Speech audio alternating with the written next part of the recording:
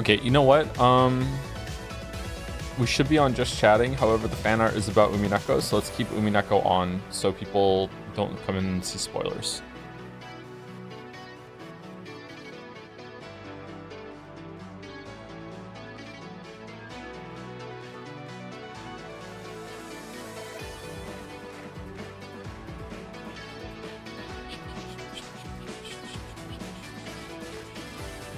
What? Why so early? It's not early. It's daylight savings time. I'm late. I was about to start on time, and then suddenly I had to go to Tataris, so I'm late, if anything. True, so true. How is the sound? Good morning, Joe. Good morning, Mouse. Hope you're well today. It's not daylight savings in the UK yet? We'll get with the program.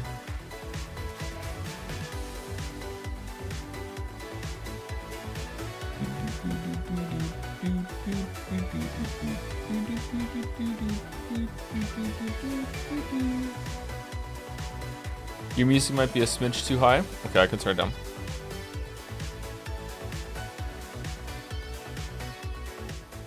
Yeah, I turn it down a smidge. Any chance you will drop to one Umi stream when you start playing Baldur's Gate 3? Yes, there is a chance of doing that, yeah. I don't know if we're gonna do that or not, but there's a chance.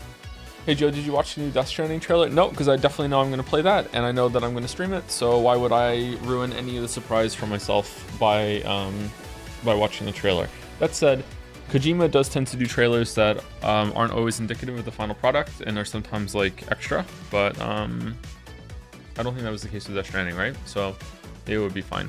I need to go put my laundry in the dryer because it started beeping as soon as I started, so I'll be right back. People are piling in anyway. Also, we're going to try and do fan art in 30 seconds today. All of it in 30 seconds. We have 1 second for each fan art. No, we're going to do 30 seconds for each piece instead of 90. Because despite the faster approach with 90 seconds, it's still not fast enough. So we're going to go to a little bit more extreme thing. So it's going to be 30 seconds or however long it takes me to read the fan art and show it all if there is like multiple parts to it, whichever one is longer. That's what we're going to try and do. Obviously, if there's a video and it's longer than 30 seconds, we'll cut the video off hard at 30 seconds and we'll say better luck next time, fan artist. Break it up into chunks. Like, what the fuck are you doing? Like no, like obviously, like yeah. We're back.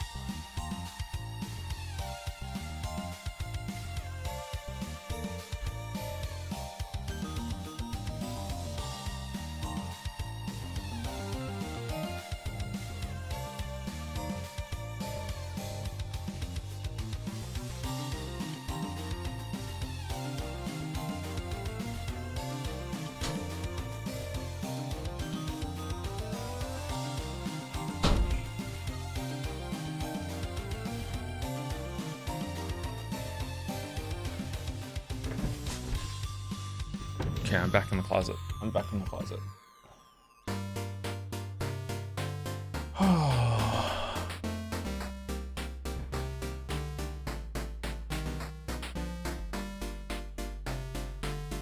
What?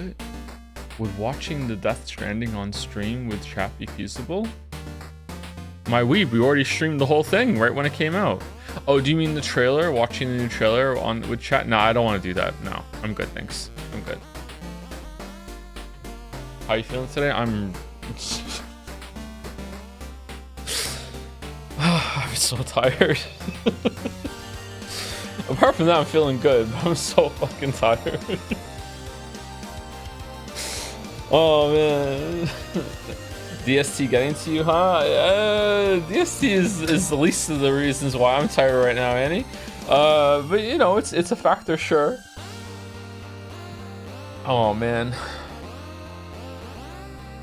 What a year the last week has been. I thought you were going to do Metal Gear Solid before Baldur's Gate 3. That was when people were telling me that the new Baldur's Gate 3 patch was going to be so important, and now I feel like that's not the case, so we can just go into Baldur's Gate 3. Oh.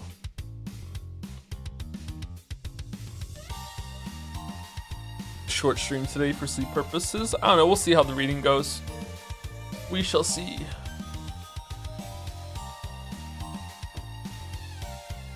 Oh, good stretch, good stretch, good stretch, good stretch. Okay, wait, when is Baldur's Gate 3? Returnal is probably going to be this week, maybe one stream next week on Tuesday, and then 1000 X Resist is probably going to take 1 to button my shoe, not Tuesday next week, sorry, Wednesday. Probably 3-4 streams, so then we'll do a filler stream. So my guess is that Baldur's Gate 3 is going to start on April 2nd.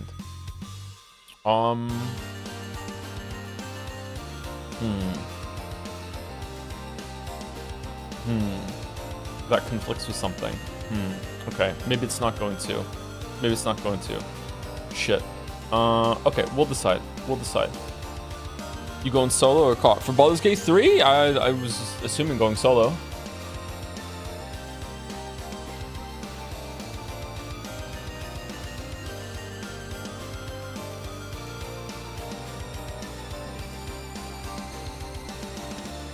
How are your DMs, streamer? I have literally hundreds of DMs. Because I, like an idiot, just accepted every single message and friend request that I had.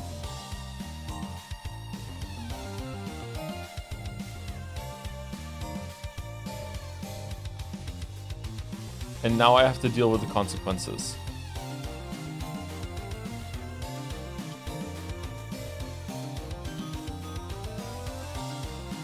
I have a DM from H Bomber Guy that I haven't even read yet, that has been sitting there for days, and I can't even see it on my list anymore because I have so many DMs. Read it on stream and have to scroll through my whole entire list. Oh no, the consequence of my actions. I know, right?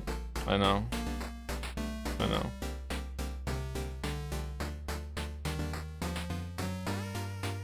How many gift subs to prioritize my DMs? This is a pay-to-win experience. It is not. Sorry, no. It's not. It's not. It's not.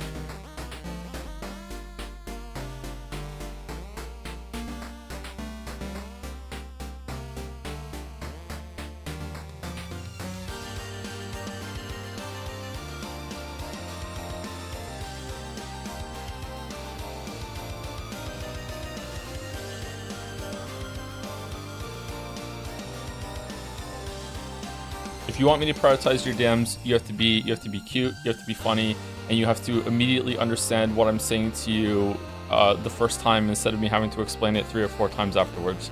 If you can pull all that off, you already know who you are.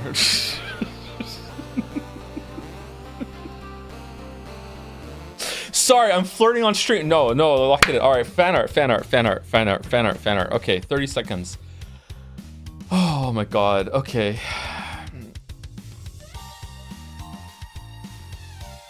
Black screen? What do you mean black screen? What? Oh, there you go. I'm sorry.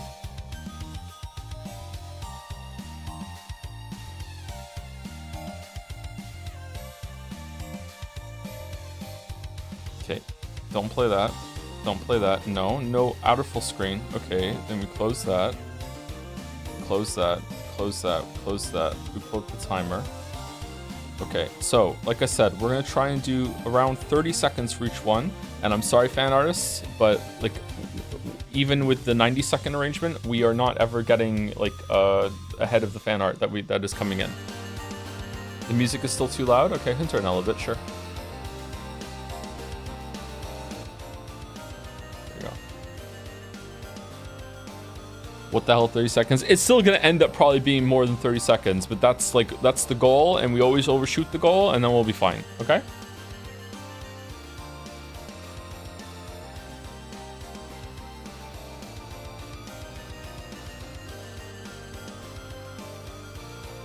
Love that Maria is the gremlin.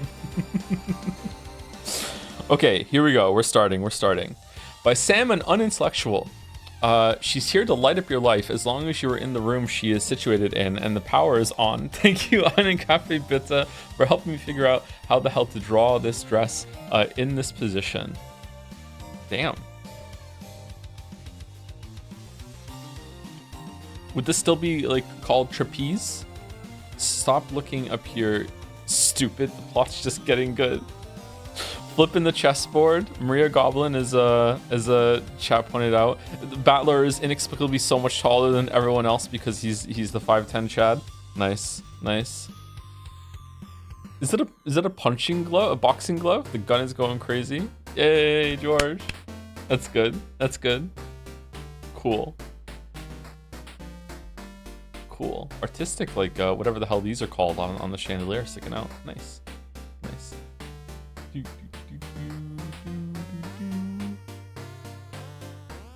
Tassels, is that what they're called? Are you not chandeliers still called castles? Oh no, I'm sorry. No. Oh man, I got so little sleep, chat. I'm sorry, and it's on like a bad run of sleep at the same time. I'm trying. Thank you very much, Salmon. Unintellectual. I can't talk. It's gonna be bad stream. Bad stream. It's not letting me hit the button. It is letting me hit the button. Here we go. Another chandelier. Are they all chandelier chants? By Zephorix. Very late because I'm still catching up with the streams, but here's my art of chandelier chan. This time I actually spent a lot of time doing some experimental coloring methods, to me at least, and I think it turned out very good. I agree, it did turn out very good. Is it more trapeze? What is this called? With the when you kind of move yourself in like fabric curtains kind of thing. Cool. Aerial silks, is that what they're called?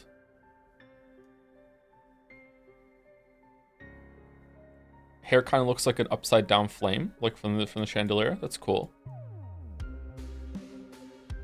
Oh, you painted one of her nails. Oh, that's cool. I really like that. Neat. Aerial circus, really? Good job, Zephorix. Good job. Thank you. Have you ever considered postponing stream like 2 hours and getting a nap in when you need to? I can't nap. Nope, I can't nap. It's impossible for me to nap. Again, I have to say this to a lot of different people. Like, I have a sleep disorder. I have narcolepsy. It's not possible for me to nap. If I go to sleep and I can fall asleep, I'm asleep for hours. That's it. Crackle E by Viff. Live reaction. I got possessed, decided to sub the electronic candles for wax ones because the electronic ones look a bit odd. I'll try to polish this during the next Umineko stream maybe. Cheers, and I'm sorry. Why are you sorry?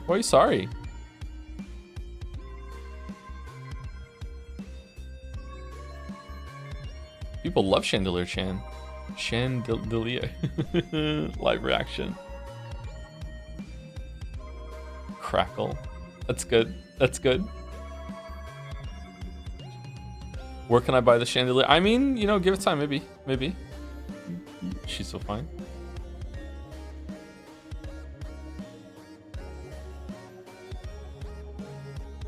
Are these still like classified as beads? Probably? Or is it just jewelry? That's very creative. 3 different very creative renditions of Chandelier Chan. Holy shit. Thank you, Viff. Also by Viff. Sorry to interrupt, but I love Nanjo so much. Wait, what? What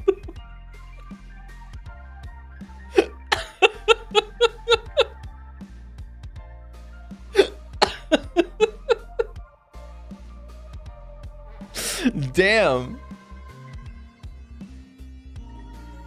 They all love Nanjo.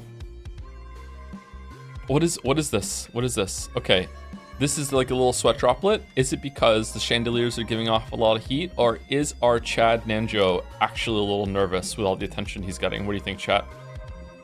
Is it just a heat reaction? Is Nanjo a Chan by default? Chanjo? Maybe. Maybe. He's shy? Can Nanjo be shy?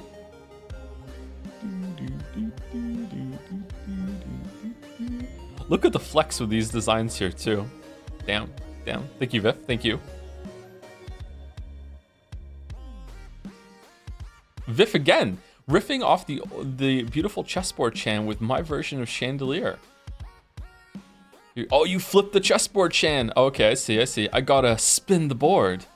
Sigh, here we go again. Oh, this time she's attached to the ceiling still and is hovering there like a chandelier angel. I really like the jacket. Was this hard to do? I would imagine that this is hard to do, to get all the squares proportional with like the curve of the fabric. This looks like a nightmare to me, but maybe it's because I don't have any artistic skill whatsoever. Maybe it's not that bad, but like that looks incredibly difficult. It was fun, was it? That's good. I'm gonna be sick. Chessboard socks. Cool, thank you, Viv. Have you played chess IRL? I am so cool. I was in the chess club when in high school. I have played chess competitively. I used to be really good at chess. I haven't played chess in... Okay, I have played chess with the boys. But I haven't played chess against like a peer or an adult in 23 years, something like that. It's been a long time. Garlic bread. In honor of the Umineko streams, I present to you Joe Battler. Who the hell's Joe? Who's Joe? Who's Joe? That is a very stylish Joe Battler there. Holy fuck. When is the emote coming? I don't know. I think we have enough Umineko emotes, although I am extremely fond of the ones that Jads has now with Jodler and Moustress like pointing and cackling.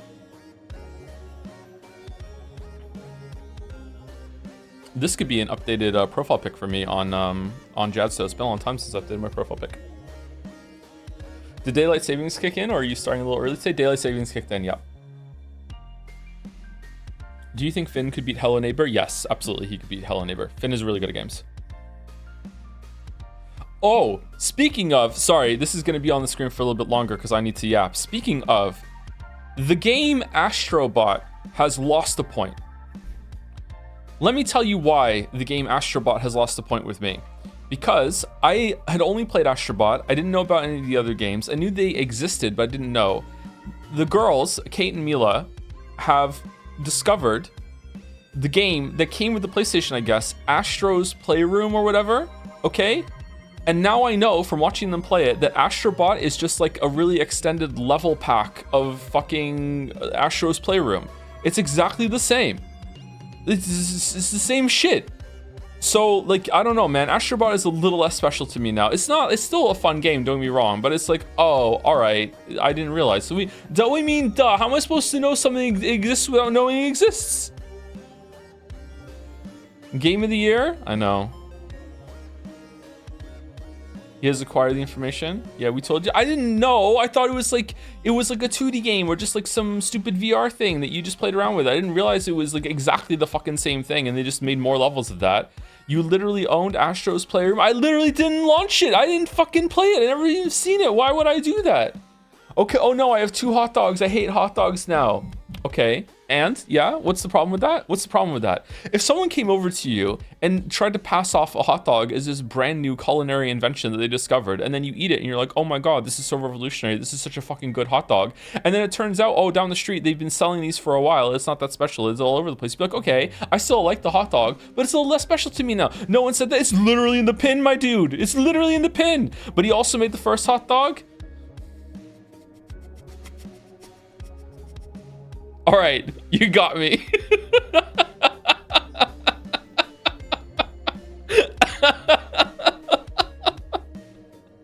But it's still a little less special, you gotta admit. You gotta admit it's a little less special. No, it has to be a little less special, really? What do you mean, no? What do you mean, no? Would you really want a special hot dog? This hot dog is an analogy. Let's go play Metaphor Refantasio right now. This hot dog came first. Okay, maybe some of you don't understand. It has the exact same movement system, the exact same perspective, the exact same level design, the exact same floor, the foot laser or whatever. It literally is, just feels like a level pack of Astro's Playroom. It's the same shit. Okay, and oh my god. Oh man. No. Okay, I'm done. I'm moving on. You once clowned on a guy who didn't like Lies of P because it wasn't as original as Dark Souls. Yeah, that's not the same thing though. That's not the same thing here. No, we're actually gonna get into a real argument. Let's just keep it funny. I'm moving on. Wait, I thought it was one of two. Uh-oh. Where's the two? Where's the two of two? Is it out of, oh, there's a video. Is it out of sync or is it a mistake? Mouse move garlic bread's images around. Oh, okay, all right, okay, all right. Well, I'm not touching that decision then. Thank you, C806256 for Chessboard Chan. Dizzy from all the spinning she has to endure. All right then. Look at her go. I'm sorry, Chessboard Chan. Again, with the commitment to the pattern.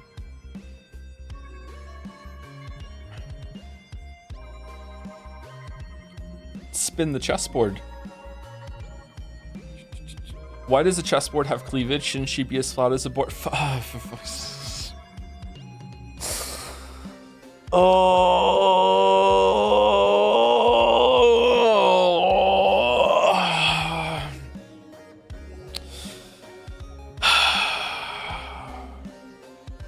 Thank you. We should also hotkey this fan art, so whenever someone says spin the chessboard, I can hit that hotkey on. We'll have like fucking like 9 of them by the end. It'll be like playing a rating as a warlock in fucking World of Warcraft by the end. Holy shit. Thank you, C8. Wee shot football trick. Okay, can I? This should be loud enough, I think. Let's see. Is there sound? For example. There is sound. It is so quiet. Is it quiet for you guys too, or just for me?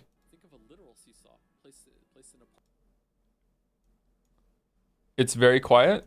I can't turn it up higher. Hold on, can I? Okay, I can. 1 second. Okay, I'm gonna put it up by 10 decibels. You tell me if this is too high. Here we go. For example, think of a. Okay, how's that? Does it need to be louder still? For example, think of a literal seesaw. Still too low? Okay, I'm putting it to 30. Okay, now it literally cannot get any louder. So if you can't hear it this time, we're screwed, I guess. For example, think of a literal seesaw. Place it. That's okay? Okay. All right. Here we go. It's quite quiet, so you might have to turn the volume up. Okay. For example, think of a literal seesaw. Place it. No! Now it's technical difficulties. What do you mean? For example, think of a literal seesaw. Place it in a park. Okay, all right. And now we're gonna put a shot put ball on it and show you a trick.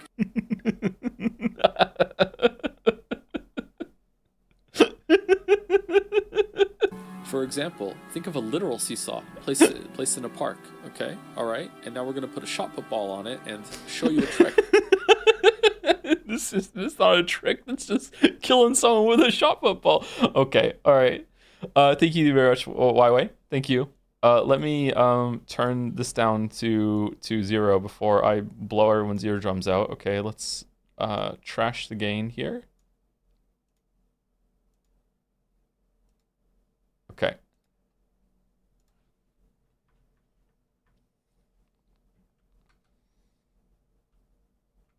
And let me hit play. Here we go.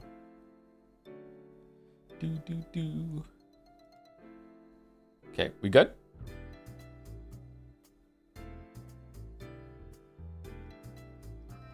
Oh, shit. Okay, don't need to answer that. All right, sorry.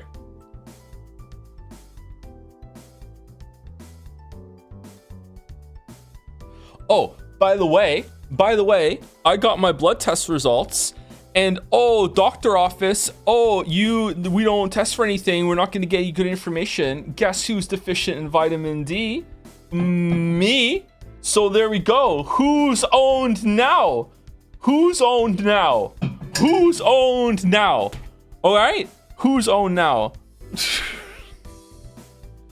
Everyone in winter places? That's true, yeah, that's true. I was already taking a supplement, so it's good to know, so I need to take a second supplement. And that's all I'm deficient in. That was the only deficiency they told me about.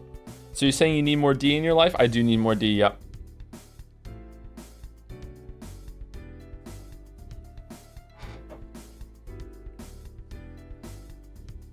Literally you, because you sick? Yep. That's true. That's true.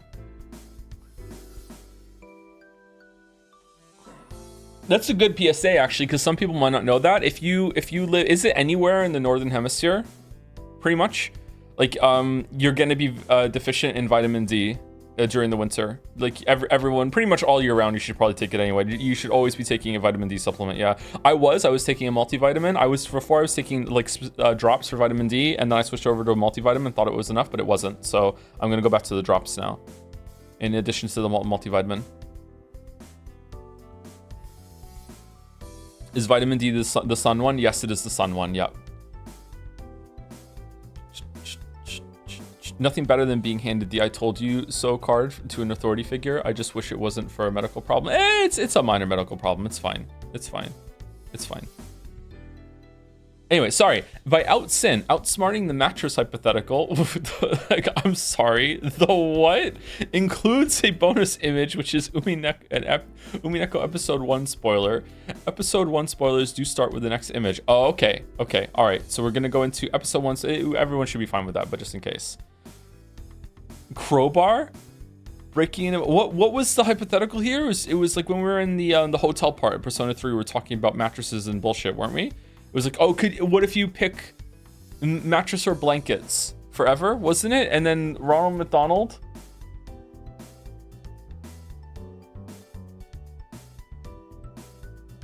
Breaking into a Burger King where Ronald McDonald can't get you. I remember this now. Yeah, that's good.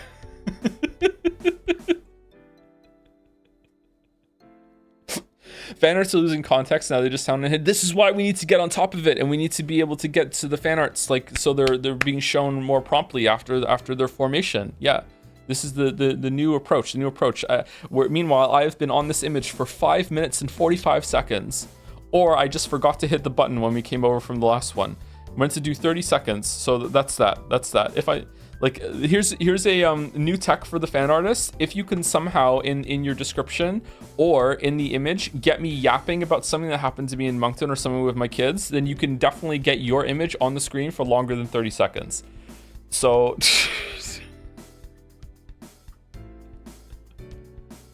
anyway, thank you, Outsin. Thank you. More Outsin. Outsmarting the mattress hypothetical. Oh, this is the bonus one. Ronald McDonald couldn't get in because of the Burger King charm on the door. That's really funny. Oh, hey, her headache went away in that scene too, right? She finally got some sleep. Nice one, Natsui. Do. Is that ketchup? Is it? It probably is.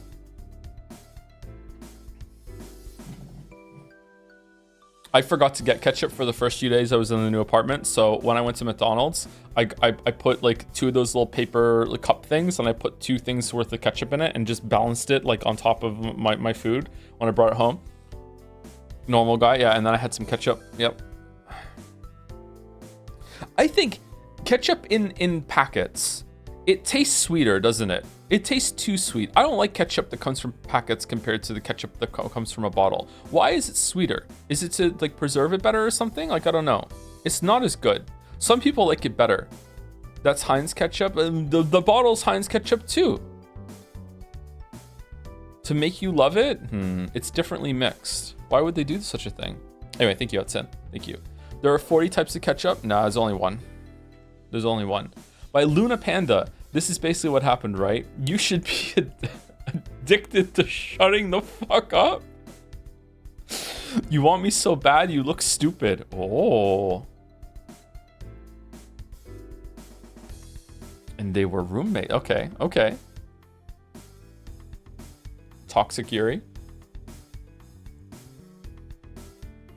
People don't ship these characters, right? No one would do that, right? That's not something that happens.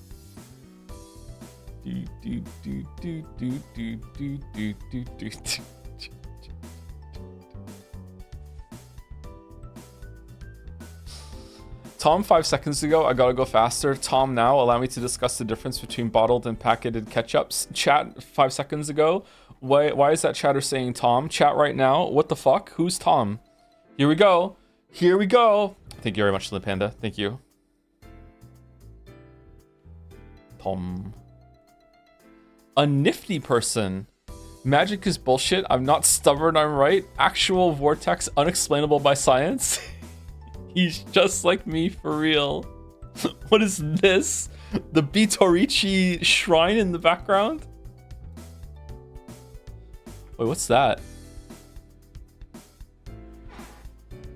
Where the fuck is the dog?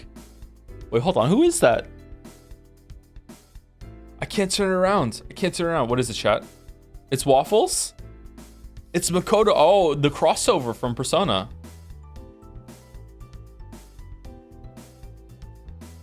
Sat upon. Crossover? Exactly. Exactly. Oh, it's because the zipper tab is a cross. Oh, it really was a crossover. Nice. Nice. This is Smug Battler.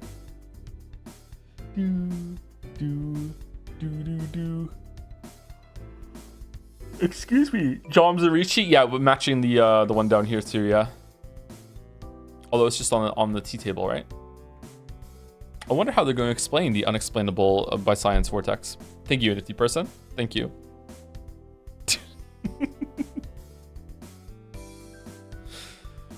By Simsy, I kept hearing it as this.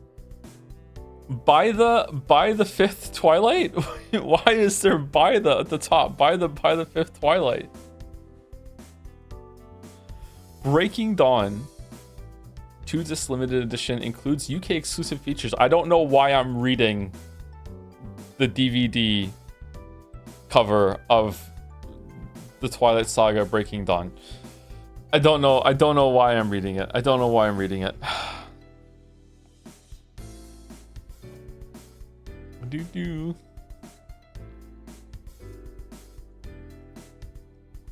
I have not seen a single Twilight movie. I have read the first book though.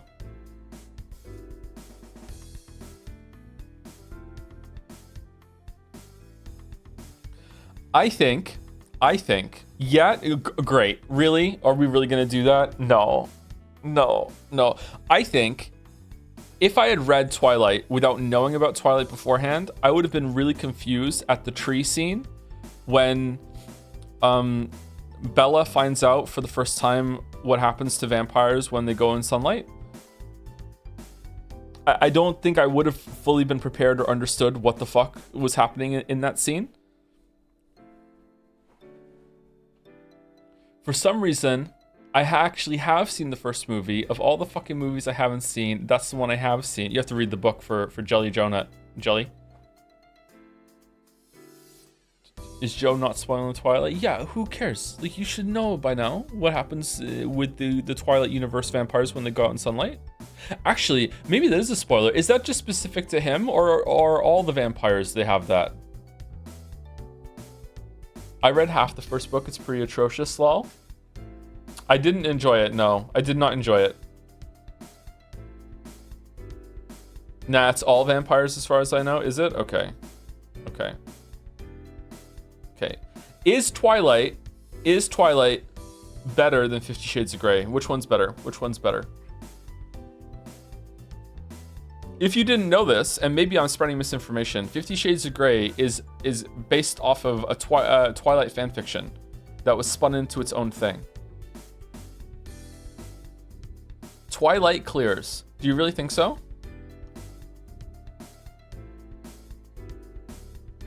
Twilight has a plot, so it wins? Doesn't 50 Shades of Grey have a plot? I haven't read that or seen the movie yet. Twilight was written competently.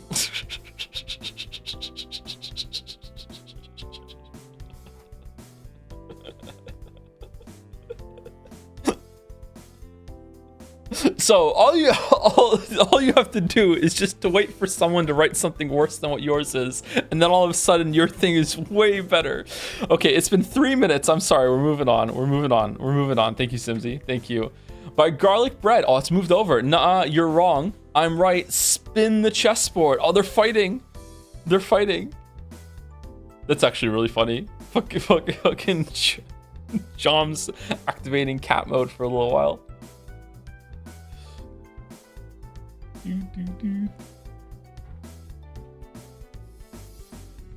Beatrice doesn't know what to do. Is Beatrice also spinning it back with her pipe here or no? Has Beatrice smoked the pipe yet, or is it just a magic wand pipe?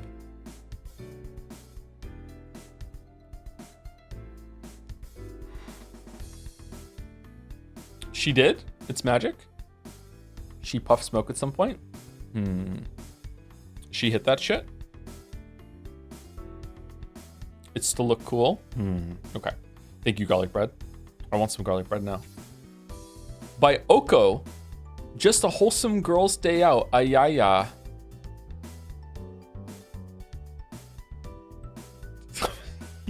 Here lies Kinzo the cuck. Beatorici just in the cuck coffin. Holy shit. This is the cute Shannon and cute Beatrice here. Damn. Do.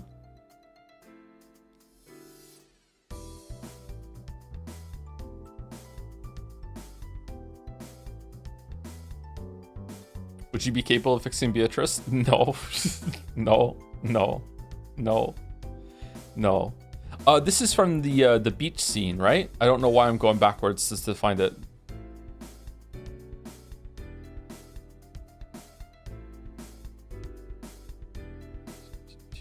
Life has come crashing down to the point of started working out, and your streams might have helped with that. Now doing 10 push-ups each day and eating protein. First time. I'll keep on it. Anangan Rama. Good luck with it. Try and slowly ramp up every single day. Like do a couple more activities and try to keep hitting your protein benchmarks.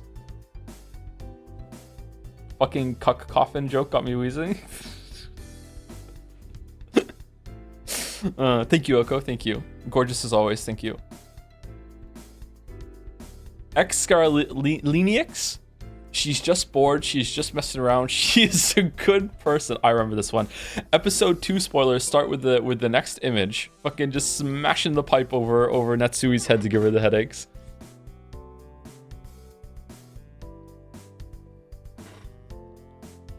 Poor Natsui.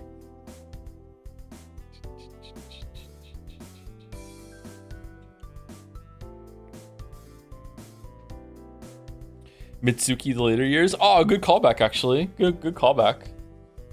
Cackle E. Thank you very much, Excara.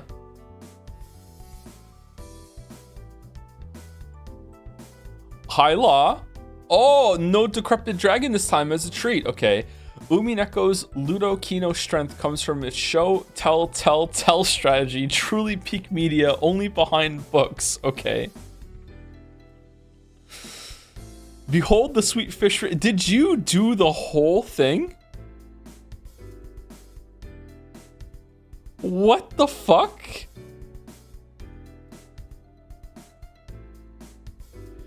Wow, this is longer and harder to parse than one of those stupid wordy comics. How does it even fit inside the frame? Fucking the hand. Excuse me, sir. You're looking at the wrong piece of furniture. I'm down here. Pleasant evening, is it not? Allow me. As you can see, the joke lies in the absurdity of the long epitaph, which requires a half-page spread to be viewed in full, making it evident it would be an impossibility in real life, thus breaking the fourth wall, adding an extra layer of humor to the gag. Consequently, this may inspire a smirk, mayhap even laughter. Now, please finish your tea before it gets cold.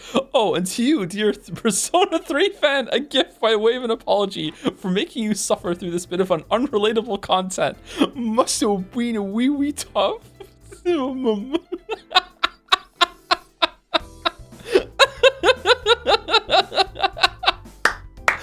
fucking I don't know which one of these is funnier, but right now I think it's the prepaid month to a Twitter checkmark. That's an amazing own. Oh my god. Holy shit.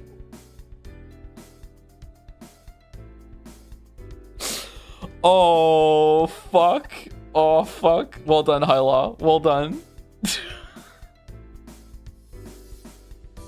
The stray, I don't think these are strays. I think this is fucking 2 shotgun rounds right to the chest, my weeb. Holy fuck. We know this one wasn't magic. Fucking hell. Thank you, Hyla. Thank you. Holy shit. Vif is back, but still, hold on, but still, shouldn't that day be far in the future for Aniki, and shouldn't those deaths visit him one at a time? That bastard, doesn't he have even a speck of human sympathy in him?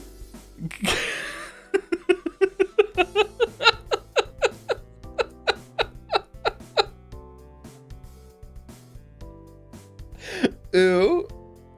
Ew.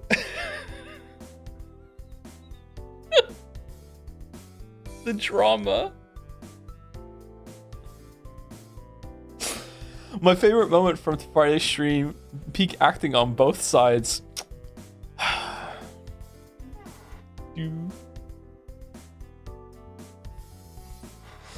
This was the Greg stream? Yeah, it was the Greg stream, yeah. Yeah.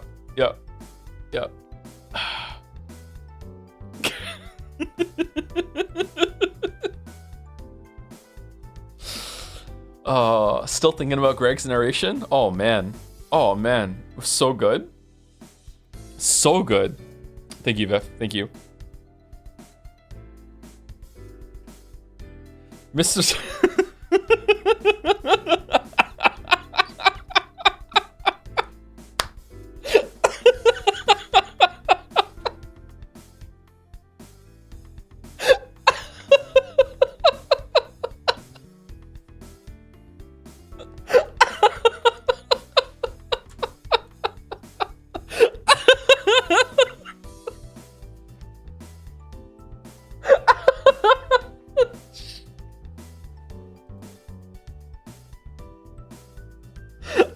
to imagine that this is what Ken was seeing during that scene.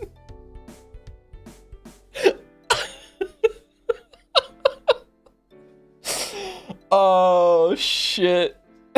Oh shit.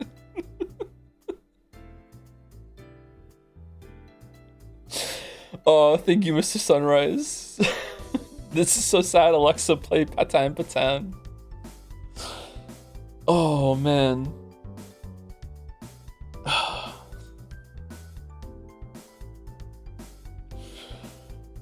Oh. Okay, alright, okay, alright. Alright, thank you, Mr. Sunrise, thank you.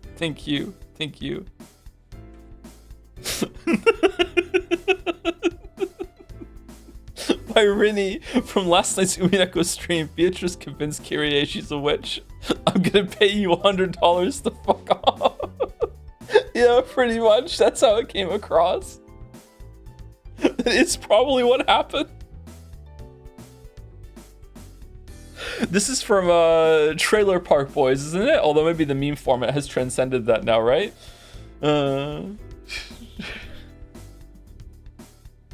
I haven't seen any Trailer Park Boys episodes, but I have seen some clips from it.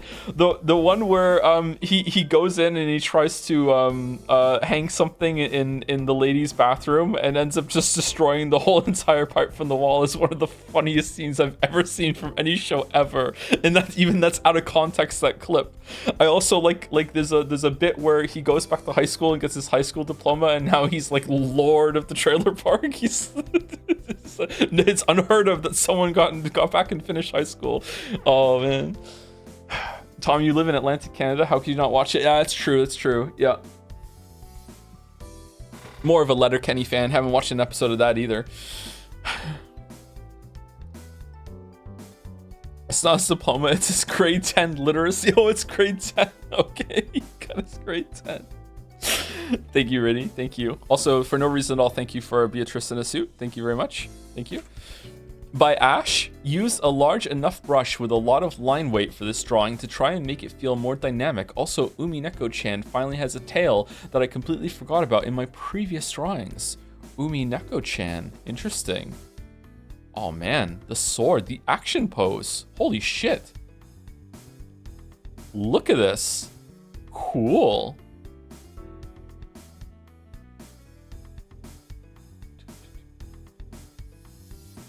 Sea Cat? Yeah, I remember Umineko-chan, yeah. Does the old Choo Choo full stream ahead from back in the day have anything to do with your real name? No, it's just a pun on full steam ahead on a train. Yeah, full stream ahead. Got nothing to do with my name, no. Do.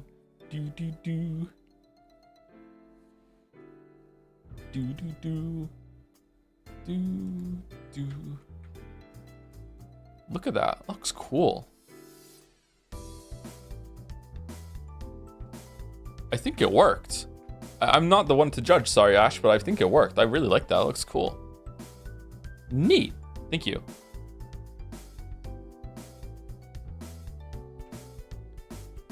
Also by Ash, I placed my Dark Magician girl in spread eagle position? What? Current stream Umi 2. I drew this a few weeks ago, though. Lol, sorry for rapid fire arting. Stakes of Purgatory are 100% chance. Is this preemptive chanting?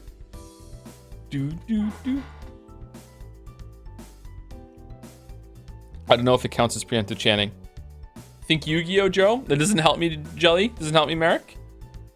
It's pre-made chanting. The game already did preemptive chanting, so it's just a rendition of preemptive chant supplied by the game itself. Okay, all right. Okay, I can live with that. That's fine. That's fine. It's post-emptive chanting. The writer already made the chants, so it's just chanting.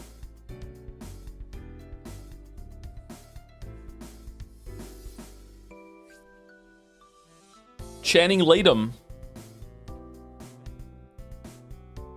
Carol Channing? Prefab Chan? Chan's right off the assembly line? I'm so confused. Is this your first stream? We love our Chans here.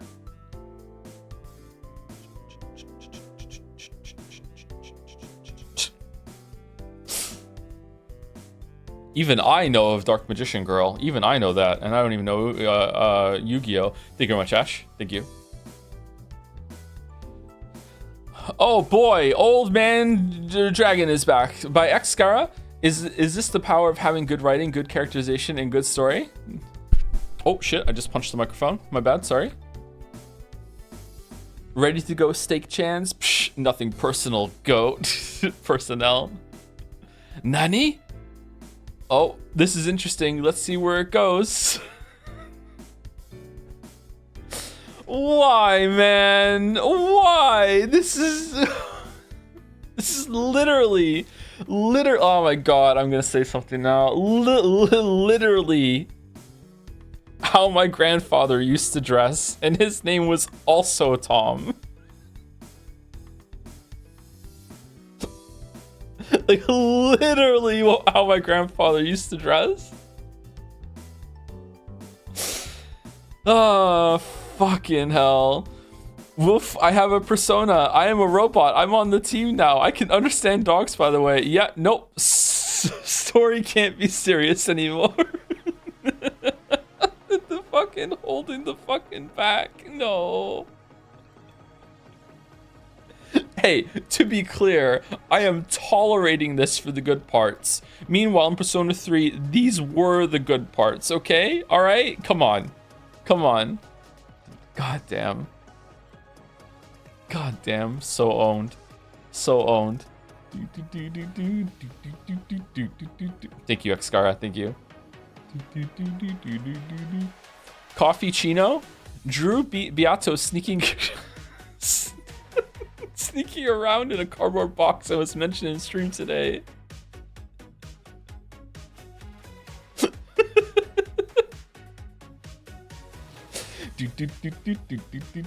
Damn, look at all of this. Holy shit.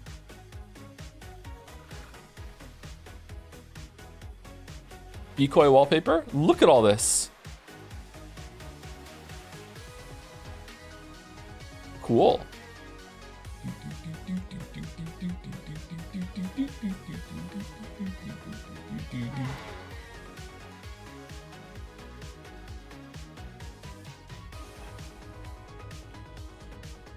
Is your middle name and last name Jerry? No, no. That would be good, but no.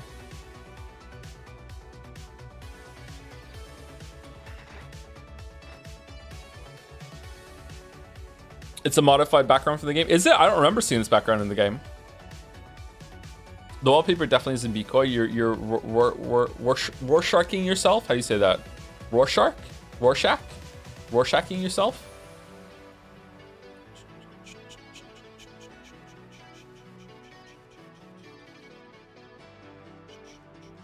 Rorschach. Rorschaching yourself? Shacking yourself? Gotta go back to the shack? I barely finished connections today, by the way. Barely. It was close. I had one shot left and I got it. But I did get it. I did get it. Thank you, Coffeecino. Luna Panda of Sheep and Wolves. Oh, look at the wolf shadows in the background. Cool.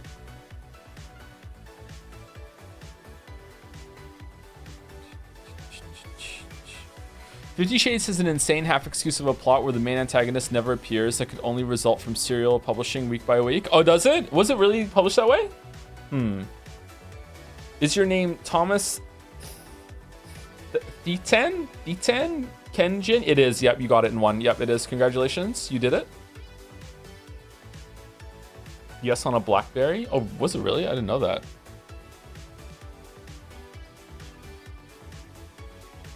It was written as a fanfic, but so not really published weekly. But okay, but didn't they like change a lot of stuff for the book release? I'm guessing they did, right? This is really cool, Luna Panda. I like the shadows a lot. The framing battler looking at the portrait. That's really cool.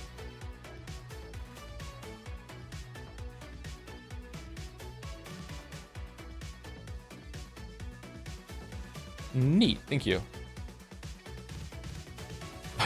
By Madison Bake.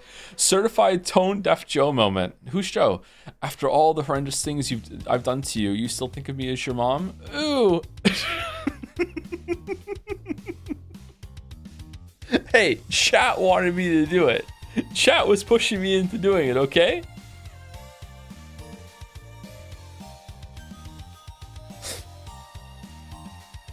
Not all chat? Yes, all chat. Yes, all chat.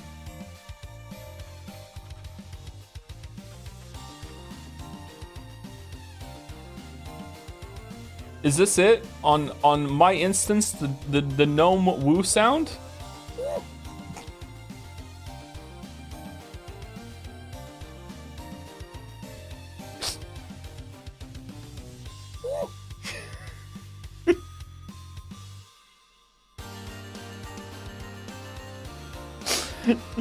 It was pretty funny. It was pretty funny. We need to do the gnome. We need you to do the gnome noise for Jetsaya. Probably. I don't think I can do it. Have you seen the full video of that? Yeah, I didn't know there was a full video. Did you guys tell me? Because if you did, I forgot. I don't know. I don't know. Anyway, thank you, Best and Bake. Thank you. Thank you. No fucking no. The expression. Thank you. Thank you.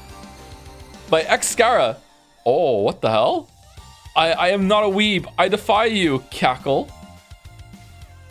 You, holy shit, you are not real, damn you. What the fuck?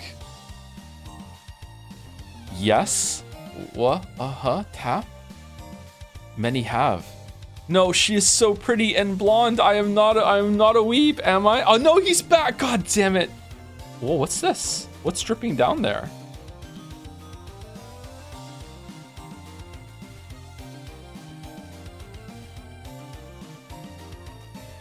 That's fucking cool. Look at that. That's cool.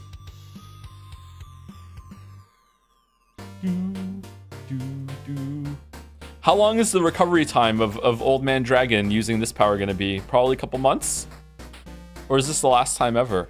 Welling waves of tears in recognition of what patience will provide when we're radiating celestial bodies fatefully collide. Hey, hello, a joy to finally meet you. Hey, hello, Beatrice. Beatrice Brainrot is real. She is so cute. Yeah, it is. I had a dream the other night. I was streaming Umineko.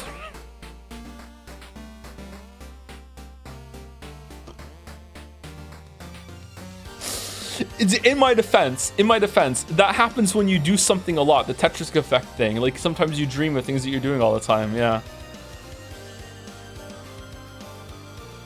That's beautiful, man. Is it?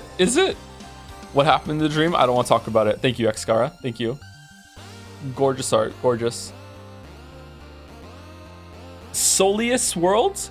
Anne, who gave you that French fry?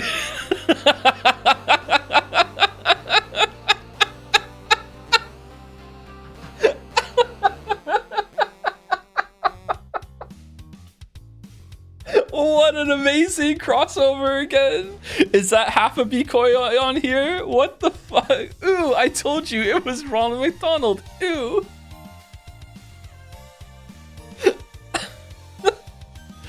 Fucking inspired. Wow. Is there a second one? It's 1 and 2? Why would you take a single French fry with you? Just eat it at the airport. That's not possible. With Ronald McDonald's magic, he will keep feeding you French fries until you're full. But it's just Anne Fry. I could. You can't eat another fry because Ronald McDonald will keep feeding you fries until you're full. If you could eat another fry, you aren't full. Sure, but I control how many fries I buy. I won't buy any more than I can eat. You don't believe, do you? You better not disrespect him. Ronald McDonald will keep feeding you fries until your stomach explodes.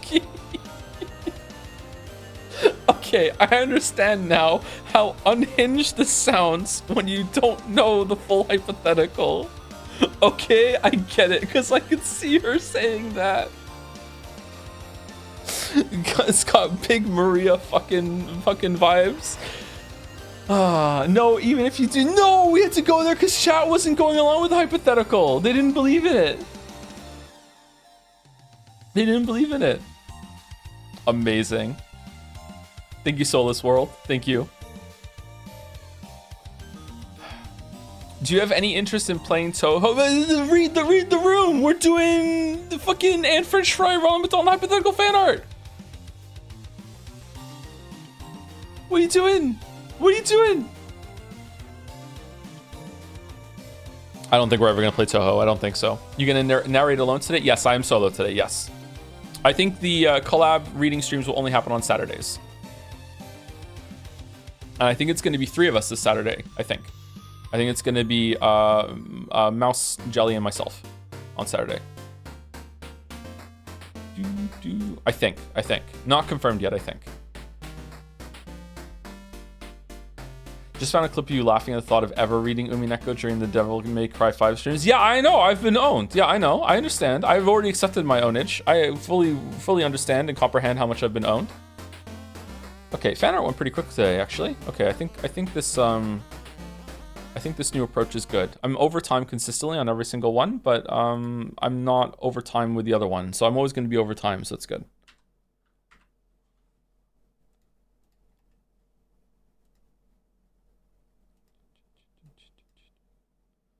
Okay, let me turn audio capture off. Hey, Shawarma guy wanted to come to you. Didn't read the DM. I did read that DM already. Yeah, it's the follow up that I haven't gotten to yet. You know, because suddenly had to move like during that.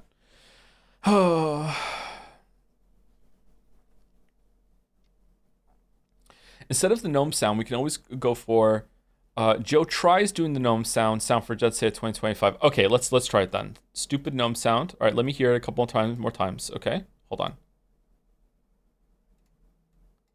Let's see. Excuse me. Woo!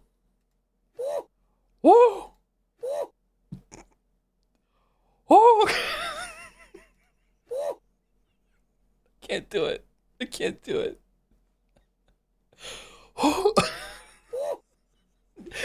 I am trying. It's too like low. I don't know. You have to like Ball is right. You have to kind of growl a little bit. You go.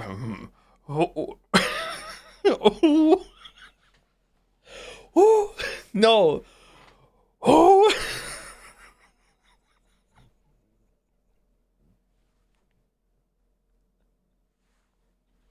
This is embarrassing. That's the point. It's meant to be embarrassing. Owl Joe, that one was good. What do you mean that one was good? Can't cackle, can't make the gnome sound disappointing. Yeah, I'm very sorry. I'm sorry I can't do the gnome woo sound. No. Can I get there from Yoda? Can I get there from Yoda? Marge? What do you mean that's Marge? That's Yoda. Actually, Marge Simpson. Okay, I'm done. Can you say Homer?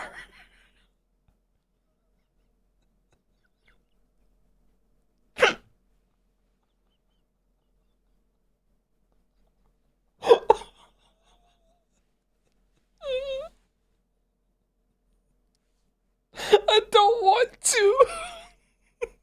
No, I don't want to now. No. No, I don't want to. Do it. Do I do the Yoda calibration first where I go,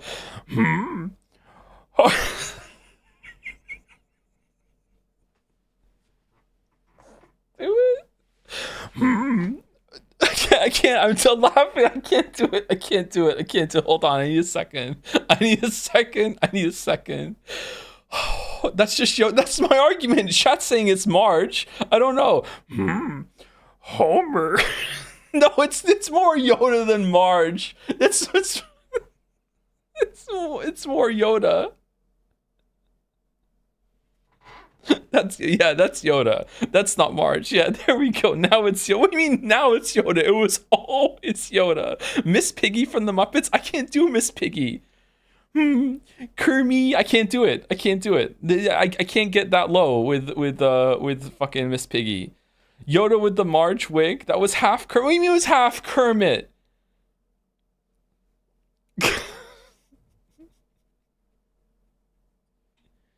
That was a good. I do a good Kermit. Hello, Kermit the Frog here. My Kermit's not bad. It's not great, but it's not bad. I can't do Yoda very well. I can definitely not do Marge. When did Greg get here? Jigglypuff, please. No.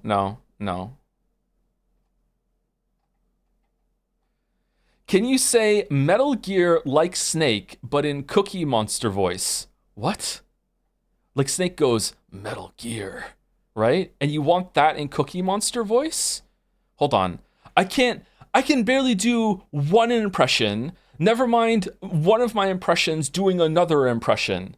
Okay, how do I calibrate into Cookie Monster voice? Cookie Monster, I usually go, oh, I have new gift for you today, Mr. Doll. It is Cookie Metal Gear.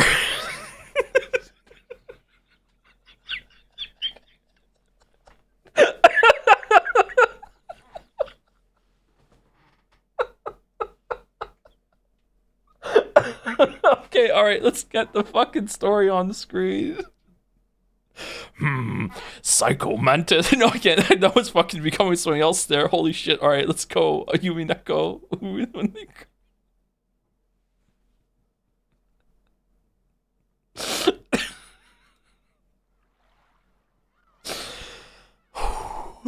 Okay, can we hear the not a game? Isn't how Cookie Monster does questions though. Gotta go from scratch for sure.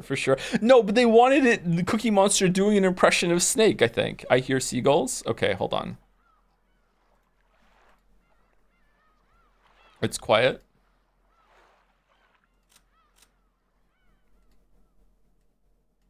It's kind of low for me too.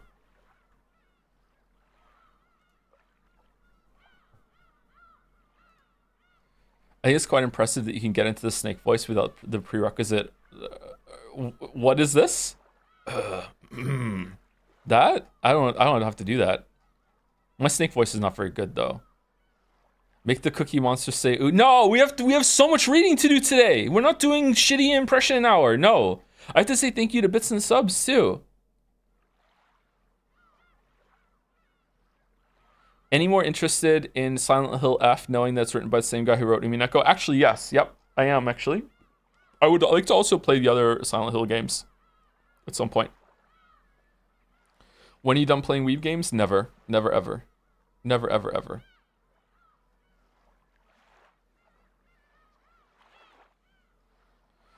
Okay, thank you to the following people. And it starts with Yuri Was Taken's 100 bits offline subs start here. Thank you very much, Yuri Was Taken. Thank you to the following people: Yata Gara Susun Crow for the new sub, Assassin Mode, One Eye Monkey for the new subs. For the resubs. Glowy for the new sub. Welcome. Thank you, Eduardo Savs, Citroli, Edicus, Chibarasheka, all for the resubs. Would you go on Cracking the Cryptics YouTuber self Sudoku assignment series? Fuck no. Fuck no. It took me 4 minutes to do the New York Times mini crossword today, and 3 of those minutes was trying to get the last letter of like 2 clues that are intersected that I didn't know the answer to either of them. So no, I am terrible. I'm better at Sudoku than I am at the word puzzle, I will admit, but like sometimes I tunnel like real hard. So yeah. I did in 33 seconds. Well, I did it not that much longer than that, except for the last letter, because I didn't know either of them, man. I didn't know either of them. Thank you, Banjo Jack, for the resub. Thank you, Mr. Kirby, as well. Thank you, Electron Active Area. Alg33 for the resubs. Sunni for the new sub. Welcome. Knert36 for the resub. This is my first Umineko stream. Is it really that good? You don't want to stick around for this one. You want to go and watch the first one. Unironically, it does take a while to get going. So, you know, like you want to probably watch it on ×2 speed until about the 4-hour mark and then see how it goes. Now, on the one hand, that sounds like a hard sell, 4 hours until it gets good. But on the other hand, like the story is like well over 100 hours long, so that's not a lot of its runtime. And I know that sounds rich coming from me, but yeah, unironically, this is one of those times where it really does get good multiple hours in. Yeah. Thank you, Meg's Sketches, for the resub. When you were gone last week, I finished Outer Wilds. You should not stream more often so I can play the masterpieces. Life is Strange 2. That's true. I should. For Life is Strange 2 fans who've already gotten so much out of me, all 2 of them. Thank you, Pretty, for the resub. Thank you, Lily is Tilted, for the resub as well. Finally handed in my master's thesis. Now I can focus entirely on Umineko. Oh, congratulations. You're going to get ahead of me. Thank you, Big Man Rat, for the resub. Since you're more or less locked in to read One Piece, can you confirm for us whether or not you'll also watch the non-canon movies as well? Also, thank you for the great stream. You know what? If I do have to read One Piece, I'll watch the non-canon movies as well. Because it's never going to happen. It's never going to happen. Never, ever. Never, ever. No way. There's no way Umineko is going to be overall better than Disco Elysium. Disco Elysium is a fucking like masterpiece, best video game writing ever. There's no way. There's no way. I do think it'll come somewhat close. However, there's no fucking way at the end of this I'm going to clap my hands and go, you know what? It was better than Disco Elysium. And if it was, I will say that. I will admit it. I will do it, okay? Because as people keep saying, like, I didn't think I was going to like this. I made fun of it, and it was miserable for the first 4 hours, and then it got interesting, and you gotta hand it to me. You gotta hand it to me. A lot of problems as a person, but I gave it a fair shot, and here we are, okay? Here we are. Oh, man. How annoying. Thank you, Dowley, for continuing this up. also known as a resub. Thank you, Key to Truth, for the resub. My wee friends are telling me it gets really good around the cat-made Neko Battler versus time-traveling Senpai Maria's secret twin sister. Hang in there. Thank you, Key to Truth. Looking forward to it. Thank you, Scrimbum, for the resub. Also, thank you to Jagar121. Thank you, Similar, for the new sub. Welcome. Clawfist. Thank you, Malevis, for the resub. Lara High for the new sub. Hi, welcome. Thank you for the new sub, Lara High. Thank you, Trijujate. Trigujate. One of those for the resub. Thank you, Captain Minette, for gifting out 5 gift subs. Thank you very much, Captain Minette. Thank you, Shebeep. Shout out to Naja. Oh, for the up. Yeah. Shout out to Naja. Yeah, for real. Shout out to Naja. Thank you very much, Shebeep. Thank you, Sadlel, for gifting a sub to Bill Nye the Cutie Pie. Oh, nice one. It's saved. Thank you, Sadlel. Thank you, Matigno, for the new sub. Welcome. Thank you, Eardobe, for the resub. Zorgox for the bits. Sure would be a shame if every guest you had on was more entertaining than you, so put me in, coach. Ha ha ha, JK, unless... Oh, really? We're gonna guest shame me? We're gonna shame me via the guests? Oh, no. You don't even want to know. The game that Jelly has proposed that we play on his stream. You don't even want to know. Oh, my God. Thank you, Snot Girl, for the resub. Got Wordle in 2, and it's an Umineko day. Life is good. I got Wordle today in 4, I think. 4. Thank you, Potential Pizza, for the resub with a very long message. Hold on. You've created a hub for the Umineko community? I know, it sucks, doesn't it? It's really cool how many blind viewers are not just experiencing the story with you, but also theorizing and discussing as well. This is becoming something larger than just one streamer's read-through. Yeah, it's been like that for a while, actually. I've been told that a few times. It's nice. It's like a rediscovery of the VN for some people, and it totally deserves it. It's really well written. It has its problems, don't get me wrong, but it's really well written. I'm really enjoying it. Thank you, Toxel, for the resub. Thank you, Chaotic Despair, also for the resub. Ipsen13 as well. Tick Tickler used to say, when Natsui and Ava were going on about Family Head, they weren't talking about Kinsa. Thank you, Mango Juice XRA, for the resub. My favorite tank engine on Twitch. Oh, all right, thank you. Thank you, Mediocrity 86 for giving us a sub. Mikert13 also for the resub. Can I get a long joms? Thank you, Top Virtuosity, for the resub. Hey, Thomas, big fan. I prefer Tom, if that's okay. Was wondering if Pentiment is still locked in after Baldur's Gate 3. Asking because would love to see you play a game with great writing. I think it is locked in. I think we will play it this year. I don't know exactly when, though, sorry. I don't think it's going to be exactly after Baldur's Gate 3, but it's possible. Sometime after Baldur's Gate 3, I think, but before the end of the year. Before Metaphor, after Baldur's Gate 3, the window narrows. There we go. Thank you, Takaka Agam, for the resub. In Bitorichi voice. Oh, Josephu, I can't do the Bitorichi voice. Sorry, you're gonna have to ask Mouse to do that. Thank you. No hope for my. Oh, it's muted, so I can't do it. No hope for my queer ass for the resub. Greetings, Tom. So far, 2025 has been much better for me personally than recent years. Hey, me too. Glad to see you back and enjoying yourself. I really am. It's been difficult, but way better than the last many years. Let's put it that way. Thank you. No hope for my queer ass. A wholesome, sweet message from my queer ass. Thank you, Waggish ZX, for the resub. Nagiet04 for the new sub. Welcome. Quixotics for the bits. Persona 4 and 5 having actual setup and delivery for each of their party members and seriously considering how they should be integrated. C's walking into Tataris with some dude they found crying at a gas station, a dog, a child, a robot, and a homeless drug addict. Chat. Okay. All right. Persona 3 fans still taking the shots, I guess. Sorry about that. I'm sorry. It's still going. I'm sorry. Thank you, Star Lopal, for the resub. Espar Senior for the resub as well. Keep on keeping toe. Thanks. Thank you, Sleepin' Pliskin, for the new sub. Junra for the new sub as well. Welcome to both of you. Clawfist. Thank you for buying a ticket to the subway train, right? Full all aboard, choo choo, full stream ahead. There we go. We did some cringe welcome again as a treat. Thank you, Electron Active Area, for the bits. Hey, Tom. Beato really incarnated her inner Mitsuru on episode 3 and used Marin Karen to charm this Jorler guy. That's good. True. Thank you, Annie, for press for the bits. Can't believe my feminist literature got so bored of its bumbling, goofy male protagonist it decided to introduce yet another female character to potentially take over the spotlight entirely. Angie, more like another Mary Sue in my story about a male character triumphing over the witch. G Umineko, more like Umi woke. Oh, ugh, uh-oh. During International Women's Month too, Annie? For shame. For shame. What are we doing here on this gamer stream? What are we doing?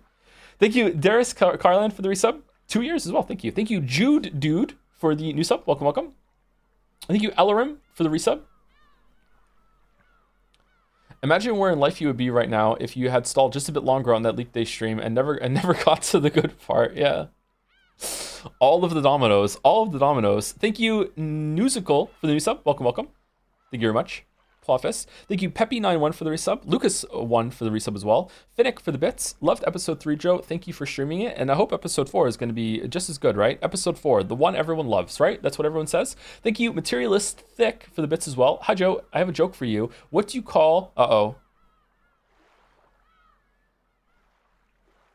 What do you call a French and Trinidadian threesome? A Nicki Minaj à trois? Okay, all right. Reluctant +2. All right, whatever. Thank you very much. Thank you. Thank you, Pickles Dickles, for the resub. Also, thank you to Inu Oblivion for the resub as well. Axel87 for the bits. For no reason at all, please check out how the French word fatigue sounds. I took some French in school, Axel87, so I know exactly where you're going with that. Very mature on the stream. Thank you very much. And last two on my list are Snipe Hunter 007 for the new sub. Welcome, welcome. And thank you, Haloli Ravioli, for the resub as well. Thanks to the streams, Tom. They were a welcome distraction in rough times. Hope you are doing well. I'm doing well. I'm a bit tired. I woke up now a bit, though. I woke up. By the way, do you have anything more to say about the end of episode 3? Not that I didn't say during stream last time, I don't think. No. I don't know. I'm a little worried that a lot more of the story than I have previously thought is unreliable, and there's a lot of things I should go through and like take accounting of a lot of what's happened, and then like, okay, maybe that's not how it happened. Maybe that's not how it happened. Specifically, my mind keeps wandering back to the scene where Natsui went in and got the key from Genji and went back in and actually spoke to Kinzo. Like, I don't know. A lot of that stuff is like up in the air for me now, and I'm not sure. I also don't know how I feel about the like another character being added into the mix via the power of another witch. Like, yeah, I don't know, man. We'll see. I want more information before I start talking about it, because some of the reactions I have to what happened are negative. However, if I take the negative reaction and roll with it, and then it turns out that it's a good thing, it'll be the 4th time in the row that this story has made me start like criticizing it, and then it turns out they knew what they were doing and it was fine all along, and I should have trusted it. So maybe I should have more trust that it's going to go into good places. I'm not sure. I also don't know. I feel like I'm somewhat in the right area when it comes to the Genji, Shannon, and Canon split, like having some shenanigans going on with like the combined they count as one person or something along something in that area, and I don't know if I'm gonna like that, especially considering how many times it's been said that they count as deaths. So I'm not sure. I don't know.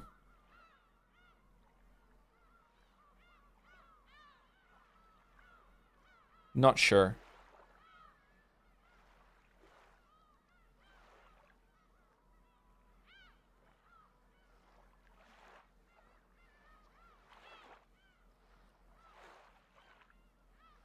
Not sure. Anyway, we want to go read the tips for this one, right? So this is the new character, if you didn't see it. Want to go to tips. Okay, Portrait Epitaph. We've seen that one before. Witch's Letter. Game Record. Kinzo died in the first twilight. Chosen by the key of the golden land, offered a sacrifice. Died in the first twilight.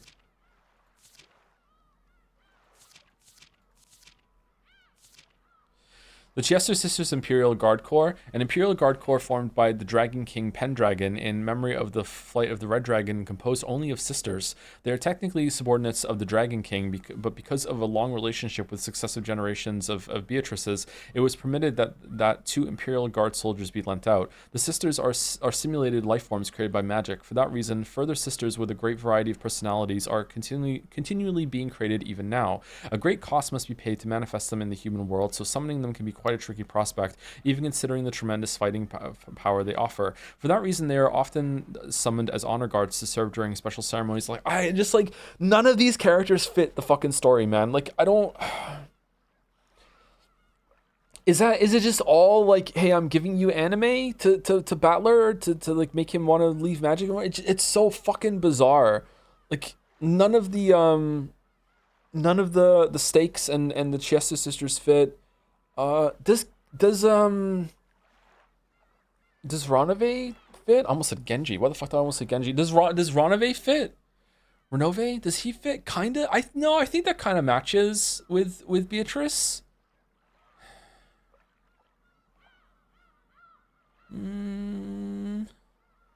Renove is definitely not as anime as the Chiesto sisters and the Stakes, for sure. Yeah. The stupid anime demon girls and then the stupid anime bunny girls. And then the anime big tower battle that happened with the other witch. Huh. I don't know. Let's keep going. The Chester Golden Bow is one of the articles of sniping equipment used by the Chester Sisters Imperial Guard Corps. The arrow's trajectory can be controlled at will, but it takes special talent and special training to wield its true potential. For that reason, merely being able to equip it is an honor reserved for high-class snipers. It's a masterpiece anti-armor sniping bow, capable of penetrating a wide variety of armors and barriers with a rich array of ammo that may be used as the arrow's warhead. As a side note, the ammo primarily used during the story were wire-guided winged pierce rounds used during the story. Just outright saying story. The fact that they are wire-guided makes them heavily resistant to deception and capable of long-distance precision sniping amidst complicated indoor terrain. Wire-guided? What?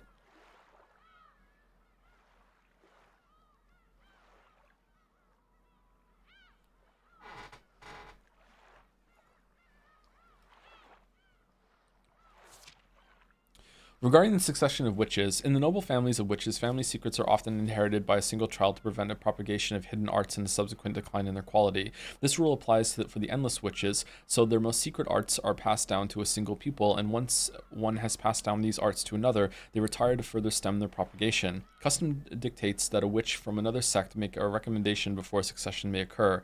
Lambda Delta recommended Ava, Burncastle recommended Ange. It is unknown who recommended Beato. Furthermore, during the story, Beatrice inherited that name along with the position, but that is a very recent innovation. The predecessor was the original Beatrice, and all endless witches before her had different names. After that, it became customary for the name to be inherited as well, and Ava followed that tradition when giving Ange the name of Beatrice.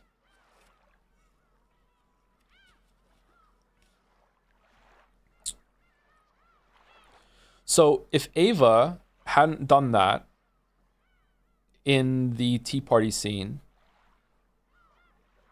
would Burncastle not have been able to get her?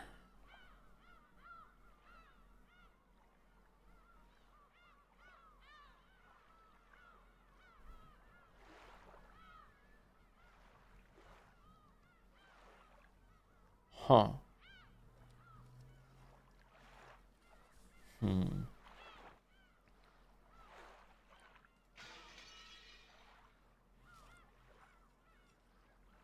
I still really don't like that they were 1 second away from winning after committing so much goddamn time and effort into tricking Battler, and then they dropped the act right when he was about to sign. I don't like that, especially considering that Angie was about to break through the fourth wall and, you know, descend like an angel. I feel like I'm of two minds of it, because on the one hand, if it was going to get interrupted by an outside force anyway and Battler wasn't going to notice, then having that moment where it drops was kind of like an oh shit. So I get it. I get what they're going for, but at the same time, it really cheapens their characters and the commitment of what they just did, because they didn't know that Angie was about to break through the fourth wall. So to them, it's still stupid. So it's like it's writing. It's doing something that writers like to do. I've probably done it a few times myself. Writers know what's about to happen, so they feel more freeing that they're not ruining a plan because it's ruined anyway. So like, let's have this funny moment, but it just kind of makes them seem incompetent. So I don't really like that. The stalling is crazy. I mean, I'm talking about the story. This is installing. This is part of the stream experience, is it not?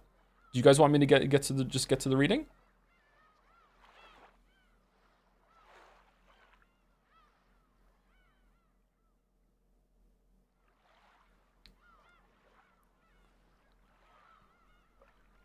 Hmm.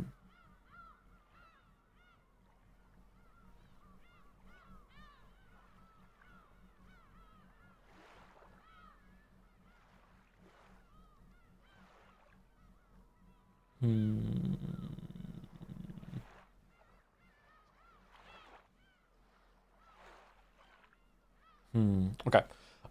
Thank you to Yuri was taken for gifting us up to No Hope for My. Thank you, Pigman Baby, for the resub.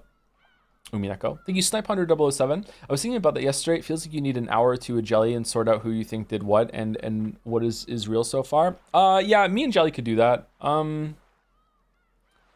I don't know. I have concerns that me and Jelly, if we just sat here and just speculated for an hour or two, could probably pull apart the whole entire thing. I feel like we kind of did that last time we were on. I don't know. I feel like we hit something really big that time. Remains to be seen, I guess. That sounds awesome. Maybe. I don't know. I was talking about this with Mouse on the weekend. I'm kind of trying not to speculate as hard as I usually do when it comes to stories, because I'm just really enjoying the ride. Like it's a very long story, and I've been reassured several times now that the writer has a point and knows what they're doing.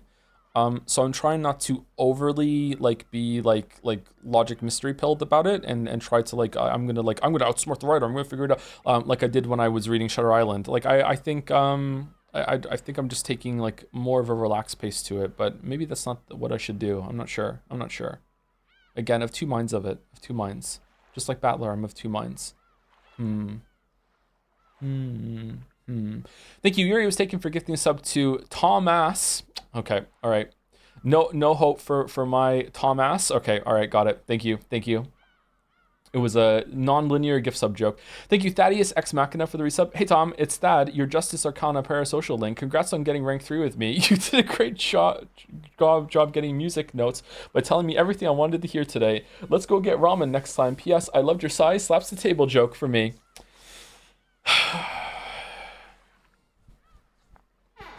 Thank you very much, Thaddeus Ex Machina. Thank you. Lord Fifth Isith for the resub. Experiencing this story through these streams has been a blast. I hope that the story keeps up, but at this point I would be more surprised if it doesn't. Oh, the faith. And thank you, the Magma Mancer, for the gift sub as well. Thank you for gifting one out. Okay, here we go. So we're going into episode 4. Unlock loading. Is there a secret episode down here, or a secret epilogue thing before the other one? Maybe? Probably, I guess.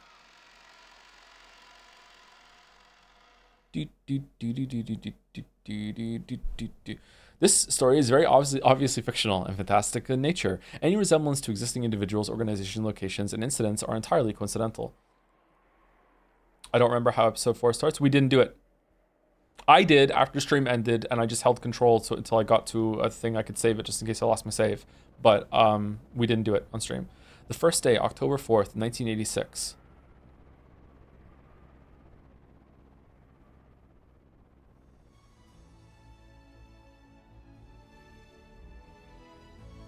How is the music? Oh, we're back on the fucking plane again.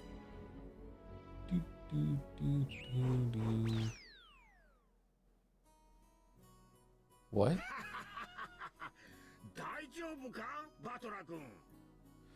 Do you think Umineko would stand an actual intimidating chance of beating Disco Elysium if its translation was 3, maybe 10 times better? Yes.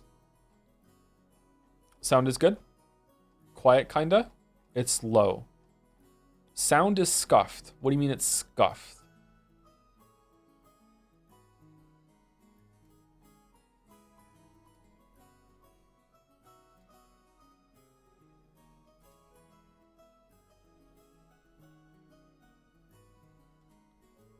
Overall quiet. Okay, I can turn it up. Okay, it's now at -8. What do we think now?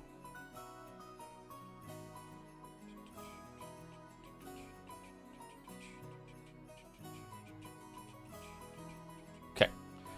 Wow, you alright, Battler-kun? We're already on the ground, and you can't fall any further than that. Wow. Ooh, ha ha ha. Fall, fall, ha ha ha. In the lobby of the Najima airport, Maria dashed around in excitement. Battler's uproar on the plane must have been hilarious. Hey Maria, cut that out. I'm sorry, Battler-kun. Please don't take it badly. What a pathetic guy you are. Even with that huge body, you still can't handle vehicles? Ah, shut. Oh, 1 second. Is Mouse here? Also, do I really need to turn it up? The voices sound doubled up. Okay, now it's fixed. Yes, hello, hi. Mouse, is it today I have to give the warning that we discussed, or is it answers? I can't remember, and now I'm worried that I was supposed to say something and I didn't. No answers? Okay, cool. All right. Ah, shut up. All humans have 1 or 2 things they can't handle. Battler-kun, why don't you come with your aunt on an overseas trip sometime soon? Music isn't audible.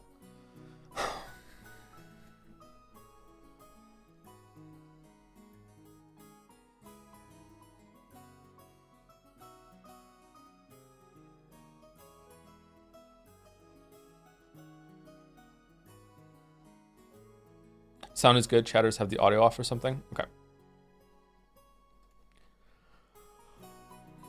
Oh, all right. Sorry. Give me a second. It's just so annoying sometimes. Fuck. All right. Just give me a second. It's not their fault. I know people like hear different ways. They have different sound setups. I know they're not, but like, fuck, it's just so annoying. Okay.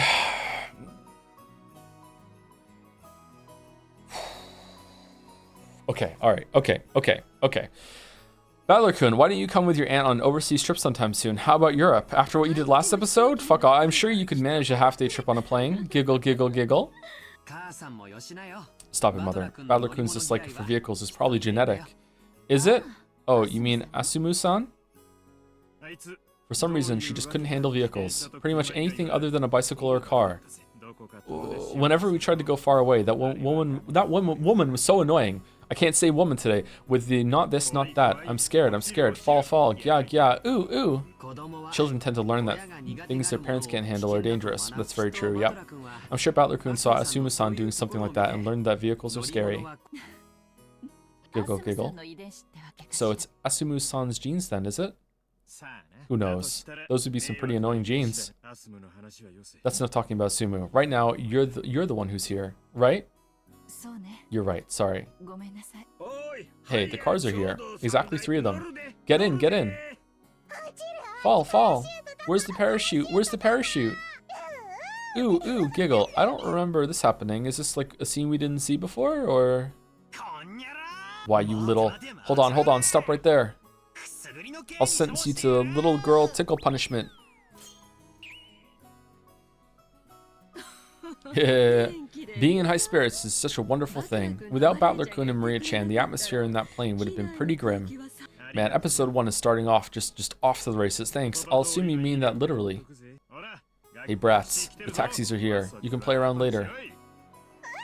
Ooh, ooh, taxi, taxi. I'm getting in first. Giggle.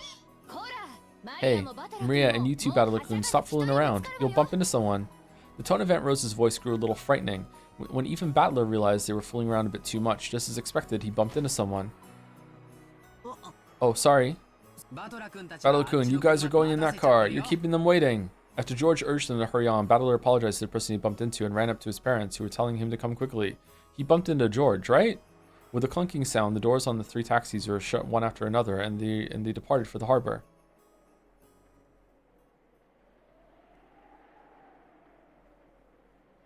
As their taxis dashed away, the entire world grew suddenly dull and slowed to a halt. Time freeze?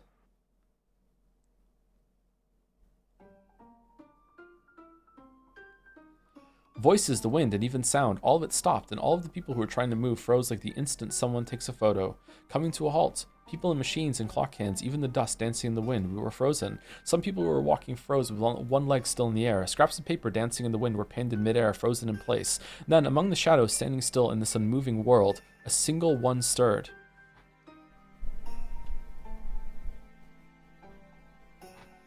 It was a girl.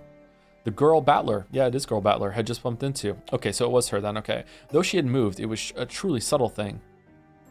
Her gaze dropped, her shoulders lowered a minuscule amount, and she sighed. That was all.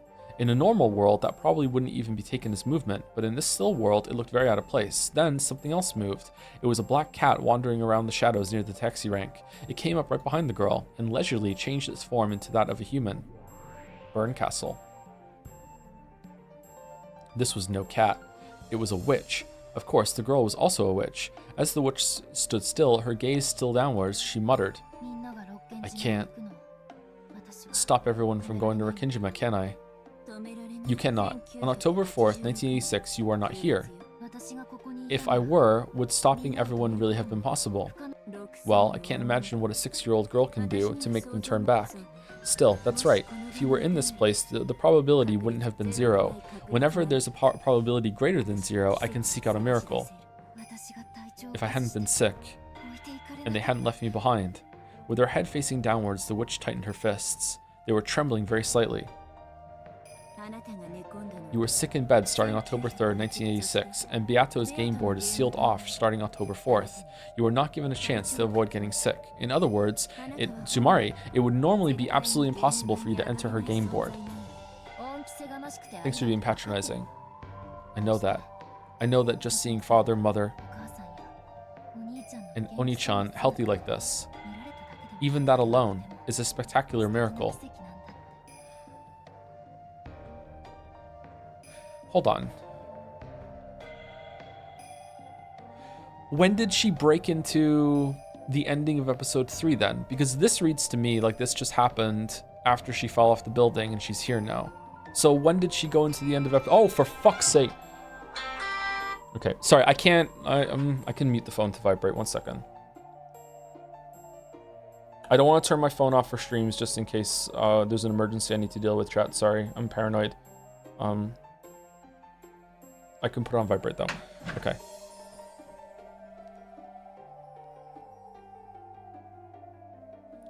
When did she get here? Did she go and break Battler out of that scene at the end and then Berncastle brought her here, or does that happen later? Angie had tried to stand in the way of her family, attempting to stop them from leaving the airport and heading towards Rikinjima.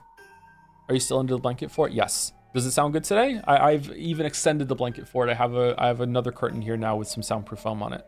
However, it was impossible for her to exist on October 4th, 1986, so she couldn't do it.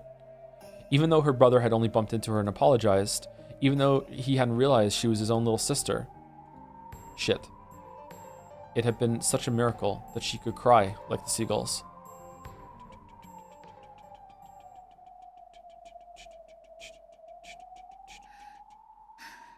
Sorry about the sarcasm. I won't waste the miracle you've given me. I'm glad to hear it. Come, let us go with them. To Rikinjima. All of the pieces are already gathered. The curtain will be open on the 4th game. By this time, Beato and Battler will already be seated. We need to stop off at Domino's on the way to the boat so you have something to eat while you're hiding under one of the beds in the lower deck. It's tradition. To Rikinjima. To where to where everyone's fates change. The Rikinjima of 1986. Yep. What happened on that day? I'll expose it. I'll learn what it is, and I'll bring them back. As she stood there with her fists still clenched, she surely turned her face up to the heavens. A single teardrop from the depths of her eyes dribbled down into the air. Oh, I need to clean my monitor. Holy fuck. And when time started moving again, the two witches' figures were swallowed up by a blowing gale and erased in an instant.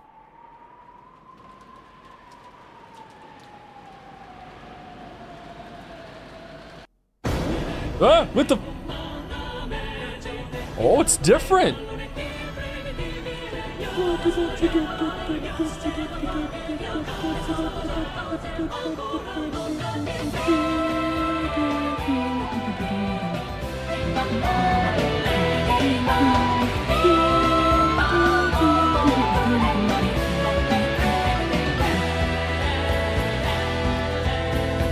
What are these?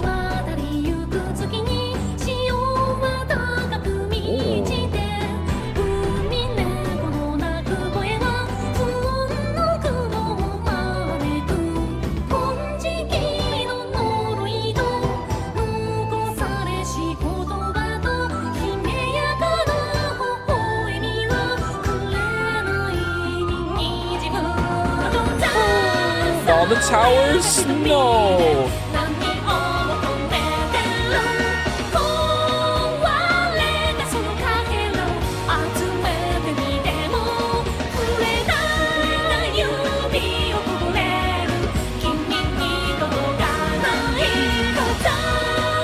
I love it when movement is tied to the music.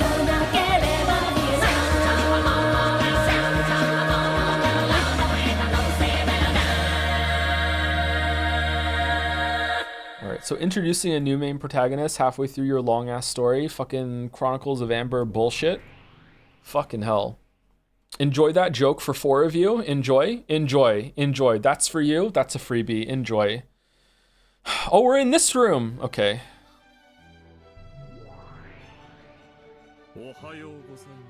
Rachel Anga? Good morning, milady. My, you do appear to be in a good mood. What a pleasant awakening you seem to have had. What do you mean, pleasant awakening? I was so excited I couldn't sleep a wink. After all, the curtain is rising on the fun 4th game. It seemed that she truly had been so excited that she hadn't gotten any sleep. Did she show absolutely no signs of lacking sleep because she was young, or because she had the mind of a little kid? Renove chose not to say that out loud and laughed poo coo coo instead, and now we're gonna see it. Poo coo coo. What? What? I really ran that battler into the ground last time. Ah, the look on his face when he was like, you tricked me. That was so pathetic. Even so, is that guy still feeling down? Feeling down, you say? Well, that's right. That man's a bit too trusting for his age, isn't he? Indeed. Although you could call that his charm. Poo coo coo. Cackle, cackle, cackle. Ain't it the truth? Ain't it the truth? Well, speaking of which... good one, milady. Didn't he totally fall for that one last time? Yes, totally and splendidly. You violated the purity of one never deceived since the time of his birth, as well as his rosebud-like innocence, all to your heart's content. Even the joy of dashing across a field covered with beautiful new snow on a winter morning and trampling it completely wouldn't even begin to compare. I love doing that shit. I love doing that shit. Don't you take Battler-sama's innocent heart? Sorry, didn't you take Battler-sama's innocent heart and quite thrillingly, splendidly, atrociously, mercilessly, and unculturedly just a little too far?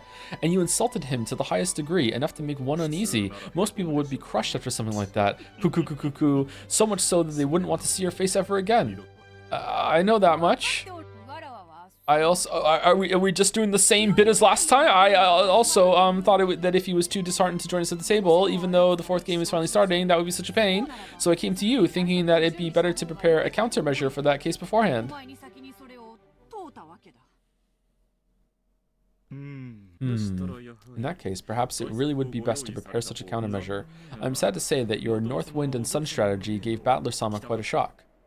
Oh, a shock you say? How bad of a one?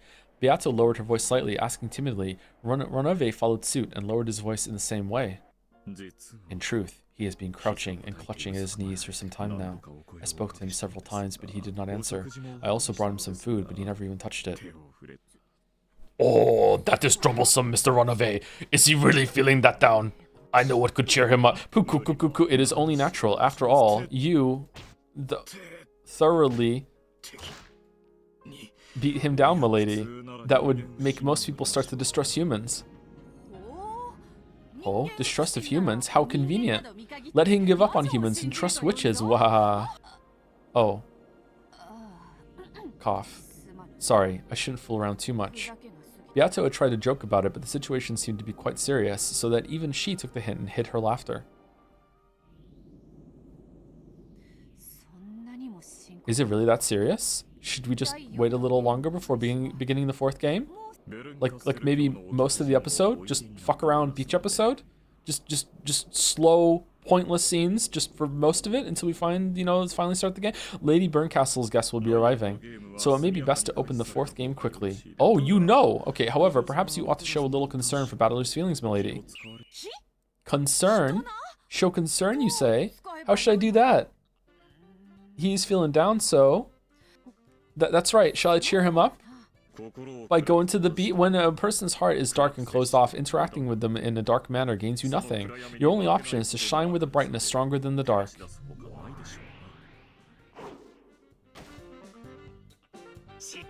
Damn it, quit messing around. Yeah. Battler-kun, over here. A croissant baked by Ranave-sama would be wasted on likes of you. Why don't I enjoy it myself? So Ranave's like, you know what? He's so sad he's not eating anything. And meanwhile, whenever Ranave leaves the room, the fucking Stake show up and steal his food and kick the shit out of him. He's like, man, so hungry. Battler's stomach involuntarily growled at the fragrant smell of the croissant. His breakfast plate was empty, but Battler hadn't eaten any of it. The biggest glutton of the 7 Sisters of Purgatory, Belzebub, had waited for Ranave to leave and had them come snatch the food. Yeah. Battler had noticed, and they'd been really noisy ever since, even though Beelzebub had only had to give it back immediately or else throw it in her own mouth right away. What? She intentionally ran around in circles, making fun of Battler. Give me my breakfast back, damn it! If you get back now, I'll let you off with a single flick to the forehead, but just you try eating it. What, are you gonna eat me up instead? Yeah, if you think you can, just try it. I'll bet I'll be as sweet as honey pancakes. Yeah. Gotcha. Right now, I want to eat that bread even more than your thighs. Be a good girl and give it here. Why does this look familiar, this pose? So you resist until the end. No way, I won't give it to you. Even the croissant wants me to eat it. Yay, yoo-hoo! Good morning, Battler. Are you still moping so early in the morning? It's the beginning of a new day and a new game, so let's get our spirits up. She flung the door open like a marathon runner drawn on a certain caramel box, with her hands held high and an idiotic cheeriness. Beato appeared. For some reason, flags from around the world and confetti scattered about, perfectly completing this magnificent entrance. So you don't want to win, you just want to hang out with Battler forever. Okay. Battler and Belzebub, who had been fighting over the croissant, completely forgot about their argument, speechless. Yeah. Good morning, Beatrice-sama. I'll just be on my way now. Here, Battler-kun, say ah.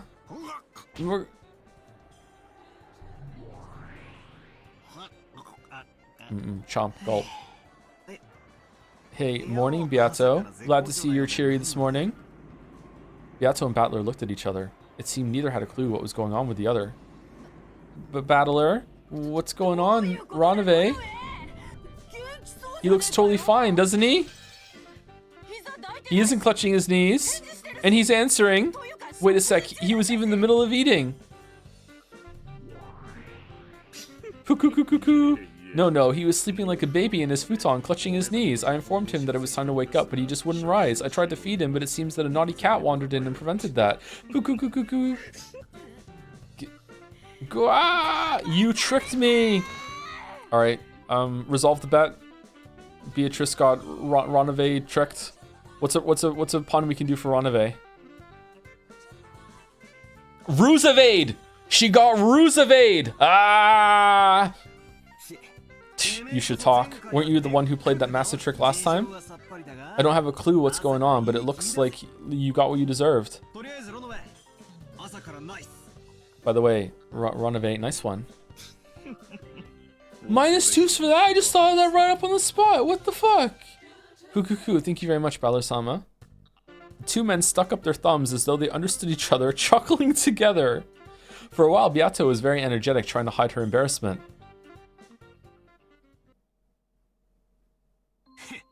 Yeah. Don't take me so lightly. Did you really think I'd still be hiding in a corner holding my knees? Yes. Cackle. Then who was that person crying their eyes out in frustration last time? You could have gathered your tears in a jar and called it face lotion. Shut up. That was just because I was a little surprised by your crappy act. I might have looked a little lame, but don't think the same move will work twice. I mean, she's already started my weeb. Of course not. And don't disappoint me by falling for the same move over and over again, okay? Cackle. Yeah, just you watch. I'll show you that I'm a guy who gets stronger every time he's beaten down. But Beato, yes, what? Don't do it again. Oh? Why is that? So you really are weak against a rear attack? You and I are enemies, and we'll certainly never join forces. I now understand that clearly. So don't you ever try to trick me about that fact again. Cackle, cackle. You say that, but knowing your weaknesses, I'll... Beato thought they were still joking around, but that tone had disappeared from Battler's expression some time ago. Beato felt as though his eyes were like the surface of black tea that had cooled down. You hear me? Don't do it again. I don't get it. I might do it again when you've forgotten, right? Don't do it again. Alright, he's legit hurt. Okay. Pierced by his strong and forceful gaze, Beato held her tongue. Maybe she was certain that Battler would break that silence with laughter. However, Battler's serious expression didn't change in the slightest. So to break that silence, Beato had no choice but to start laughing at herself. Okay, so that hurt him more than the end of episode 2? Interesting. Okay. Cackle, cackle. Very well. Very well. You and I are worthy opponents. No matter how friendly our relationship, we'll never be anything more than a pair of enemies. Say it in red. If you have not mistaken this, that is enough for me. That's right. I almost forgot you were my enemy for a second there. I won't embarrass myself like that again. I won't fall for your rear attack again. Never, never again. I give it 2 episodes. Humph. It seems I'm not the only one who cannot wait for the 4th game. I am pleased, Battler. Come, take your seat. Yep, just how I like it. Clever little tricks won't work anymore. Stop acting so tough. You remain in a state of surrender for the last mystery. You remain in a state of surrender for the last mystery in the previous game, the mystery of Nanjo's murder. My answer for that one's still on hold for now. But that doesn't mean I've lost heart. I'll definitely break your red truth and show that I can deny witches. Humph. A commendable attitude. You truly are a man like a phoenix. Don't betray my expectations. With that, let us raise the curtains on the 4th game. But before that, it seems we must welcome a new guest. A guest? You remember as well, correct? That mystery girl who appeared at the very end of the last game without an invitation, ruining my fun. That person. She says she wants to join our game. I sent her an official invitation inviting her to join this match. Renove, summon our guest. There's no need. I'm already here.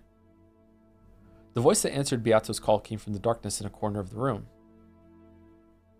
When Battler turned around in surprise, he could now see that mystery girl there. My, how rude. All you had to do is greet us as soon as you arrived. I don't make a habit of talking to people before punching them. After I punch is a different story, though. Okay. Oh, and what would you say? Good night. Have a nice dream. Cackle, cackle. How amusing. How truly amusing. Beato cackled and clapped her hands. But that was only Beato, and nothing rose to Battler's face except a bitter smile. Phew, you sure are a fighter. And you're a battler. Battler and the girl's eyes met, and he shrugged his shoulders as he spoke. But the girl didn't answer, giving only a cold stare in return. You helped me out at the end of the last game. Thanks for that. I don't need your gratitude. You were just slacking off. I only told you to open your eyes. That's so true. Stop slacking off, Battler. Yeah. Beato tried to laugh as though sympathizing with her, but it didn't reach the girl's ears. She did absolutely nothing except stare at Battler with ice-cold eyes. Well, it looks like someone hates me. I'm just annoyed that you aren't taking this fight seriously. Are you saying I'm not serious about this? Don't tell me that travesty earlier was you being serious. Don't take me for a fool. How long do you intend to play along with the witch's farce like this? I'm fighting Beato in my own way, and doing it seriously, of course. Seriously? Don't make me laugh. You keep on drinking tea and chatting with the witch for all eternity and calling that fighting seriously? Keep the jokes to just your hairdo. One to talk? Well, that's because I wasn't used to this witch's game in the beginning, and I've been through a lot of harsh stuff. Still, I'm finally starting to see how to fight, and I'm getting the knack of it. Yeah, back the fuck off! If the pathetic way I've been acting makes it look like I haven't been serious to you, you're just wrong. Is that so? Of course, I know I've got to close in a lot more before I can grab Beato by the collar. But no matter how long that distance may be, it's still finite, and in each game that passes, I'm steadily closing that distance step by step. Let's see how Angie handles it the first time she sees people she loved get ripped to shreds and killed and shit with bodies everywhere. You haven't experienced that yet? No matter how long it takes, I'll close in on that witch and I'll definitely checkmate her. It might take 1,000 years, to use her phrase, but even so, I'll definitely win sooner or later. Why? Because I definitely won't accept losing. I definitely won't stop moving forward, closing on her. In other words, Sumari, there's just one thing I can say for sure. I will definitely win against that witch someday. That's how it is. You really don't sound like you're in a hurry. Are you even trying to win? Even the finite can become endless if you treat it the wrong way. By now, you've become an Achilles who couldn't even outstrip a turtle. What? I get it, so this is why I'm needed. At this rate, there's no way you could win against the Endless Witch even after 1 billion years. Who are you? It's not like you'll be struck by lightning if you just tell me your name.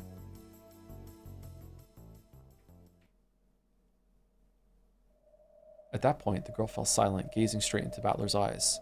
At first, Battler faltered under the firmness of that look, and his gaze wavered slightly, but then his eyes gradually began to be sucked into the pupils that were staring at him.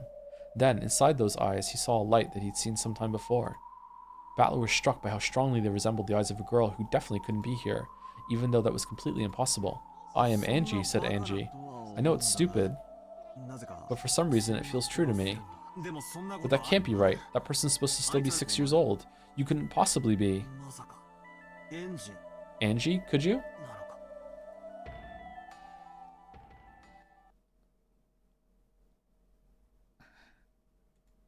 No, I'm Santa. If I were to say, that's right, would you believe me? I'll put it another way. If I said, I am your ally, so trust me, would you believe it? Well, after last episode, no. Would you unconditionally trust some unknown girl you're meeting for the first time just because she looks a little like someone you know? It's because you're such a softie that you got tricked so easy in the last game and cried so bitterly. Okay, alright, you said it yourself. That kid is 6, right? Do I look like I'm 6? If I were to claim that I'm that kid despite that, would you just swallow that story? If you say it like that, yeah, there's no way I can argue back. Sorry, that's right, I am a softie, and that should have been made clear to me after the last game. Is that what you meant when you said I wasn't being serious? Yes. You may think you're fighting against a witch, but you're just getting along with her and playing. You're just playing at fighting in a friendly game of chess. That may be a serious contest for you two, but looking at it from far away, I only see you playing around and following the rules like you're good friends. That's harsh. But as long as you're unable to win at this game, you won't be released from this place. That's why I came. I came to bring this game to its conclusion. It is episode 4. You claim that you're closing in on the witch, but you're just like a hamster running around in a wheel. Cackle, cackle. Oh, one of those. Those things that run around and around in place night after night? At a glance, you might think that running around in a wheel is endless. The endless witch Beatrice is just like you. He thinks he's fighting, but he's actually just running around in a wheel while making a fool of himself. This isn't a game. This is nothing more than a cage. Just shut him up in for all eternity. Oh. You liken my endless to something like a wheel that a mouse plays in? Interesting, interesting, cackle. Something that's endless in a certain dimension can be less than endless in a higher one. The fact that a Menger sponge has infinite surface area only matters in a world of less than 3 dimensions. In the 3-dimensional world of reality, it has 0 mass. Not only is it endless, it doesn't even exist. Cackle, cackle, cackle. What an assertive woman who loves to read Wikipedia. It seems you are worthy of being called my enemy. Who are you? I'm your ally, and an enemy of witches. Of course, I'm a witch myself. You don't have to believe it. No one can prove that I really am your ally. On the contrary, it is more desirable that you keep your guard up strongly enough to find me very suspicious. That's right. Last time ended up pretty bad. I've got to be at least that careful. I don't plan on getting tricked twice, he said, listening to the person who could be tricking them. Cackle, cackle, cackle, cackle. Beato laughed in a truly pleased way, which was humiliating only to Battler. People don't just get tricked out of the blue. That only happens when they fail to check things for themselves and leave it to other people. Saying that you thought the light had turned green just because you saw other people start crossing. Yeah, it's fine. Doesn't count as an excuse for getting into an accident. Get it? Yeah, I get it. You're telling me not to swallow information given to me by others, but to think for myself. In the past, I swallowed all the magic Beato showed me. I stopped thinking, so I was useless. Battler grimaced as he remembered his many painful losses. The witch watched and laughed again, putting on a bold appearance. I'll offer you advice in a way that works to your advantage. Of course, you shouldn't swallow everything I say, because no one can provide certain proof that I am your ally. In the last game, Virgilia, who I thought was an ally, was actually on the witch's side. Battler couldn't rid his head of that eerie smile worn by Virgilia, a person he'd once even thought of as trustworthy and unreliable. It was a really good moment having her do the creepy smile with her eye open at the end. It worked really well. And now they're calling it back. Good job. So I don't need you to unconditionally trust me. You might as well take my advice as nothing more than an opinion to be considered. After all, the player who's fighting in a game against the witch is you. That's right. Saying I lost because I followed the moves of an outsider would be just too pathetic of an excuse. Oh yes. My opponent is Battler. You are nothing more than an outsider. You should bear that in mind. Cackle. No, I'm not an outsider. With Beatrice and Ushiromiya Battler, an eye who gazed down from above, it's almost like a fight in the shape of a triangle. Are we anywhere close to like a mid-chapter break right now, or no?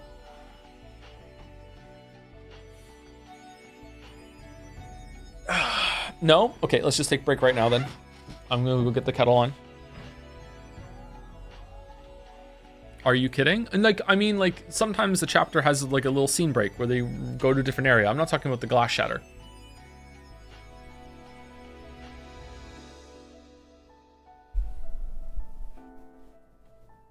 Before I go, thank you to Hentai Hoddle for the resub, Toramas for the resub as well, Mathiv Penith for the resub, Otto Lias for the new sub, welcome, welcome.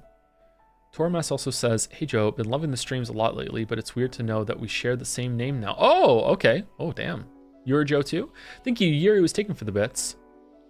Joe's dad joke, but told by an alien that also likes Umineko when they cry, but also the alien is in a reality where humans are displayed zoos. In displayed zoos. I went to a human zoo the other day. It was awful. They only had one woman. Her name was Mary. It was a Sumerian.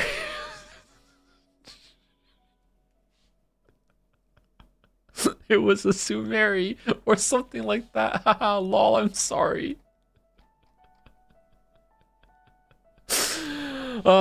Thank you, Yuri was taken. Thank you, Terraflop, for gifting out 5 gift subs. Thank you very much. Thank you, Gamera Margelia Gila for the resub. Hi, Toe. Excited to hi Toe. Excited to see you play 1000X Rising. Some knowledge about HK helped me enjoy it more, but it isn't necessary. HK, what? What's that? Okay. Thank you, Vintersol, for the bits as well. My conspiracy theory is that Kumasawa is feeding everyone hallucinating drugs in their tea, and people are going crazy believing it's magic. I've thought about the hallucinatory drug thing at a previous episode. Yeah, I'm not sure. That would be quite what you would call it, dissatisfying. There would not be a satisfying answer. Anyway, I'll be back in about 5 minutes. Get up and walk around if you've been the whole time. Go brush your teeth. Go use the bathroom. It might be a little bit more than 5 minutes. I'm gonna get the kettle on.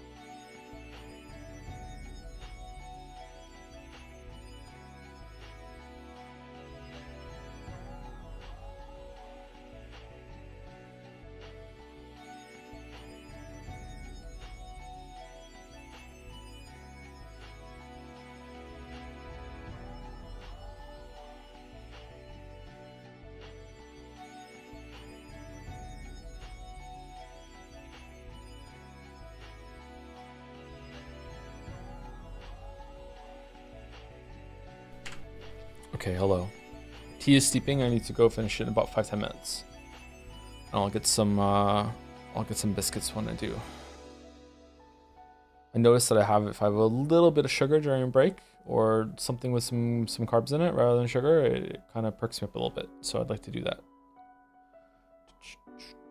Thank you, Endovelcus Flare, for the resub 2 while we're on break. Cool name. Cool name.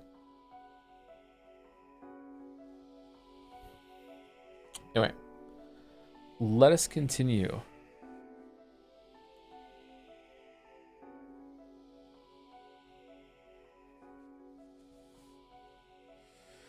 No, I'm not an outsider. With Beatrice and Ushiromi battler, and I who gaze down from above, it's almost like a fight in the shape of a triangle. So you're on your own side. At a glance, it might not look like a united front, but having a united front doesn't necessarily mean fighting together. Oh, what an odd thing to say. Just now, he described fighting with you as closing the distance. But you can't measure distance with a single eye. Only with 2 eyes are things visible in 3 dimensions, and only then can distance be judged. And even when you have 2 fields of vision, it's pointless if they're in the same place. You can pin down witches more accurately when they're far apart, shooting from different positions and different angles. So basically, it's crossfire. Crossfire! Interesting. We're shooting from different positions and different angles, different Angies. So I won't get along with anybody. That's how I'll keep my own position separate and catch the witch in a pincer attack. Are you okay with this, battler? This girl may actually be an ambush I set up, right? She might just be saying something plausible to gain your trust, right? Maybe. She's been saying that over and over again herself. So of course, I can't blindly accept her advice. But as to whether she's worthy of trust or not, I can think for myself and make a decision. As long as I don't stop thinking for myself, I won't be tricked by anyone again. Cackle, cackle. What confidence, Ushiromi battler. After you've said so much, it makes me want to trick you all over again. You see? Actually, you know what? I am just completely like susceptible to this still because of how Angie was introduced to the story. I'm not even questioning the fact that she's on the witch's side or not. Like there's no way in my mind. There's no way that she's on the witch's side right now. Like, it's inconceivable to me after how she was introduced that she could be on Beatrice's side. But you know what? Like, yeah, I guess so. Like, she might be, right? Like, I can't wait to see what kind of face you'll make when you realize you've been duped once more. How pleasant, Kwa. It looks like you know my name, but I don't know yours. Tell me. For a while, the girl remained silent without changing her expression even once. She looked as though she couldn't decide whether to say her name or not, or possibly as though she was deciding on the name she'd say on the spot. Gretel. Ghetto? You are? That's my name, dumbass. Call me Gretel. Oh, you can call me Handsome. Then, should I call myself Hansel? Just kidding. I'm Ushiromi Battler. Call me Battler. Nice to meet you. I hate handshakes. Don't take it personally. Oh, really? Sorry. After all, it isn't certain that you're my ally. And you just told me to keep my guard up, too. Battler drew back his right hand, which he had stuck out. His bitter smile disappeared and was replaced with a strong resolve directed at this new 4th game. Battler, think deeply about why you must win against this witch. You can't stop with something abstract like, I'll beat her because I don't like it. Have a deep conviction that you'll definitely defeat the witch and escape from this world. Because there is definitely someone waiting for you to come back. For that kid Sake as well. Maybe there was something she wanted to say. Gretel clenched her fists in front of her chest and hung her head in silence, at a loss for words for a short while. As though smashing through that silence, Beato spoke up in a forceful voice. Good. That should be enough of an introduction for Gretel or whoever. Come, try to remember what happened on October 4th. Let the curtain open for the 4th game. At the same time, as though it had been blown by a sudden gust of wind, the clock that had been turned back to October 4th, 1986 started to move.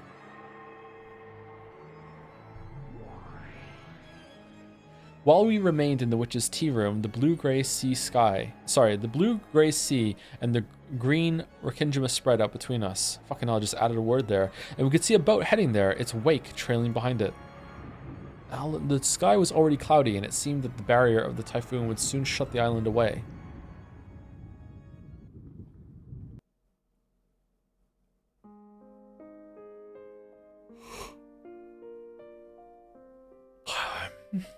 Who was it in chat that said it was 20-30 minutes until the scene break?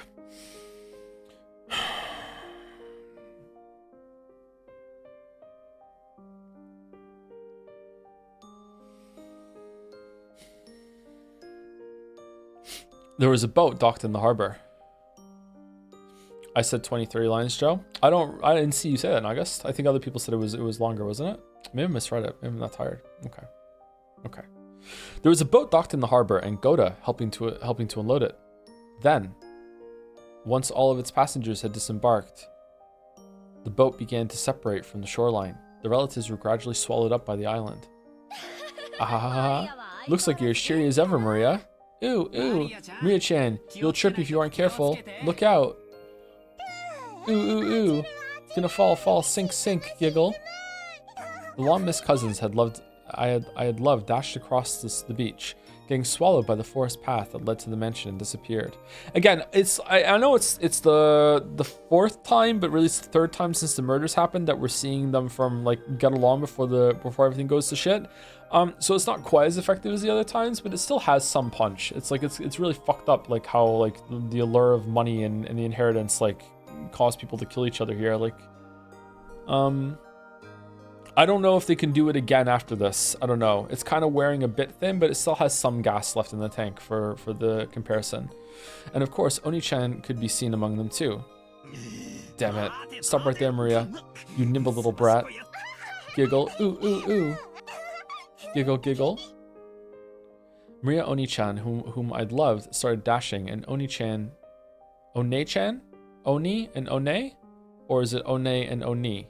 One-chan and Oni-chan chased after her. They were swallowed up by the forest. Following them, father and mother were also swallowed up.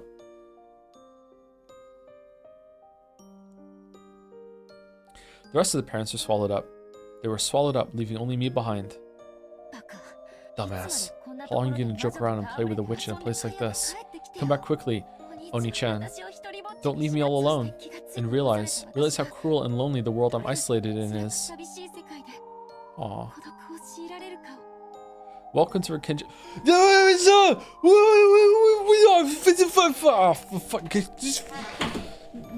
There's even a big chapter break. I'm gonna make my tea. I'm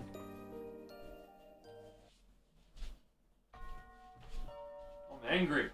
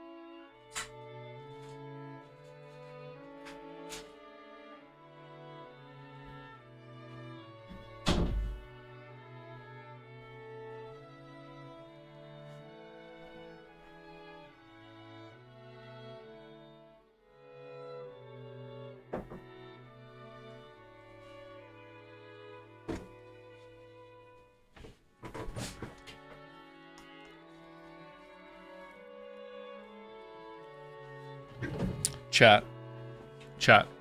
Do you think that I can find a kettle with Wi-Fi?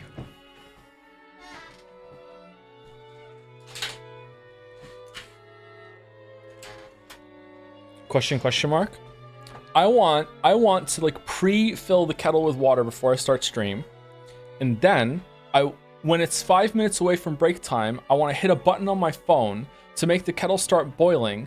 So it's boiled at break, and then I can make the tea during break, so I don't have to take a second break after my... What do you mean? Fucking just get off on my... I'm trying to not interrupt the stream twice. It's not a laziness. I don't mind fucking getting up. It's fine. Read the pin before chat literally kills you, please. Uh-oh. What happened? Read the pin, weeb. One new event. View all. Pin. Joe, you missed the screen saying Angie's future St. Lucia Academy after 1986. I don't believe you. I don't believe you. This is a trick by Beatrice. You guys are trying to make me think that this is a scene from a different timeline, and it's not.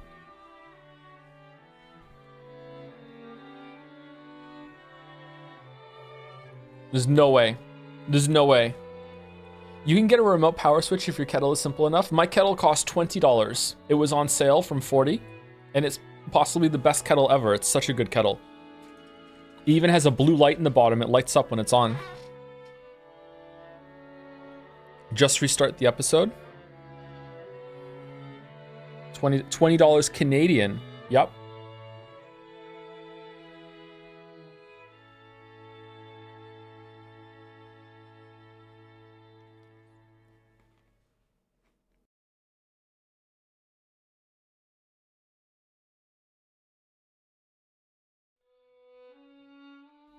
It's called a smart kettle. It's AI powered with cloud-based blockchain security. Only cost $899. Does it farm Bitcoin for me at the same time though? Please limit chat reading. They've been awful today. Have they been awful? But chatter, you are chat.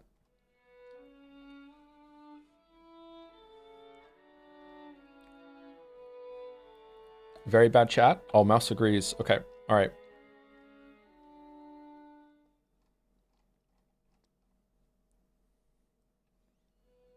The E is an A sound like Beato or Sake. I is an E sound like in Ushiromiya. These vowels are basically always consistent unless the translator is getting funky with how a name word is written. Yeah, I'm not going to remember this. No, I'm not going to remember this. No, I'm not going to remember this. There's no way. There's no way. Thank you, Silly Next for the resub. Hey, Tom. Thank you for dropping the red pill name.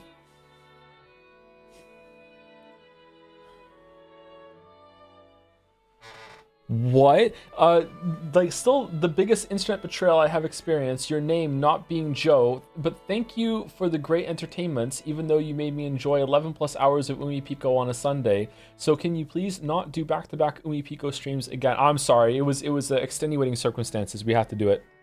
We had to do it. There was a whole schedule and everything. Yep.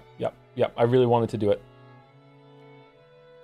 I pushed for it, actually. I pushed for it. Sorry, mouse. Thank you, Nell Yorian for the resub. It's magic. Thank you very much, Nell Yorian. Thank you, Rager12 for the resub as well. And also Tudak Kudak for the resub. Thank you. Thank you very much. Thank you. Panasonic NCEG 3000 is the one I have, pushing 10 years now. Oh. Okay, so they definitely do have... Like, I can just turn the kettle on. I sent you a link to my smart kettle. There might be a new one. Okay, thank you. So it does exist. I think it's worth it, don't you think? I think it's worth it. So we don't have to have... Why is there a pin? What are we doing?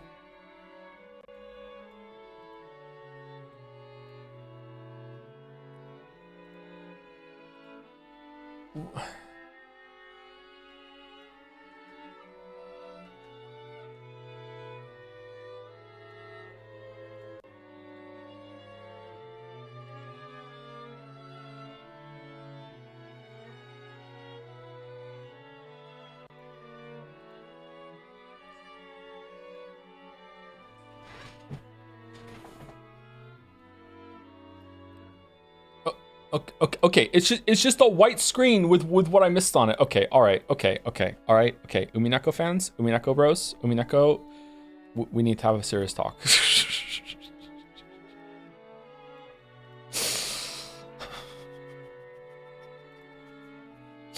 We need to have a serious talk, okay? We need to have a serious talk. I moved the microphone closer to my mouth because we have to have a serious like talk about this, okay? From this to getting mad at Mouse because she said that Ava was in the scene like 10 seconds before she showed up in the scene that we were just about to play. Okay, we have to have a talk, okay? We need to let this go. It's fine. It's fine. The whole thing is going to be read.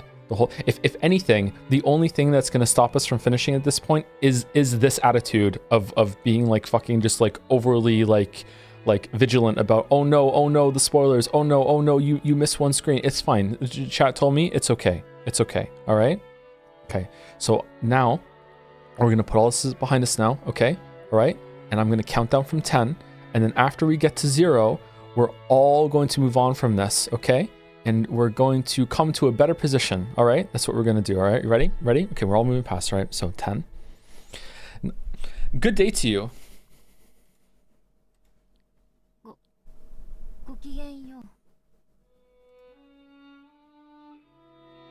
Good day to you is the standard greeting used here. What the fuck is she wearing? No matter how many years pass by, this style of greeting still feels very awkward, even though I'd responded to the greeting in order to stifle that awkward feeling. The classmate who had spoken looked at me blankly. Huh? Giggle, giggle, giggle. Huh? What's that? It seems you're mistaken, giggle, giggle. Their choice of words and manner were certainly what you'd expect from a school for rich girls, but the actual meaning was as innocent and cruel as you'd expect from kids of that age. So this is a school that Ava sent her to, right? It seems they found it funny that I mistakenly thought the greeting was directed at me. No, it might be the opposite. Maybe they didn't know how to react after being suddenly greeted by a gloomy, quiet kid like me. No, judging from the gazes of my classmate who were looking this way over their shoulders and whispering to each other, it looked as though some of them considered this refreshing morning ruined. I was dark because I was disliked. So trying not to get in the way of everyone's refreshing morning anymore, I stooped lower and entered the classroom, almost like I was cutting through the aisle in a movie theater while the movie was running. This is an all-dorm school that is receiving a tremendous amount of asset work in the backgrounds. That's worrying. St. Lucia Academy. Oh, we're in St. Lucia Academy? Oh shit, fucking hell. Oh, what year is it? What timeline is this? I wish it would tell me. This story is like not really forthcoming with fucking like setting and everything. How was I supposed to figure that out? It's not a school that anyone can get to just by taking a test. It's a hidden rich school known of only by a select group of celebrities from various fields. For lofty nobles who truly wish their daughters could be raised like saints, this is probably the ideal school in which to protect them from the impurities of the common world. But at the same time, it was probably also convenient for nobles who wanted to confine daughters they didn't want out in public. It's Weeborts? Like, what are we doing? As well as an academy isolated from the impurities of the common world, it also held excellent potential as a prison school. I was truly among the latter and was confined in St. Lucia Academy. Lucia or Lucia? Forced to live my life in dreariness. Of course, there weren't that many students like me, and you couldn't tell us apart at a glance. However, even if we were never fessed up about it, you could usually figure out who we were by watching how we acted. After all, we were always hanging our heads with an expression on our faces as though the whole world had abandoned us. Anyway, every class had 1 or 2 kids like that, so even if they didn't speak up about it, you could guess who they were. Therefore, even though I never confessed that I was one of those kids, at some point everyone in my class knew about it. Just like how the seriousness of an injury becomes a sign of status in a hospital room, how noble a birth one had became a sign of status here. Those girls who couldn't be acknowledged in public were probably nothing more than filth to the others. They must have thought that getting involved with such students would dirty them as well. When a rumor sprang up about a particular student, those fastidious girls would grow cold and distant, chasing that student out from all social groups. Thanks to that, I led a quiet school life like this, all by myself. Well, that's only if hearing people whisper behind my back, finding my things lost or broken all the time, and having everyone pretend like they didn't know anything can be called a quiet school life. even this early in the morning, I must look worn out. I can almost understand why my other classmates who had a refreshing morning looked at my face and wanted to click their tongues. Consciously, trying to do as I should and avoid tainting my classmates' morning, I quietly took my seat. Then, unusually, someone came to talk to me. It was the class leader. Good day to you, Ushiramiya-san. I don't have a portrait, so I'm not really that important, but maybe this conversation is going to be referenced later. You seem to be in a bad mood this morning. Were you able to get enough sleep? Is there some business you have with me? You're the only one who has not submitted her questionnaire for the class presentation, Ushiramiya-san. Did you forget that the deadline was yesterday? I'm pretty sure I heard something about that last week. But I thought that the questionnaire hadn't been passed out yet. The details would be written there, so there shouldn't have been any need to remember them beforehand. I wasn't given a questionnaire. That can't be. I believe the dormitory leader handed them out to everyone. If you lost it, all you have to do is honestly say so. I lost it. I'll fill it in right now, so could you give me a sheet? Again, either someone lost my sheet or they intentionally didn't tell me about it, but I have no way of knowing who was behind that. Spin the fucking chessboard! What are you doing? In the end, treating it as though it was my own carelessness would settle everything more quickly. Oh man. Damn, okay. Poor girl, holy shit. Once you filled it out, drop it in the questionnaire box in the student council room yourself. Our class is the only one that didn't get everyone's in by yesterday. As I hung my head at the class leader scolding, I could hear the giggles and whispers of people watching, coming from no direction in particular.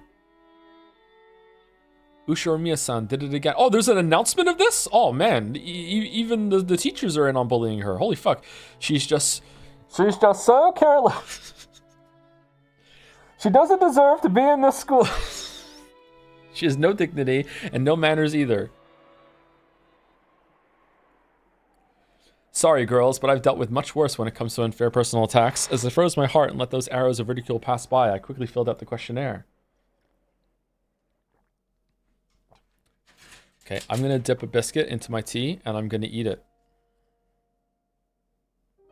When I learned that father and mother and Oni-chan, and all the other rest of my family had died,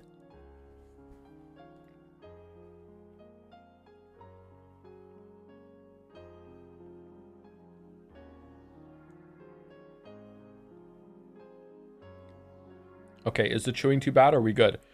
I was at the house of my grandpa on my mother's side.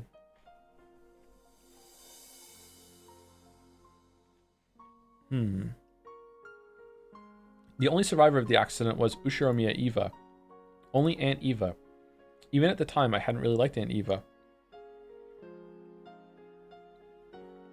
At a glance, she would act kindly, but even as young as I was, I could see that she was somehow making fun of father and the rest, and I hadn't liked it. I'm pretty good at wearing headphones and I didn't hear chewing. Oh man. So when I was... Okay, that's not what you said. Sorry, I just made it sound like you said something unhinged. I'm wearing pretty good headphones and I didn't hear chewing. All right, my bad, sorry. So when it was decided that Aunt Eva would take care of me, I was pretty miserable. Maybe it wouldn't have mattered if that gentle Uncle Hideyoshi and George Oni-chan had been with me. But I hated the thought of living all alone with Aunt Eva. I'd frankly said it to Grandpa, hoping to live together in his house. However, Aunt Eva had been very insistent that she should be the one to look after me. She had no desire to remarry, so as her successor, I was essential if the Ushiramiya family was to continue. Aunt Eva felt very strongly about the family. She insisted that she take care of me, take charge of me right away, so that she could give me an education and lifestyle fitting for a successor. After that, it seems that confusing negotiations with lawyers took place. It's great weeb expectations or whatever. Like, what are we doing? But in the end, I was forced to go and live with Aunt Eva. Great Expectations does have some weeb vibes, by the way. There's something that happens in Great Expectations that even when I read it at 18, I was like, come the fuck on. Like, yeah. It is a well-written story. The prose is excellent, but like there's a huge plot point in Great Expectations that is like, are you fucking serious? After doing that, Aunt Eva told me something. You must bear all the glory and history of the Ushiramiya family. And in order to make you a fitting successor to bear that, the rest of your life will be dedicated to frantic studying. Sacrifice the rest of your life for the Ushiramiya family. That's what she said. At first, I thought she meant that literally, but I quickly realized that wasn't the case. Because even now, in Aunt Ava's eyes, the one most fitting to succeed her was the late George Oni-chan. At our first meal together, I received strict instructions and questioning about table manners. and was forced to listen to her abuse mom and dad as though they'd been neglectful in their discipline. I also received the same strict instructions regarding manners at my first party, and my clumsiness had been disparaged in front of everybody, forcing me to endure insults to mom and dad as well. After that repeated over and over, I eventually began to understand. Aunt Ava didn't really want to make me her successor. She thought George Oni-chan was the only one truly suited to be her successor. So you're the new Natsui. Oh, man. Oh, my God. Going to school is a break for Angie. It's like, fucking hell. It really is Weeborts. Holy shit. School is like no trouble at all compared to having to hang out with fucking Eva all the time.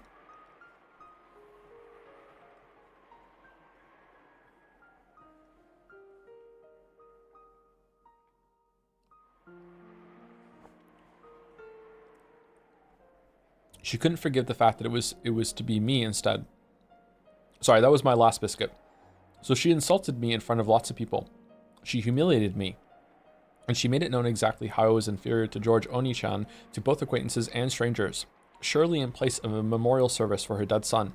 Or rather, she must still be mourning his death. However, that wasn't something I could endure. I couldn't possibly live together with Aunt Ava. I was kept like a pet, my life continually compared with her dead son's. I understood that even when I was still in elementary school... I understood that, okay.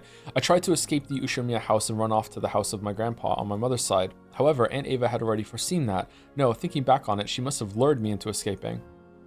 I was caught by the guards and brought back, and for being a coward who had smeared the Ushiromiya family crest with mud and tried to throw it away, in a way that makes my whole body shake and shiver just remembering it. I was punished. How should I describe what Aunt Ava was like when she punished me? In a frenzy? Gleeful? I saw the anger and sadness of losing her beloved son, and well as the hatred as well as the hatred and pain from me stealing the inheritance from the son who should have received it, and the dark pleasure at being able to let those feelings out on me. I was hit with all those negative emotions at once.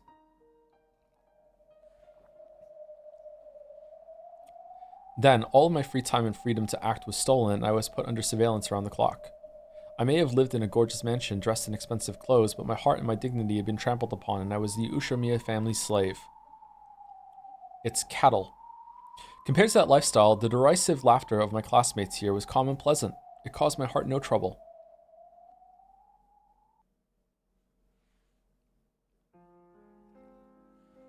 After burying almost all the fields of the questionnaire, burying? With nothing in particular. I've never heard burying being used in that context before, but maybe it's fine. I folded it and put it in my pocket. Because if I left it in my desk, it might disappear again.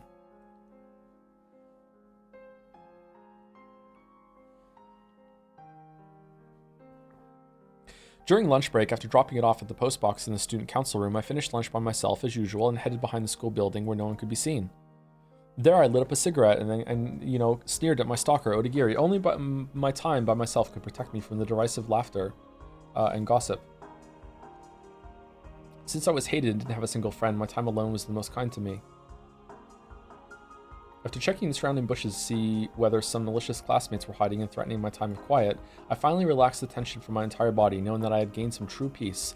Then I let out a sigh. It faltered, heavy, as though it was the first time I'd breathed out today. My old favorite place behind the vegetable garden storehouse had been found out by my classmates, and I'd been teased, so this was my new lunchtime hideaway.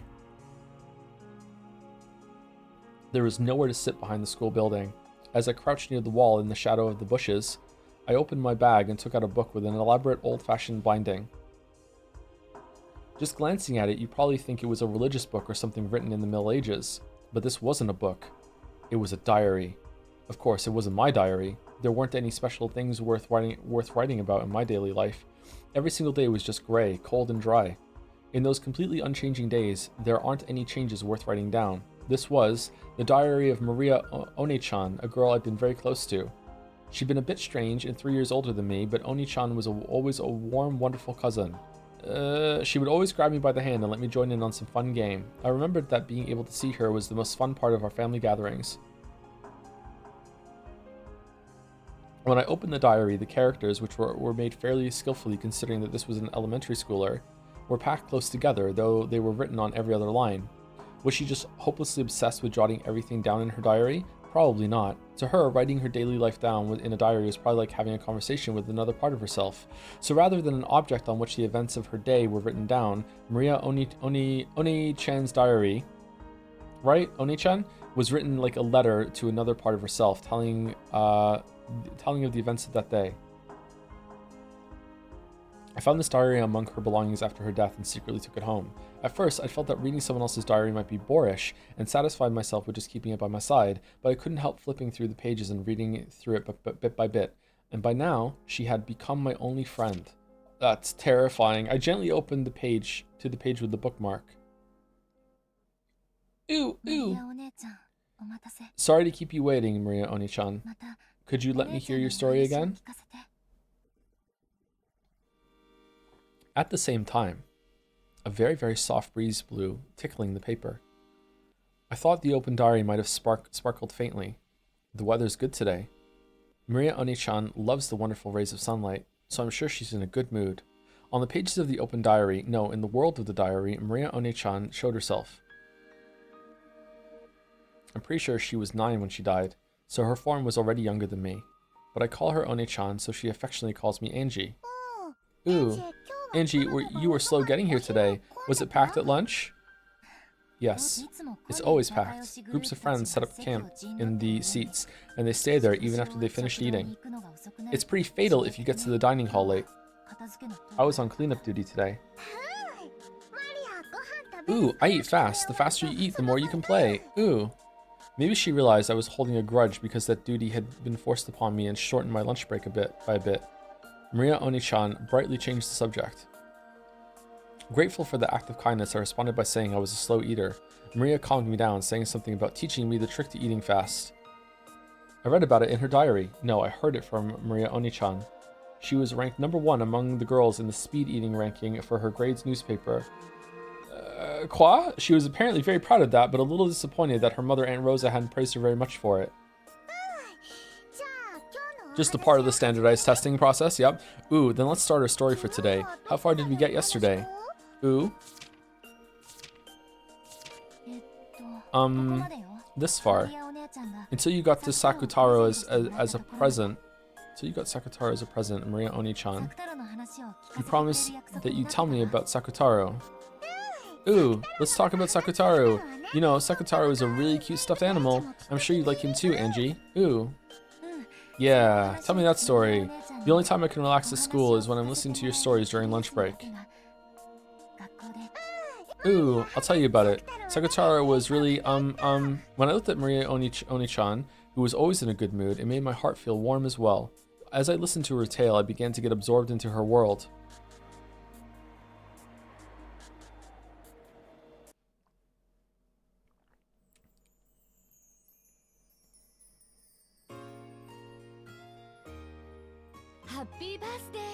Happy birthday, Maria. Okay, how many different layers are we sinking into here? With the fucking Witcher Book 4 here? Like, what the fuck are we doing? Happy birthday, Maria. Sorry I got back so late. Ooh, good job with your work, Mama. I know you're busy, so even though you were late, I waited without crying. I was good and waited, watching TV. Yes, you're such a good girl, Maria. As a present for waiting politely, you can order anything you want today. Of course, only as much as you can eat, okay? Oh, I'm a speed eater, Mama. You remember that? I can eat a lot. Oh, yeah, I fucking hate that you're like that. You're gonna eat so much. Oh, here we go, but you promised, didn't I? I guess I did. Okay. Ooh, today, I'm sorry, I just went on a moment there. Can I change my corn soup to onion gratin soup? Gratin soup? Yes, that's fine.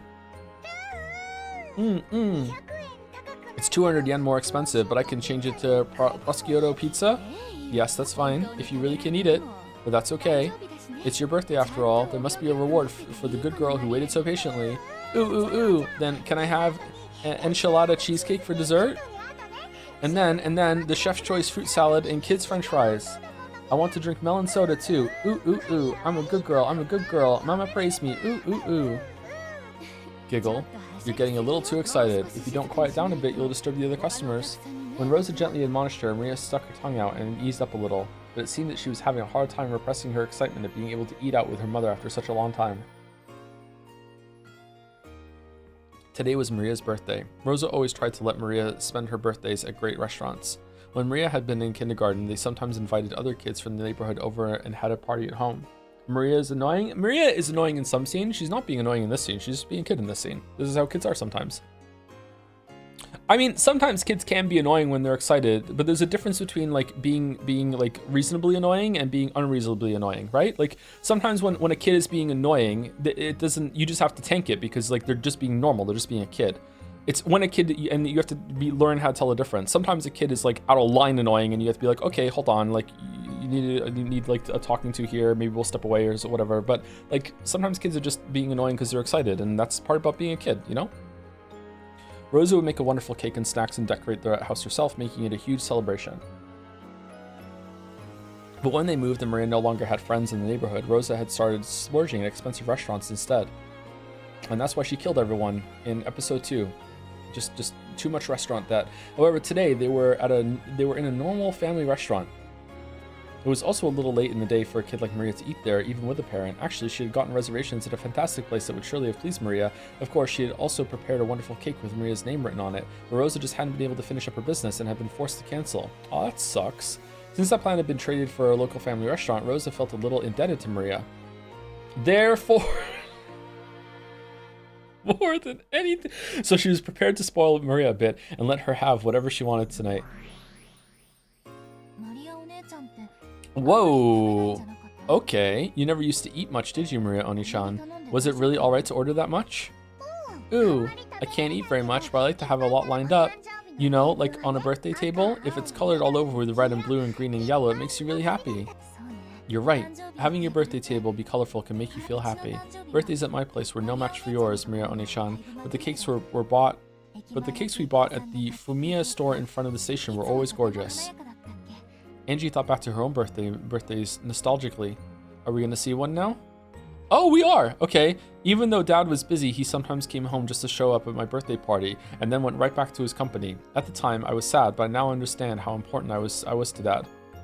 I love it when stories do layers like this. Of course, Mom also took very good care of me. In particular, her birthday presents were always in excellent taste, and she sometimes arranged for them several months in advance.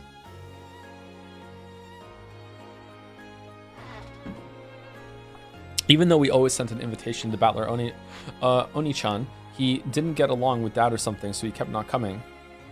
So when he did come, I was really happy. The birthday parties when the whole 4-person family gathered made for fun memories that I'll never forget. Ooh, Angie's birthday sounded like a lot of fun too. Battler and Uncle Rudolph are really lively. Yay, yay, giggle. Battler got covered in cola, ha ha ha. Maria Oni-chan peeked into my happy memory. As I sat quietly wearing the origami helmet that Dad had made for fun, I was a little embarrassed.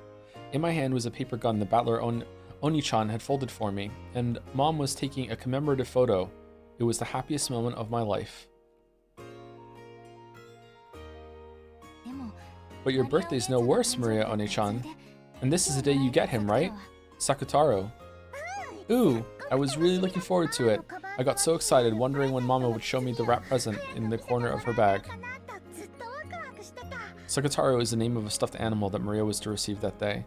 For quite some time before— oh man, oh fucking hell. Oh!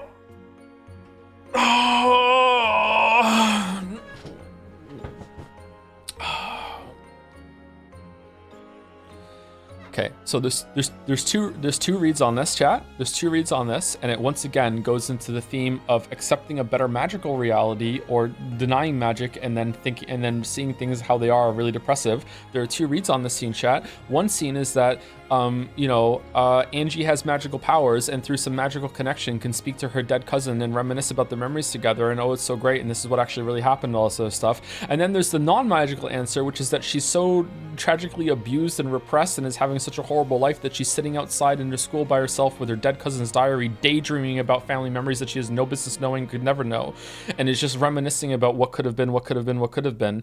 Like fucking hell. Oh my god. With the music so nice too? Fuck.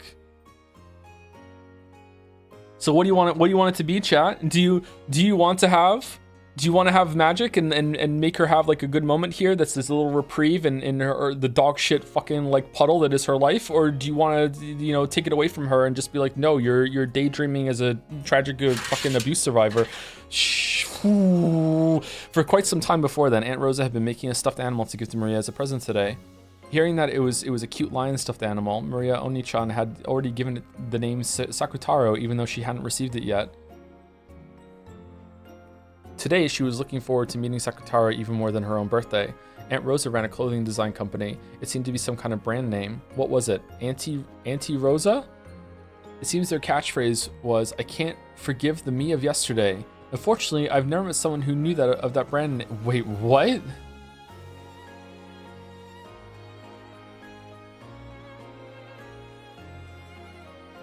I've never met someone who knew of that brand name. Maybe it wasn't that famous. So Aunt Rosa was pretty skilled with her hands. I heard that she made some of the clothing she wore herself, so making a stuffed animal had to be well within her capabilities. A handmade stuffed animal, that's pretty amazing. By the way, why did you call it Sakutaro? Ooh, actually wanted to call it Sakura, but it's a male lion, so she told me to give it a boy's name. So I added a boy like Taro and called him Sakutaro. Eventually, the last ooh disappeared because I used them too much and I was running out. Why Sakura? Ooh, the main character in Card Master Sakura. It was the name of the main character in a TV anime that was popular at the time. The fact that she'd simply borrow the name of a character she liked was, how should I say it, as innocent and cute as you'd expect from someone that age. Yeah, we have a dog named Yoshi. Ooh, mama, still no Sakutaro? I want to let Sakutaro join in my birthday too. Presents always come at the end, right? If you open it now, it'll get dirty. Hold on until the meal is over. Then I'll finish eating quickly. Ooh. And then her arms became a blur, like a fucking like motorboat blade. My God, the power! As soon as she proclaimed that, she started tearing into her meal. Aunt Rosa got mad at her, saying that was rude. It seemed that she'd expected this would happen right away. I also thought that, given how straightforward Maria was, that was probably what she'd do. So it was kind of pleasant when my expectations weren't betrayed. In the end, Aunt Rosa lost to her daughter's eyes, which were sparkling with anticipation.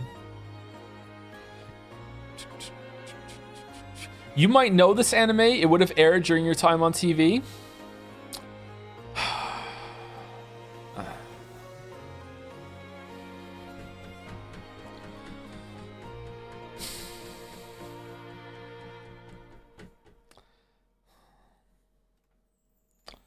Card Captor Sakura. Never heard of it. Never seen it.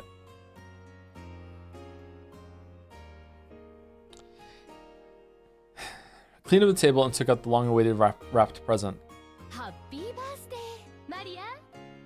I have seen, unfortunately, the right. I'm sorry, Mouse. I'm sorry. Happy birthday, Maria. I wasn't able to spend much time on it, so I couldn't make it very well. Ooh, if you made it, I'll be happy with anything.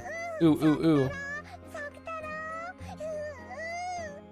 Okay, I'm not saying the name right. I'm not gonna be able to say how she said it. Sakutaro, ooh. Aunt Rosa spoke a bit humbly, but Maria Oni-chan was happy even before opening the wrapping. I could really understand that feeling. Wait, I thought it was a different name at first, or did they discuss the name before she got the present? I could really understand that feeling, but it's not a problem of quality. Just the fact that it was a handmade present was more pleasing than anything. Yeah, that's true. That's special. Can I open it? I wanted to wait until we got back home before doing it. But just for a bit, okay? We'll just take a look and say hello, then put it back. You can give them a proper greeting once we get home. We're in public, so you can't fool around, okay? Can you promise? Ooh, promise. So can I open it? Mama? Yes, just for a bit, okay? Yay! Before Aunt Rosa finished talking, Maria started unwrapping it.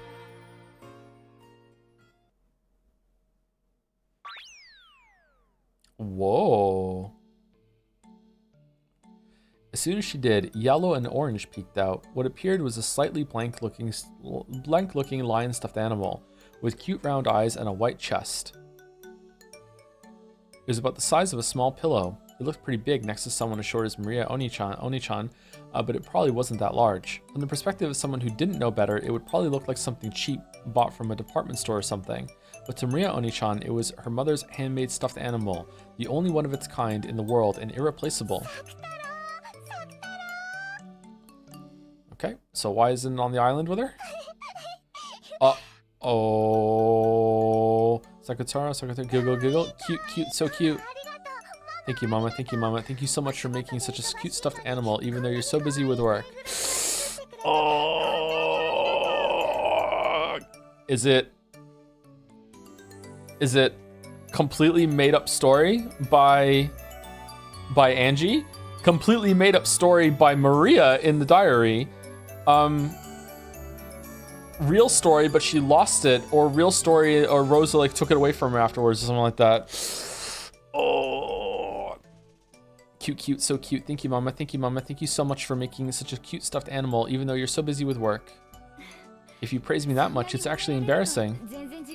I couldn't take much time, so I couldn't make anything that good. I actually wanted to make one so big that you couldn't wrap your arms around it. No, this is good. With this size, we can always be together. We can go out together. Sakutaro, I'm your Oni-chan, Uru. One-chan.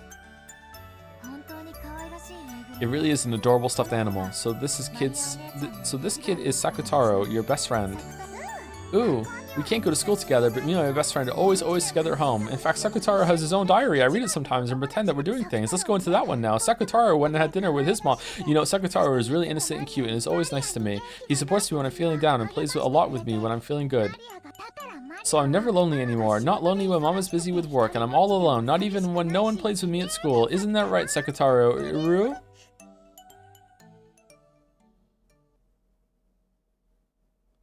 At school, Maria One-chan had lived in the same kind of environment as I did.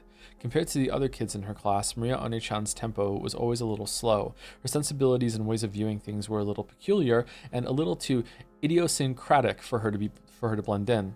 Her grades were low as well, and since she was talkative about everything related to the occult, her specialty, she was treated like a weirdo by everyone else in class. 1 second.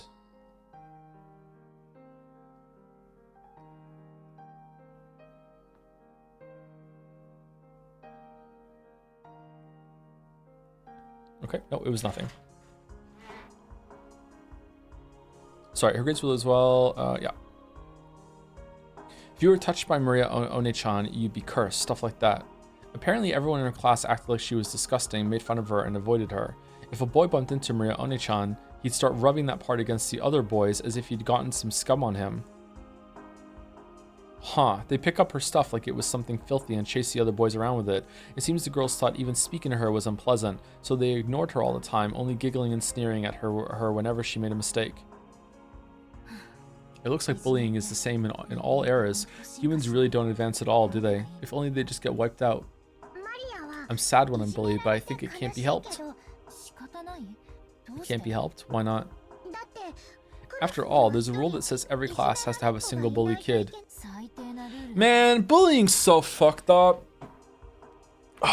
There were some times in my school life when I was bullied early on. I went to a lot of different schools.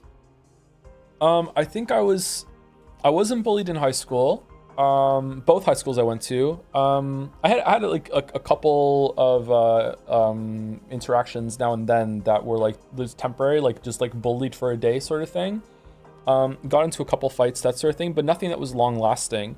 But in one school when I was around like I think 8 or 9 years old, I was bullied there for like a month or so, and yeah, that was pretty fucked up, and again pretty short lived. No, maybe it was a little longer than a month. I can't remember.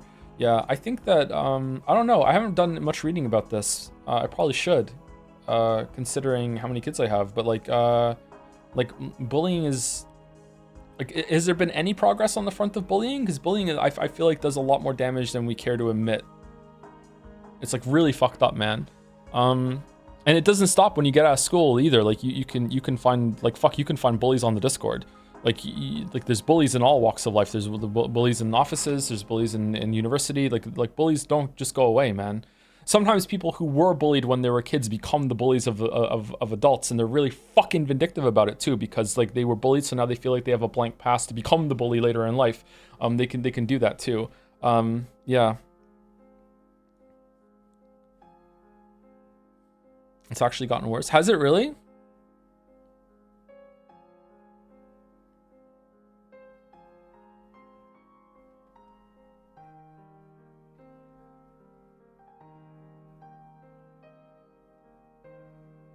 Now there's the internet, so it's worse. Yeah, I do feel for the current generation and the generation a little before that. Like, because like when I used to go home from high school, it was like I couldn't. It was a novelty if I could speak to someone from my class at home on the computer, like, oh, this is cool. How grown up. Whereas now it's like high school, you can't turn that off. There's probably this like whole like online ecosystem of the social groups that continue. Like, imagine having like your high school Discord that you're on. Holy shit.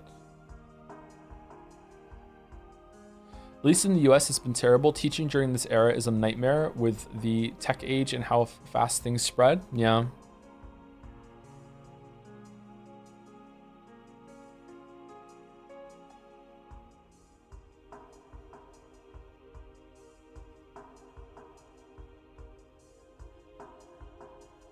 My much younger cousins didn't have that much bullying in their schools, but maybe they were blind to it. I think it depends on location. Yeah, I don't think there was much bullying going on in one of the high schools that I went to, but maybe I just didn't see it. Yeah, it's that too. Like there was a lot of kids in that school, but within my class, I don't think there was bullying going around. Just a good group, maybe. I don't know.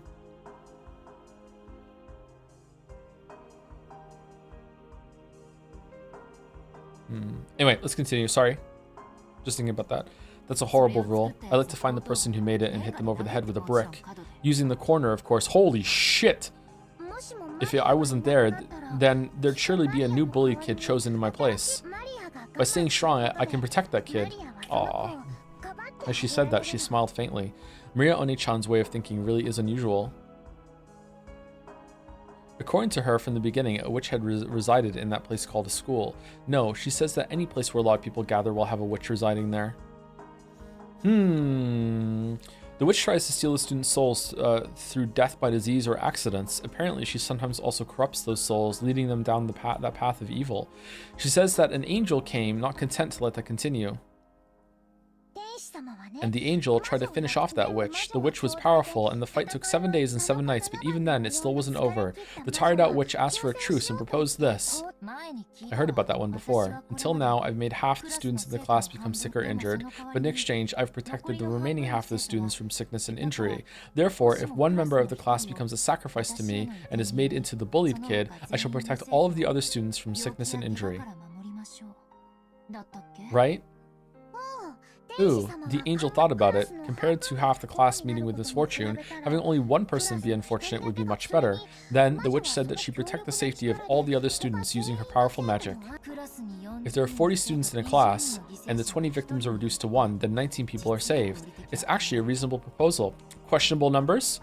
I wonder if there's some theme behind this fairy tale. Nah, if it's a creation by Maria One-chan, a 9-year-old girl, that'd be pretty impressive. The angel decided to accept that proposal because he was a coward, so through that single sacrifice, 19 people were saved. That's why my role is important. The witch is protecting 19 people. Because we become sacrifices, well, I don't remember ever being thanked by those 19 people. Maria One-chan's idea was too compassionate. Both of us are suffering from a very similar type of misfortune, and yet, maybe a small difference in our way of thinking changes how peaceful our hearts are. So you aren't sad, Maria One-chan? Ooh, I'm not sad at all. After all, I'll be together with Sakutaro from now on, right, Sakutaro? Ooh, if I can be with Maria, I'll be happy too. I'm fucking Sakutaro. Look, Sakutaro says he's happy too. Ooh. Maria One-chan hugged the Sakutaro stuffed animal, playing both sides of the conversation herself.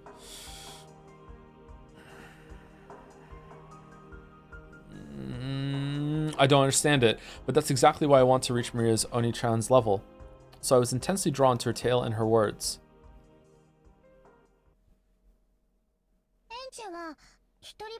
Angie, is it tough because you're all alone? It is tough, but just the time I can be like this with you is different. Because I'm not all alone. Then if Sakutaro also becomes your friend, it'll be even more fun. Ooh. Then starting today, Sakutaro is Angie's new friend. Right, Sakutaro?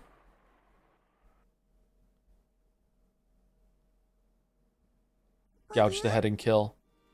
I am Angie's friend. Angie. Skillfully moving the stuffed animal like it was a puppet, Maria One-chan expressed Sakutaro's emotions.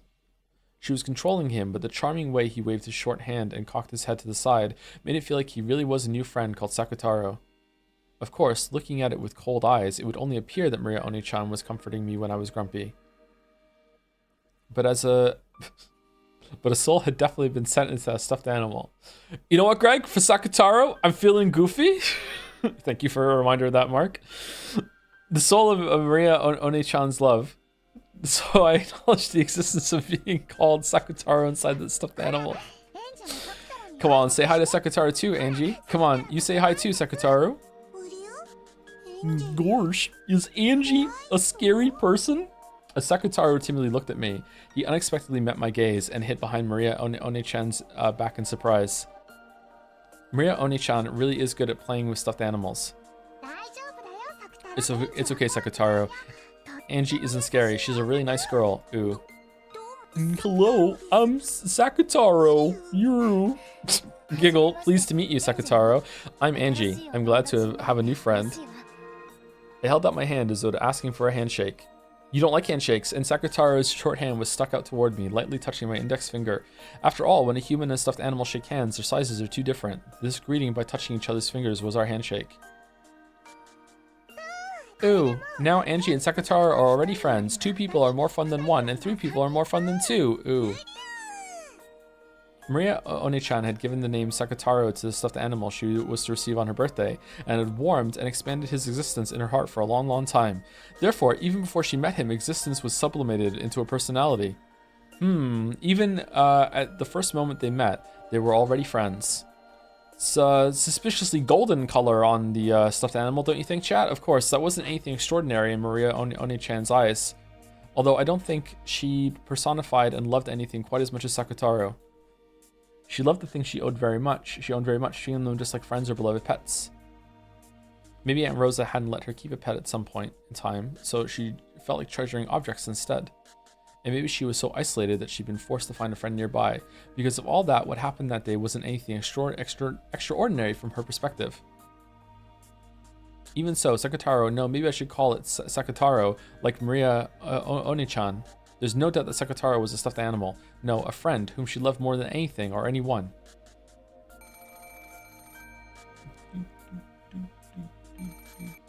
Oh, why does that get a thing? Hello, it's Mama. You're in a good mood. Is a friend over? Ooh, playing with Sakutaro. Sakutaro, knock it off. Oh, no. No, Rosa, no. No, fucking Christ, Rosa, no. No. No. Oh, God, no. No.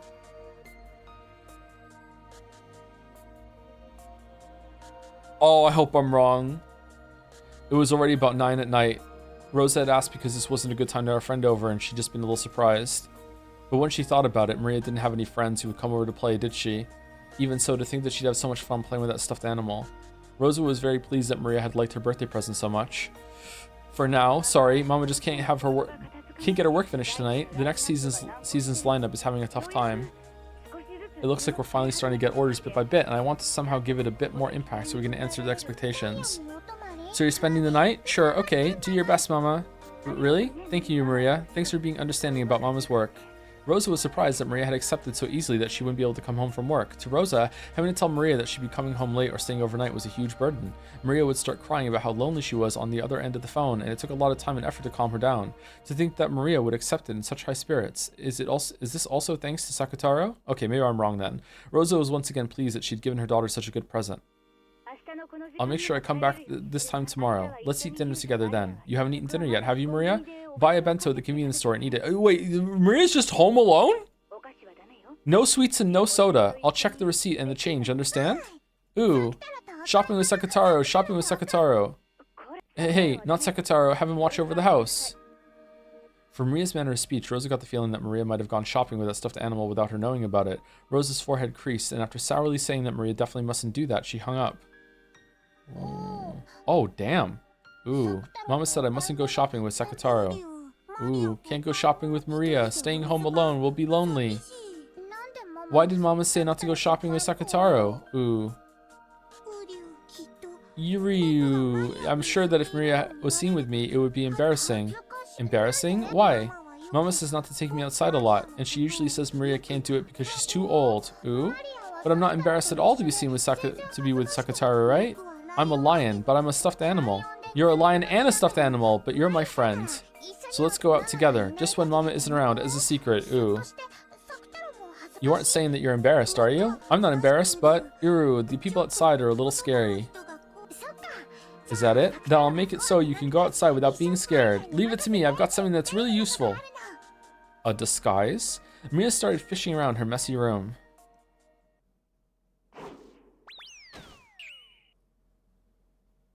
Rosa often told her to clean it up, but Maria apparently didn't like doing it. However, Maria herself knew more or less where everything was. Excuse me. So much so that if it were to be cleaned up, she would have trouble finding where anything was. Here it is. Hey, look, Sakataro, a knapsack. Maria proudly held it up high. Sakataro looked at the knapsack, which was gaping open, squirming as though saying, "Are you serious?" Maria, you aren't saying.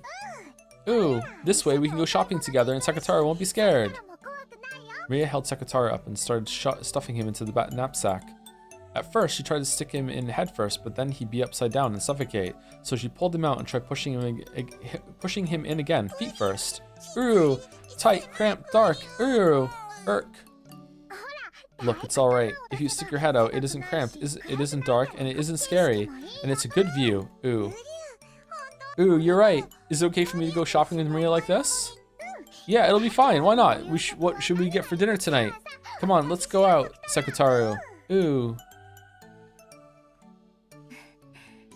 Giggle. Looks like you're having fun, Maria Oni-chan. Yeah, it's a lot of fun. Even things that would be lonely and boring all alone. Sorry, boring alone, all become fun with Sakataro. Any human friend would have to go home when he gets late. But Sakataro doesn't go home, so we can be together all the time. He'll watch TV with me, be together even in the futon, and even hold my hand on scary nights when there's thunder. He'll chase away the monsters in the closet and under the bed. Sakataro is reliable. Ew, since I'm a lion, I'll show my courage and chase away any monsters that scare Maria. Ew, roar. They were so close that it made me a little envious. I'm supposedly older now than Maria Oni-chan was then. But Maria Oni-chan really is my Oni-chan, and I still haven't reached her level. If only I had a friend close by like Sakataro. Sakataro and I are your close friends, right? We're always by your side. It's just that your magic is weak, so you can't perceive us unless you open my diary like this. Perceive? You know some pretty difficult words, Maria Oni-chan. According to her, this world is full of magic and spirits, and there is natural and nearby is a light breeze.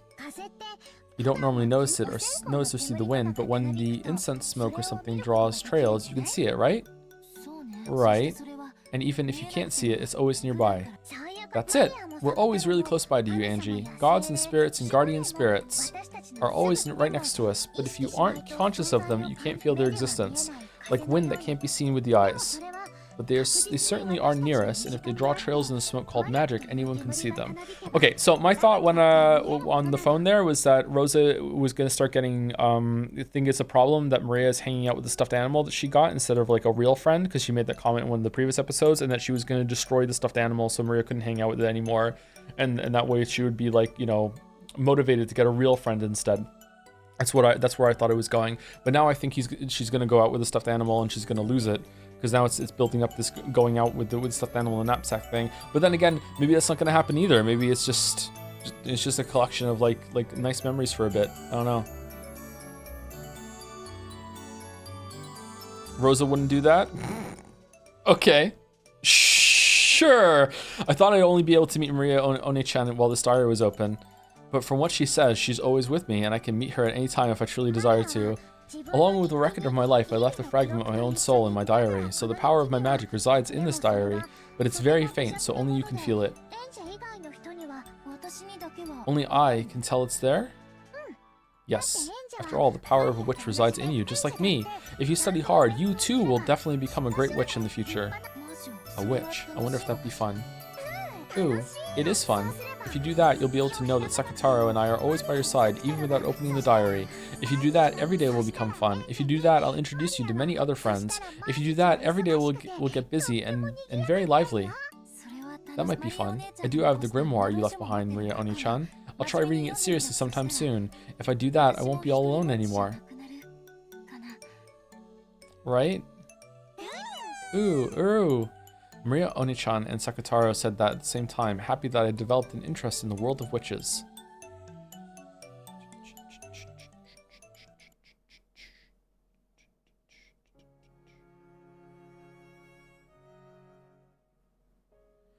With her knapsack, oh, we're doing it! With her knapsack on her back and half of Sakataro's face peeking out of it, she triumphantly walked through the shopping district late at night. Well, it was that time of day after all. Everyone in the shopping district was either a shop owner lowering their shutters on their shops, or an employee rushing, or else staggering on their way home. Alright, so Rosa's fucking sucks even more than I realized. Holy shit! Amidst all that, Maria, who was in a good mood like someone on a hike, probably looked quite merry. Every once in a while, passing employees would glance at her back with her eyes of someone seeing something out of place. Office ladies giggled at the cute stuffed animal poking its head out of the knapsack. The supermarket had been closed for a while by this time. However, convenience stores, which had been growing in popularity lately, stayed open until midnight. It was very convenient for Maria, whose mother's return was often late. Maria lowered the knapsack from her back, and carrying it like a child in her arms, she headed over the sweet buns corner. Wow, this really is convenient, she said. She pointed to a sweet bun that she had eaten before, explaining to Sakataro that this one was delicious, and that one was pretty good too. Sakataro seemed to be enjoying it a lot. I'm gonna have the 3-colored one. With just this one, you can eat bean jam and cream and strawberry jam, but there's sometimes greenish brown bean jam or white bean jam. There should be one kind of bean jam. Uru, looks like having a different things inside that makes them interesting. Uru. It is jam bread. Next, I'll have a fruit yogurt. There's fruit in it, but it isn't a sweet, right? Yeah, I'm sure Mama will be fine with it. Do you want one too, Sakutaro? Uru, is that really okay? What about the money? Ooh, no problem. Look, it's Sotoku Taishi, ooh. So I can buy you whatever you want too, Sakutaro. Let's eat together. Would you like some yogurt too, Sakataro? When Ria made to grab another one of the same fruit yogurt, Sakataro bent his head slightly worried. Ooh, but I can't eat a big one, so a small one will be fine. Ooh, then how about a small yogurt? It's 30 yen. That's cheap. Ooh, that's good enough for me. Yogurt with Maria. Yogurt with Sakataro. Ooh. Meanwhile, Grandfather Kinzo, with fucking like so much gold that no one can carry it in his fucking basement, Maria put the 3-colored bread and the 2 yogurts into a shopping basket and brought them to the register. The man running the register had been in charge of the tobacco shop that had been here until last year. I seem to be seeing you a lot this time of day, little lady. You're a good girl, but maybe you better come with your mother if you're going to go shopping at this time in the future, okay? Mama said it's okay, so it's fine. Mama always comes home late because of her work, but we aren't lonely, right, Sakataro? Ooh, really? That sounds tough. Here, I'll give you some free soda. The man working at the store took a can of leftover soda or something from behind the register and packed it into the bag with everything else. Thank you, mister. Ooh, isn't that great, Sakataro? Ooh. Since she'd been told not to buy soda, she couldn't take it back home, so she decided to drink it on her way back and not bring the empty can back home. With the vinyl bag with the sweet bun in it around her elbow, holding the knapsack with Sakataro in it with that same arm and drinking her soda, the two of them walked home. Ooh. Yuzuko Sho soda isn't really good. You want to try too, Sakataro? Ooh. You're mean, Maria. Nasty. It sure is. Ooh. Of course, it's not like she can actually make a stuffed animal drink soda. She just put the can into Sakataro's mouth and pretended to tilt it. Wait, what? But it was fun for Maria to share the taste of this weird drink that she had gotten for free with Sakataro. There was a huge moon in the sky. At times, the moon had been clouded by tears when she'd been unmanageable. During Rose's overnight stays, but when she'd been scolded by her mother. But this moon was very warm, and it seemed to watch over the two of them as they enjoyed their trip home by themselves. Maria and Sakataro.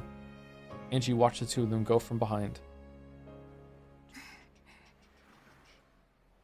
She looked so warm from behind. After looking at the backs of Maria Oni-chan and Sakataro together, it became very hard to remember all those long nights when she'd cried because her mother hadn't come home.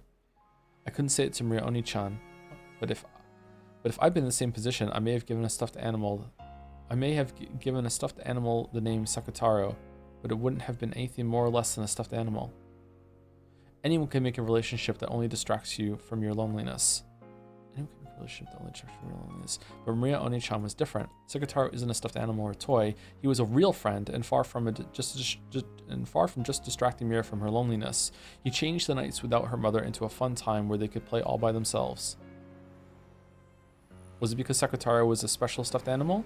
Because her mother had made it herself? Because it was very, very cute? Probably not. If there's a secret here, it doesn't lie within Sekitaro. I think it probably lies within Maria Oni-chan. Huh. Itorichi. Oh, okay. Nothing bad happened. Yeah, okay. This is the power of magic you were talking about, Maria Oni-chan? Ooh. Knowing magic means you notice a lot of friends right beside you that you didn't notice before. It's as fun as having a bunch of new toy shops pop up all over the neighborhood. What is a moon but a space chandelier? +2 chatter, +2. If even I, locked up in an academy without a single friend, had power like Maria Oni-chan, I wonder if I could make my days just a bit richer. I wonder if I'll be able to honestly shed tears on nights I feel like crying, to smile on gray nights. Yes, you can. You can do it. After all, you also have what it takes to become a witch. Did you just read her thoughts, or...? Yeah, it looks like it. What it takes to become a witch. I have what it takes to become a witch too, so I've still got a lot more studying and training to do. I'll definitely become a wonderful witch, flying in the sky on a broom, drawing rainbows with my cane, making candy fall from the sky. I can definitely do it. Then I'll show you too. It'll definitely be like a scene from a wonderful dream. Maria Oni-chan said that, making an absolute promise with her smile. There's no way I can become a witch. But if Maria Oni-chan says that, it makes me feel that maybe I really can become a witch, because in reality, on that desolate night, when no flower of a smile could possibly have bloomed, her magic surely gave birth to a smile. I wonder if I can become a witch. You can. You're a bit older, so your soul is bound a bit more by gravity. That might make training tougher than it is for me. But you definitely can. After all, you're already touching a small piece of magic. I am? Magic? Yeah. Come on, look. In a world where I don't exist, you summoned me and you're talking with me. This is magic? Yeah. You've expanded the fragment of my soul that I left in my diary, and you're reviving me right now. I also said it a short while ago, right? Since you managed to reunite with me and have a conversation, since you're able to smile every once in a while, you must have some magical talent, Angie. Your Maria Oni-chan guarantees it. Ooh. You said it a second ago, Oni-chan. I thought I could only meet you while the diary was open, but you're really nearby all the time, right? If I had more of the power of magic, would I be able to see you? And, just like now, would I be able to talk with you, Oni-chan? At any time? Yeah, we can talk at any time. I'm there by your side to say good morning, and even during class. Let's talk together during dull classes to distract you from your boredom. I'll also be there to talk to you during meals, so let's always be together like this during lunch break. We're with you after school too, and of course I'm always by your side even after you return to the dormitory. It's just that you don't see me except when the diary is opened. Even when I close the diary? Maria Oni-chan? You'll be by my side, right? Yes, I'll be there. So if you try to see me and try to talk to me, I'll definitely be able to answer. If you look strongly and try to talk, that is. I'll give it a try. It isn't easy, okay? It isn't going to go so well. It isn't going to go well all of a sudden, got it? I understand. I'm sure it won't be easy. But I want to be like you, Maria Oni-chan. Ooh, I understand. Then look at me well. Look closely. Okay. Slowly open and close your eyes. You can't shut them for a long time all of a sudden. After burning my form into your eyes, try to make it blend into the inside of your eyelids. Remember when she did the weird creepy face and freaked everyone in chat out? Yeah, I'm doing it. Once you can visualize me even with when your eyes are closed, without changing anything, slowly and softly close your eyes again. How is it? Can you still see me? Yes, I think I can probably see you. And try opening your eyes for a second. Now, for the real thing. Calm your heart and close the diary. At that time, my form may disappear for a second. But calm your heart and don't get anxious. And then try to make the me that's blended into the inside of your eyelids blend back into your eyes.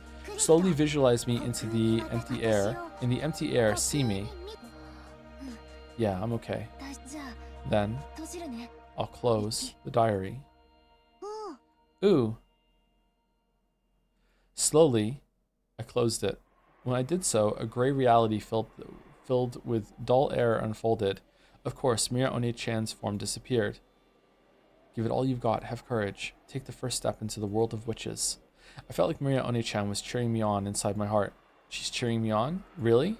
Or do I just think that she is? No, that's wrong. It's because I think that it's because I think this that I cannot see her. Maria Oni-chan is always by my side, and even now she's definitely there, cheering me on to do my best. That reached my ears, so I mustn't ignore it like it's my imagination or the voice of my own heart. I believe that Maria Oni-chan is there. I mustn't doubt. I believe. Oni-chan said she'd always be by my side. I must not doubt that. But looking at that empty space by the empty back wall of the school building, amidst those almost heartlessly boring rays of sunlight, calling out her name was unexpectedly difficult. The chains of common sense that had clung to me until today sneered at me, telling me that calling out to the empty air was ridiculous.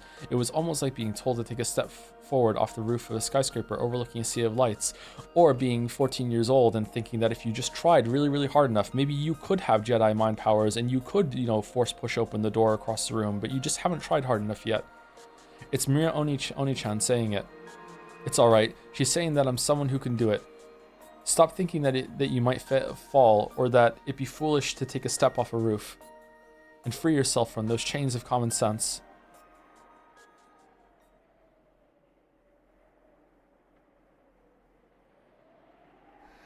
Fear.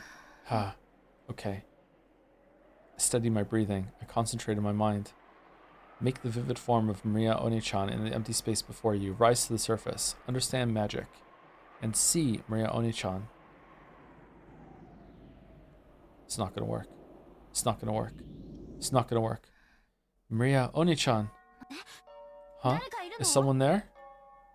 At that time, I was answered by a rustle in the bushes and a wild cry, and I came to my senses. It looked like I wasn't the only one behind the school building. No, since I've been so immersed in the world of the diary, I hadn't noticed someone coming. I recognized a group of 3 beyond the bushes. They were kids from my class.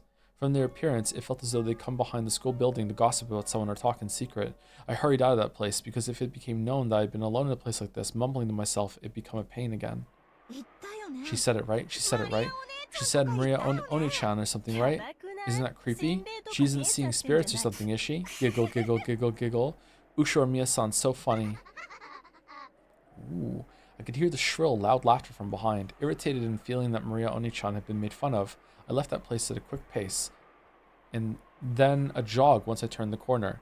And I might have made it to Oni-chan's world with just a little more time. It was frustrating, aggravating. Why does everyone get in my way? I haven't gotten in anyone else's way, not even once. I ran, and it still felt as though I could hear their shrill laughter.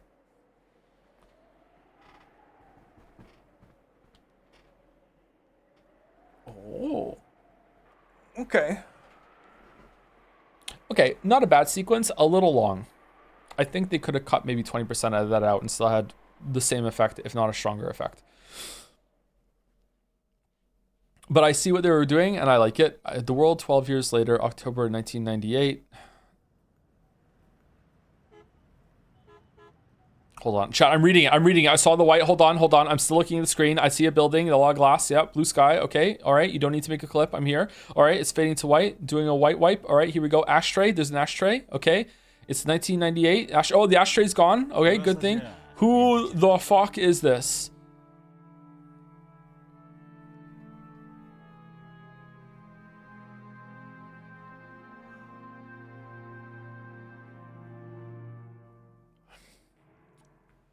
Thank you, Nelly Orion, for the resub. Thank you, Herager12. No, I already said thank you to these people. What am I doing? Oh, you're getting extra thank yous. Extra thank yous. Thank you, Tick Dickler, for the bits. Remember calling you Joe, thinking the name was pretty good. Then I started calling you Tom and thought it was all right. But then when I came back to Joe, I almost gagged. Thank you for the bits. Thank you, Amaki. Or Amkey111 for the resub. Hi Joe, I hope you realize how much you improved as a streamer entertainer during your time streaming.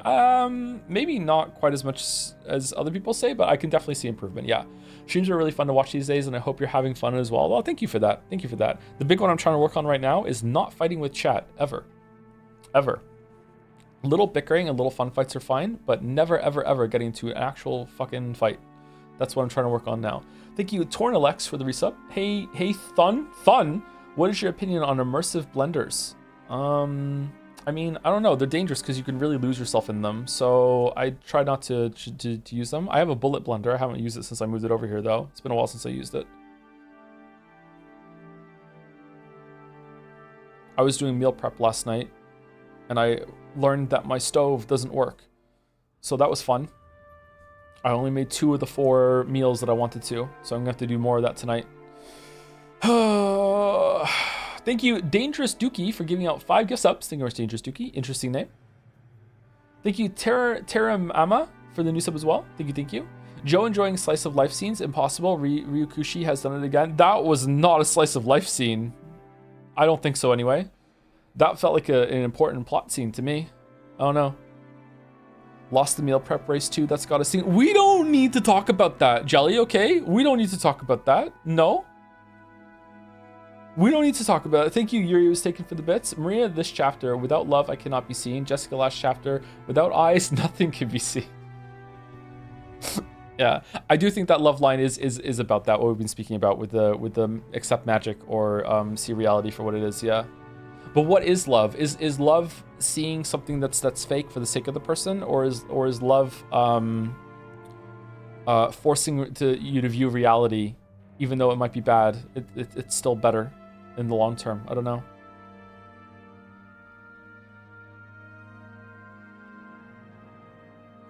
Joe, you just lost the race to eating my lunch because I just declared that it was a race and I also just finished eating.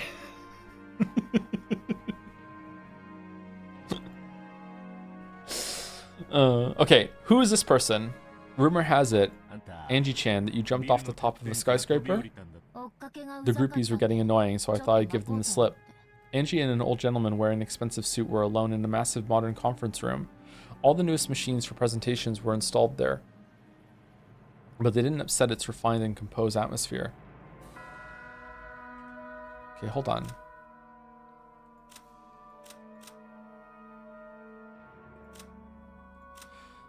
Even after throwing herself off the top of a skyscraper, she miraculously survived unharmed. After that mystical experience, she threw away everything and went on a journey by herself to learn her past. Can she break through Beatrice's magic from her position 12 years in the future? Okay, so when she threw herself off the skyscraper at the end of the tea party scene, she didn't drop into the game? Okay, so it's different. All right. Where's this going? Oh, she's dead. After being repeatedly hospitalized because of psychogenic stress, she's already died in the world of 1998 due to acute heart failure. She lived at her later years in isolation with no one to understand her, and as the only survivor from Rikijima, the media gave her the name Queen of Suspicion. She continued to make reckless expansions of her business just like Kinzo had done in the past, which earned her many enemies. By her later years, she was doing it merely to harass people, as if she enjoyed it, because she did, rather than for financial gain. It was all done for the sake of Angie, who would eventually succeed her.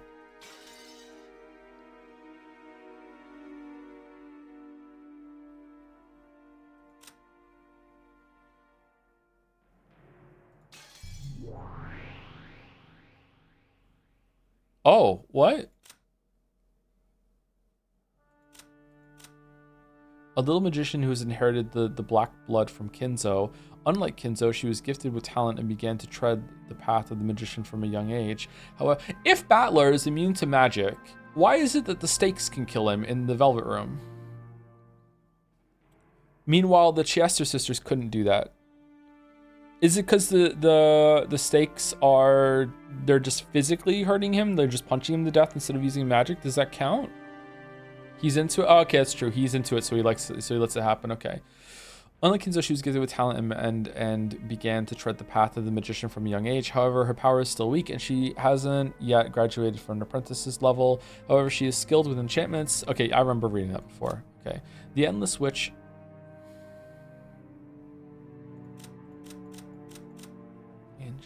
The Endless Witch will live for 1,000 years in the future, or perhaps she is a hunter of witches who fell them all. Witches cannot be felled if they are not understood. Witches cannot be felled even if they are understood. To understand witches and yet deny them, only this contradictory power gives her the blade with which to fell witches. Cognitive Dissonance Blade. Okay, so why is her name Angie in all caps in the other one?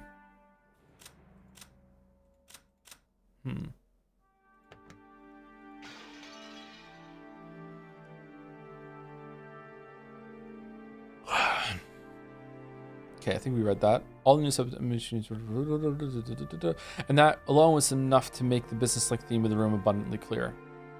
However, that didn't matter at all to Angie. She carelessly sat on a high-class chair that executives making a salary of several 10 million yen probably sat in, looking aloof from the world. It's because I knew they were remodeling on a lower floor and had a safety net out. Angie talked about it like it was no big deal, but in reality it had been a miracle among miracles to think that she'd shot through several layers of safety netting for the remodeling project, been caught in a multicolored banner adorning the atrium and slipped off, only to be softly caught by a final barrier, land on the ground without a scratch, and then briskly leave that place. It put Hong Kong movies to shame. Whether you knew there was a net or not, this is a 200-meter tall super skyscraper we're talking about, right? If things hadn't gone as you planned, there'd be a real mess to deal with now. I figured that if I died, then I'd be dead, and that would be that, more or less. Well, still, I was testing my luck a bit. Call it youthful zeal. As though saying that she'd had enough of that topic, Angie shrugged coldly. Seeing that, the old gentleman, who was looking at the world below through a crack in the blinds, cackled. So, you were testing your luck, is that it? My, you truly are Kinzo-san's grandchild. The nerve to trust your life to chance. The chairman was also a woman who could stake her life on a bet like it was nothing, so maybe this really is the Ushomiya's blood at work. You really will make it big in the future. Please, let me be blunt. Why not give up this running away from home act and return to the Sumadera family? I heard that Mom had a bad relationship with her family. I don't want to go to the house of people I first met at a funeral. The Sumaderas are Mom's family. They're an old family from Kyoto, and compared to Mom's frank attitude, unbelievably strict. The only Sudamera I'd been on good terms with was Grandpa, who was living apart from his family under the guise of retirement. Mom kept in touch with him too, but she avoided the rest of the family completely, almost hostilely so. So when I went out to play with the Sumadera family, it was always Grandpa's house I visited. When I was young, I didn't really understand. Oh, am I saying it wrong? Sumadera? Sorry, did I put the D there? Yeah, sorry, a little dyslexic. When I was young, I didn't really understand it. But I hear that Grandpa was in an extremely weak position as a man who'd moved into his wife's family register, and his relationship with Grandma was also bad. You might even say that Grandma hated him and confined him to the house. What?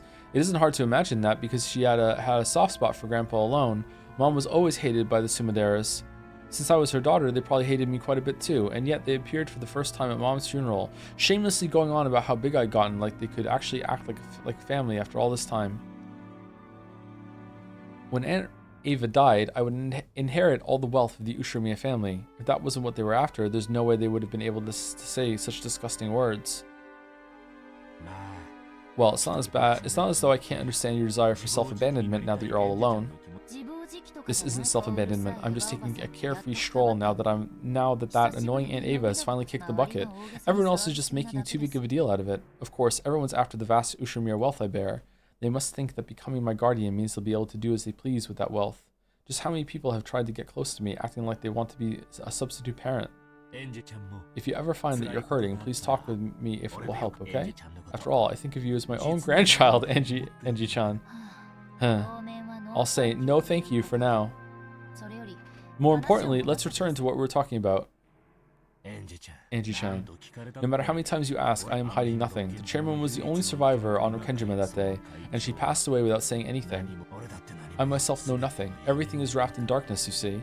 This old gentleman was one of those leaders who had been entrusted with the business group Ava had built up after she passed away. The one he called chairman was the former chairman, Ushomiya Ava. His company once had friendly ties with Hideyoshi's business, and he had a close relationship with both Hideyoshi and Ava. For that reason, when Ava lost Hideyoshi, he became the only person to whom Ava might have let her true intentions slip. Whenever Ava's heart was torn by the loss of her family, whenever she took it out on Angie, he had acted as a buffer between the two, so although Angie didn't trust him, she found him a very easy person to question. That crime was... no, that accident. If I call it a crime, I'll get in trouble. I had the same questions about it as the public and the talk shows. At the time of the accident, why was Aunt Ava in a place 2 kilometers away from the mansion all alone? And on the night of a storm? Back then, Kinzo-san was unsure as to whom he should select to be his successor. Officially, he decided on his son, Kraus-san, but he didn't have much trust in that man. So, to fairly determine a successor from among the 4 siblings, he made this game-like test called the Riddle of the Epitaph. Ostensibly, yes. Kinzo-san probably planned to make Ava-san the successor from the beginning. He wanted to withdraw his own rule that the eldest son... He wanted to withdraw his own rule that the eldest son be the successor, and instead of Kraus-san, leave the family to the extremely diligent and brilliant Eva-san. The new rule about giving the inheritance to the one who solved the epitaph was probably nothing more than a farce to snatch the position of his successor away from Kraus-san. What do you mean by farce? There was no need for anyone to solve that epitaph. Once it had been displayed for an appropriate amount of time, Kinzo-san could just call Eva-san, whom he truly wanted to succeed him, and give her the answer. In other words, Sumari, that itself would provide proof of her succession to the headship. This isn't something they brought up on the talk shows, is it? Well, once you bring up the succession of the headship, conspiracy theories tend to rise to the surface. I'm no fool myself. I won't go out of my way to say things that could invite misunderstandings, you see. This was his theory.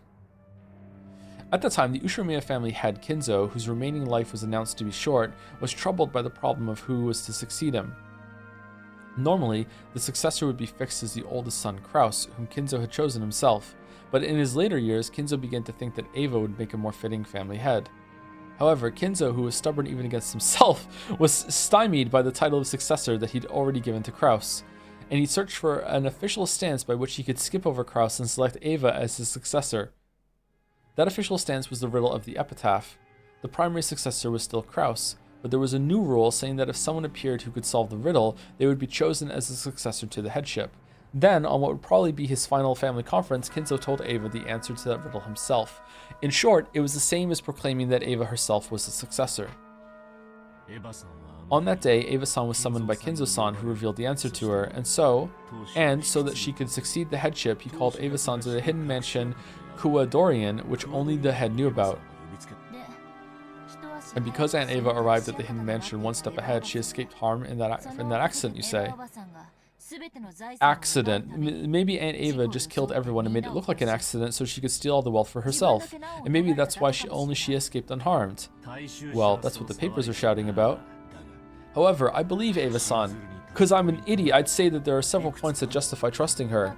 For example, that ring of the Ushiromiya family head, which is on your finger now, Anji-san, that ring is the only one of its kind in the world, which Kinzo-san had made specially, and the artisan who made it acknowledges that the object on your finger is, without a doubt, that ring. The Ushiromiya family head's ring. That ring, with the heft of gold and the one-winged seal on it, had a diamond arranged on a pedestal and felt both sturdy and reminiscent of the dark hobbies of the rich.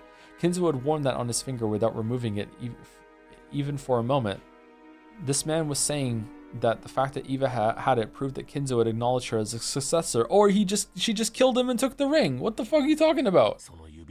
What? After all, Eva-san certainly did have that ring, and if you take into consideration that Eva-san actually was talented, and that Kraus-san had made a fool of himself several times on the business scene, I cannot imagine that Eva-san's story is completely made up. Although there's still the possibility that she murdered grandfather in order to steal that ring, then Aunt Eva, using some kind of trick, massacred everyone and made it look like an accident. Ah, yes, it seems the papers were saying something about her massacring everyone with keeping all the wealth to herself as the goal.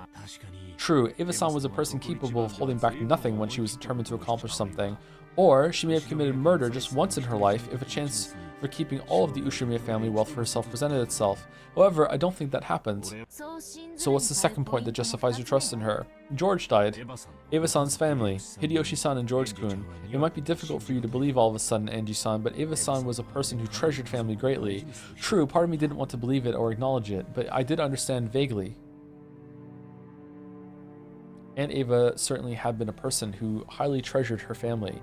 After all, the root of her twisted personality had been nothing more than the sadness of losing her beloved husband and son.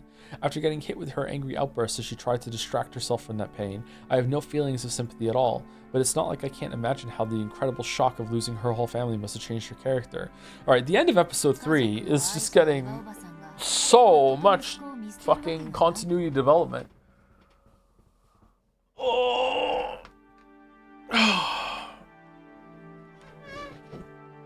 Jotler and Anderson? That's nice. You're saying there's no way Aunt Eva, who loved her family, would throw away her husband and her son? That's right. Even if Eva-san really was the culprit and massacred the entire family, making it look like an accident, she most certainly would have spared her husband and son. Maybe those two were the only accidents, and the rest were murdered. She would quibble that, by coincidence, only her family had been in the hidden mansion. If Hideyoshi-san and George-kun had been safe, even I would probably suspect Eva-san. I truly cannot imagine that Eva-san's wailing at Hideyoshi-san's funeral was an act. Sounds like both points so far are just circumstantial evidence. That isn't the same as physically proving Aunt Ava's innocence. Haha, if you say that, then you're stuck right away. Eva-san was the only survivor, and she says that this is the truth. But no one can prove her innocence. Yes, that's right, and no one can prove that she committed a crime either. And the final point that justifies trusting her is the police. After all, it was such a flashy crime. The police were being pushed forward by a public in an uproar over conspiracy theories, so they must have investigated Eva-san thoroughly. It was easy to feel something unnatural about the claim that Ava had avoided the accident by coincidence, because she alone had escaped to a hidden mansion. Furthermore, at the time, Hideyoshi's company had been right in the middle of a takeover struggle, and in order to buy off the big stockholders, she wanted a large sum of cash. It shouldn't be too hard to find a motive there, but as a matter of fact, there had been nothing at all that implicated Ava as she went to the family conference. Nothing unnatural was found on her that could have been used to brutally murder her family and make it look like an accident. The servants, who escaped harm by being off duty on that day, also stated... What? Also stated they hadn't seen anything strange regarding anyone related to the event Ava included. Okay, the other servants, not the ones that were on the island and killed. Okay. There's more than one group of servants, I'm guessing. Putting all that together, it could only be concluded that Ushiromiya Eva had headed to Rikkinjima for a normal family conference without any change, and had encountered an accident. The police looked so intensely that they still couldn't find evidence that it was a crime. They reached that conclusion themselves. Doesn't this resolve the Rikkinjima suspicion? That just means that the police couldn't find evidence that was a crime, right? There's nothing I can say to counter that. It becomes a devil's proof. Oh, you know it too. To expose it as her crime, you would simply need to find evidence. But what could you possibly find to prove her innocence? It's impossible to prove a negative fact. Did Aunt Ava commit a crime, or did she not? Because we can't find any materials that'll let us say for sure the truth will remain a mystery. So that's what you're saying, right? That's it. Phrased in a manner you would prefer, that's what it amounts to. It was impossible even for Ava-san to prove her own innocence. On that island, an unfortunate accident occurred, and Ava-san survived by chance, and we don't know any more than that. In short, it all comes down to whether you believe the story of the only survivor, Ava-san, or not. I believed. The ring and her praiseworthy love for her family, and the tears she shed at the funeral. Taking all that into consideration, I decided to believe her story. They're being really vague on the accident thing? Like, what do you mean they died in an accident? What kind of accident? But I don't believe. If she wanted to steal the ring, there were probably many ways for her to do it, and no one knows if her relationship with her family really was that good. No one can prove that tears at a funeral are real. Anyway, I hated Aunt Ava from the very beginning, so I don't even want to believe her. Oh, so you're biased. How does one view the truth of the crime? You and I are on completely opposing sides. Even though the information we are given is exactly the same, we interpret it in completely different ways. This happens often in politics and business. The exact same enterprise will always be assessed in multiple differing ways. Do you know why? Why? It's a question of whether one has love. Whether you feel love for someone or not completely changes how you view them. If a person you like gives to the poor, you respect them for it, right? But if someone you hate starts donating, you fiercely protest that it's a publicity stunt or that they're handing out favors. So true. So fucking true. Yep. No matter what they do or don't do, you thank them if you have love and criticize them if you don't. So true. That's how the world works. Can Aunt Ava be trusted or can't she? You're saying that's all that really matters? Yep. Those who suspect her will probably take anything she does or doesn't do and truly see it as something unnatural, and it works in reverse. As for me, I think that barring certain extreme cases, truth might not exist in this world at all. No, even if truth does exist, whether you believe it or not is determined by whether you have love or not. Can you really call truth without certainty truth? Even if Ava-san had been able to show physical proof that she had an alibi, would you have been able to believe it? It's hard to counter that. I hate Aunt Ava, so I'd probably deny any information beneficial to her and interpret any neutral information in a negative way. In other words, Sumari, the truth is already decided inside me. So just what in the world is this truth that I'm still searching for and unsatisfied? People do this to me all the time. All the time people do this to me. All the fucking time. That's how it is. So no matter how you hear from me, since you still suspect Ava-san after all this time, nothing will change. At the very least, even if you were to grasp a piece of hitherto unknown information, I don't think you'd be able to reach the truth the way you are now. So I can't. Reach the truth?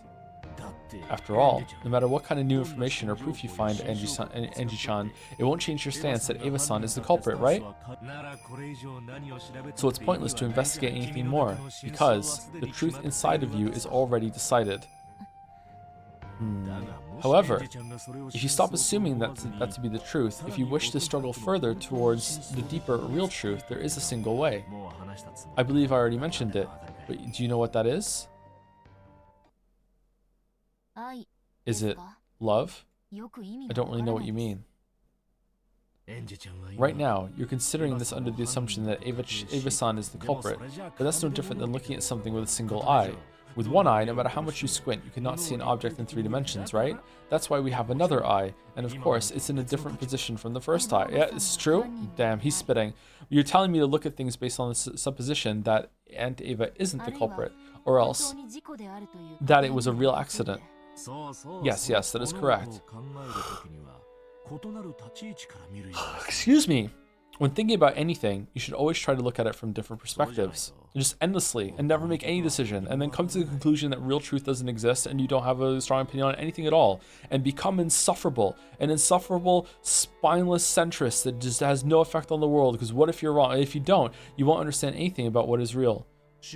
It's the same with newspapers. You can't see anything from the single viewpoint of a writer who wrote an article in a single newspaper. Sometimes you can only process information composedly, and in 3 dimensions when you read multiple newspapers. Without love, the truth cannot be seen. Sounds nice. Wah. Maybe he thought it interesting that such a flashy phrase would pop out of his mouth.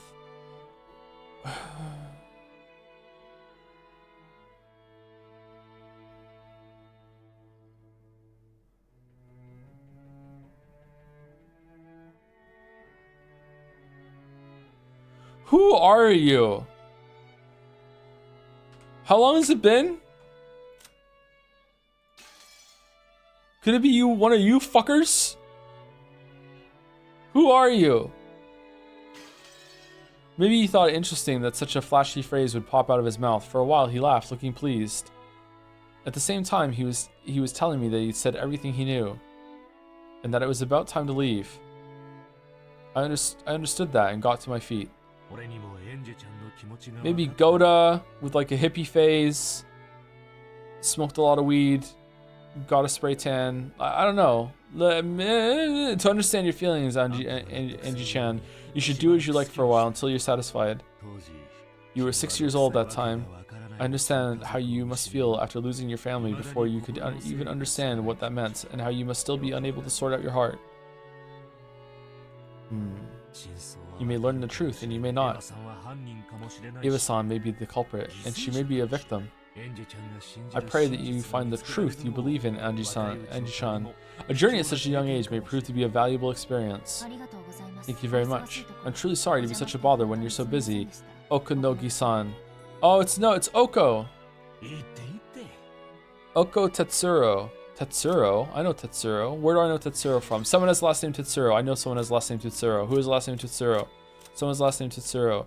Someone has I know someone has. Is it Nanjo? I know someone has last name Tetsuro. I remember seeing Tetsuro somewhere.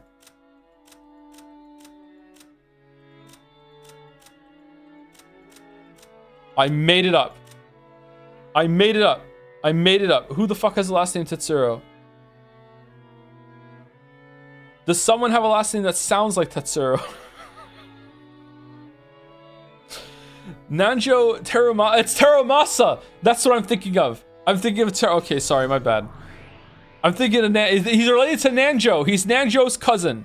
A leading member of the Ushiromiya group, between the time of Ava's death and Angie succeeding her position's management of the group, has fallen to core members like him in her stead. Okay. However, Angie has no desire to inherit that role, leaving the group on the brink of fracturing internally and putting Okonogi in a difficult position. He was once the president of a foodstuffs distribution company and had an intimate relationship with Hideyoshi's business. Because of that long-lasting association, Ava trusted him particularly, and he was appointed to an important post within the group. Okay, by episode 5, he's going to be on the island too. No trouble, no trouble. What are you going to do? It's not a triangle, it's a square now. Fucking Okonogi's over here on this side of the fucking chessboard. Well, that whatever works. I've made appointments with several specialists and people related to the crime, but I plan to go visit them. I see. I hope you find an answer that you can accept. Beep, beep. At that time, company president Okanogi's secretary came in, handing him a memo over his shoulder. He read it, then looked between it and my face. This is where Rudolph was taking that call. Anji-chan, my apologies that this comes at right after telling you to try going on a journey, but I have some information you should lend an ear to. It looks like you're in a bit of a nasty fix right now. People after my money? This is why money's stupid. No. Our time travel project, it's bearing fruit. Yes, but if you sell off all of the wealth, trying to donate the whole sum to the public welfare, you'll make the eyes pop out of those people optimistic about their chances with your fortune. Oh, the Sumadera family? Those guys act so proud like they're my guards or something. I haven't forgotten Aunt Ava. There's no way I can put myself in the care of the Sumadera family. They probably want to, as Aunt Ava often threatened in the past. Cut off my arms and legs, throw me in a warehouse, and suck the Ushimiya family's wealth dry. Apparently, a messenger from the Sumadera family is coming here. They're saying to hand you over. No, that they want to protect you. A messenger, you say? It's your aunt, Kirie-san's younger sister. Birie, I believe she told me earlier that she thinks of you as a little sister. She's got to be joking. At least call me a granddaughter, you old hag. Judging from the context, it seems they have no wish to listen to your desires. I have a car waiting in the parking lot, 2 stories underground. Go. The Sumadera family is telling you to hand me over. Is it really okay to let me go? What fucking power do they have? You will definitely become something big in the future, Anji-chan. Let us call this a favor to be repaid upon your success. Go, quickly. After bowing silently and deeply, Angie left that place at a dash. After watching her leave, the female secretary straightened her glasses and whispered, the Sumadera family told us to stall her. Is it really alright to let her go? We did stall her, more than enough. If they still don't make it in time, that's their own fault. I told Anji-chan to run for it. I informed the Sumaderas that Anji-chan would be coming.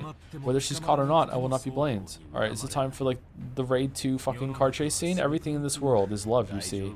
Don't worry, she'll escape. After all, that child's capable of leaping off a building to shake pursuers. Okanogi looked down again through a crack in the blinds, muttering, nope, definitely couldn't do it. Angie wasn't a fool herself. She got off the elevator, but on the 3rd floor, to save money, a taxi in the 2nd level of the basement, that's so neat and clean that I don't like it. It's probably better to refuse for now, but my enemies aren't fools either. They're probably waiting in the 1st floor lobby as well as the underground parking lot. It's such a massive building. Instead of getting anxious and escaping outside, maybe it's better to stay inside and wait it out. No, that's useless. If they get their hands on a security room in a modern building like this, I'll have nowhere to turn to. This entire building is like a massive dead end. Quick, let's steal the Sekimaya and seal them in. The 3rd floor is the business floor. A young girl like me will clearly stick out. Shit, trying not to stand out any more than I had to, I walked at a brisk pace searching for an emergency exit. It'd be perfect if that staircase was an outside one. I found the door to the emergency exit. After opening that heavy door, I found the outside staircase I'd hoped for. I bumped into a man who looked like an employee skipping work and smoking a cigarette. After glaring at me, he quickly crushed out a cigarette and went away. What a detail. It looked like there was no one below. If I'm going to escape, now is my only chance. Just when I thought that, a black car slid right under me and came to a sudden stop with an incredible squealing of the tires. Judging by the sound of tires, it seemed they had several other allies, and one of them had come here to block this path. Not bad, Aunt Katsumi.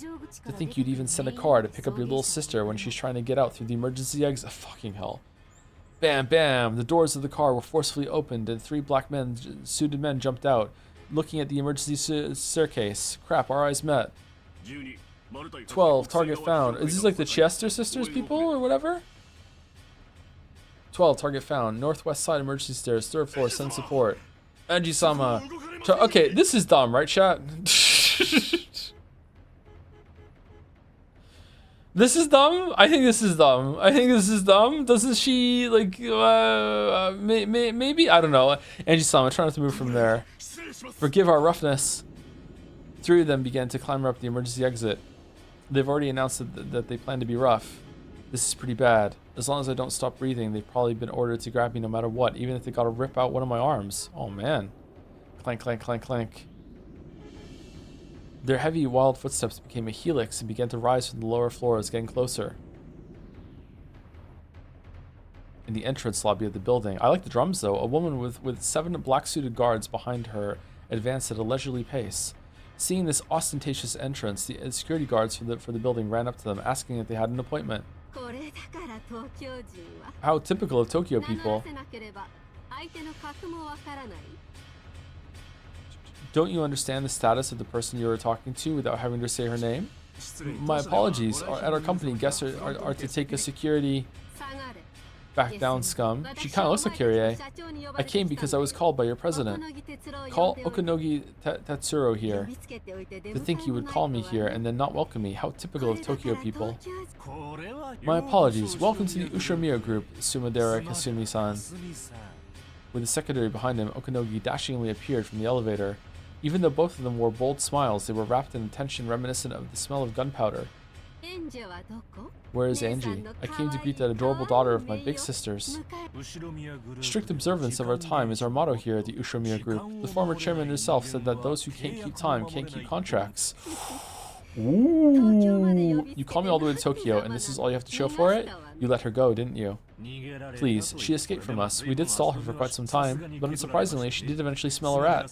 Of course, this wouldn't have been a problem at all if you had arrived on time, Sumadera-san. These provincials and their loose provincials? Provincials and their loose concept of time? Provincials.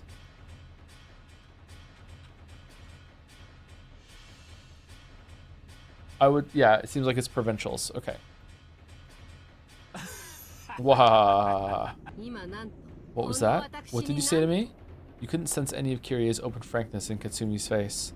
She wore the arrogance of the ancient Sumadera family towards the ruined Ushomiya family, as well as pride because she didn't want anyone to notice that her family was declining so much that they couldn't ignore the Ushomiya family's wealth.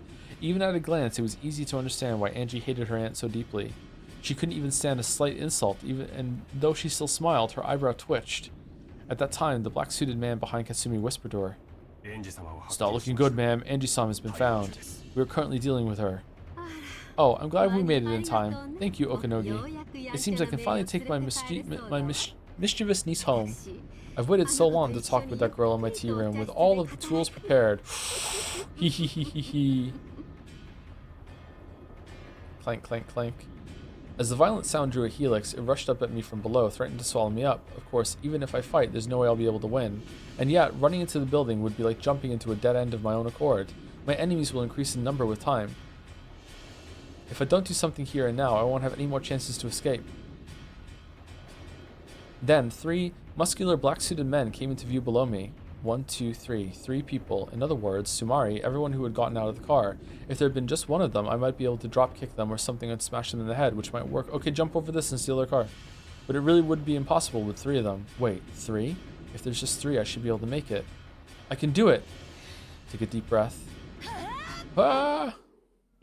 What? You idiot, stop! Look out! Whoa!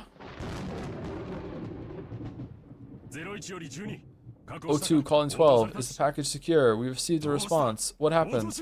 Respond. She's crazy, damn it. Ugh. Ow, ow. See, that worked out perfectly, didn't it? There was just 3 of them after all. I've already tried that once from a higher place. She's the witch of jumping off tall places. I knew I'd be able to jump down just 3 floors. It's a good thing the car they came in was right beneath me. Even if it wasn't as pleasant as a trampoline, it broke my fall. A little gently, a little roughly. How rude. You didn't have to dent that much. The roof of the car broke my fall, leaving a massive dent around my body. Car roofs are surprisingly delicate. I don't think it's because of my weight. Apparently, the 3 people on the stairs hadn't planned on me jumping down. It seemed they now realized that they'd been outwitted, and they were rushing down the stairs. I've got to run and escape while I still have the chance. I moved my body, making clunking sounds on the car roof. But I'd be naive. Of course they wouldn't all rush up the stairs without leaving one person behind. There was one black-suited man left in the driver's seat of the car that had broken my fall. He stuck his head out the window, and when he realized what had fallen on him, he jumped out. In a rush, I jumped off the roof, but the black-suited man's reaction was really fast. Either there was a massive reward for capturing me, or there'd been some harsh punishment in store if they let me get away. 15, secured. Alright, we're overdue for break. Shit. Ow, ow, ow, ow. Ack, don't touch me like that, let go. Okay, how many lines are we away from break this time? 7? 21? 900 lines? No good place for break?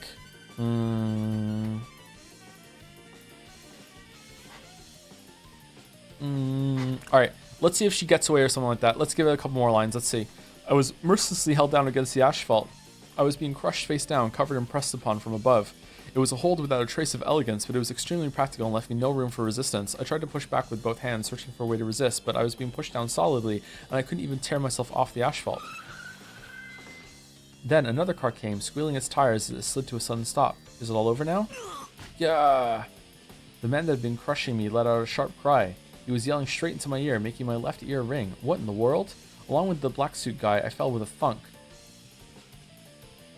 After landing face up, the first thing I saw was an arm stuck out right in front of my eyes. Amakusa? What are you doing here? Holy shit, it's Amakusa! Let's talk about that after we've lost them. Amakusa Juza. The Yakuza. To the car, quickly, lady.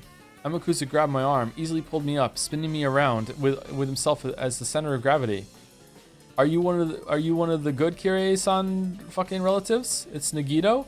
Just when I thought it was a little like a dance, he flung me through the open door into the driver's seat. I climbed over the handbrake and slid into the passenger seat. Pushing me in, Amakusa also got into the driver's seat. Since we suddenly accelerated while I was still on all fours, I had to kick and struggle around on the chair for a while, like a turtle that's been flipped over. Amakusa checked the rear view mirror for cars in pursuit, but he flew into the artery of the big city without lowering his speed in the slightest. Okay, so that's been resolved. Let's take a break now while the fucking elephant is going nuts. Anyway, I'll be right back in about 5 minutes. I'm gonna go maybe make another tea. I don't know if I want to make another tea. Do I want another tea? Do I want another tea? I don't know if I want another tea or not. I don't know. Thank you, Yuri was taken for the bits. Maria, this chapter, without love I cannot be seen. Oh, we read that one already. I'm sorry. Thank you, a Pepsi addict, for gifting a sub to Okanoki. Welcome, Okanogi. All the characters get a gift sub. Yeah, another one from Pepsi Addict to Amakusa Juza. Thank you very much. And thank you, Ecto-san, for the resub also. Thank you, Ecto-san.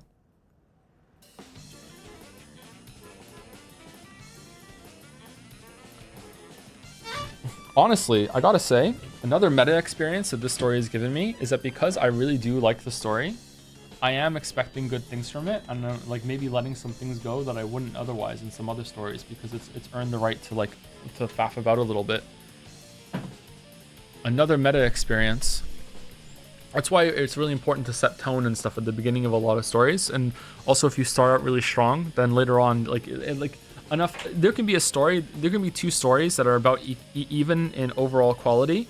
But if one starts out stronger at the beginning and then has like a dip, you can kind of climb back out of that. But if another story starts out with a lot of relentless like bad shit, you can just check out before you can even get to the good stuff. And even when you get to the good stuff, you're just like, yeah, this is probably just a fucking accident. Who knows? Probably not intentional. I don't appreciate that. You know, like, yeah. I think that can happen. I know, right? First 4 hours were really important. I know. That's just how good that parlor scene was. Okay. Be back.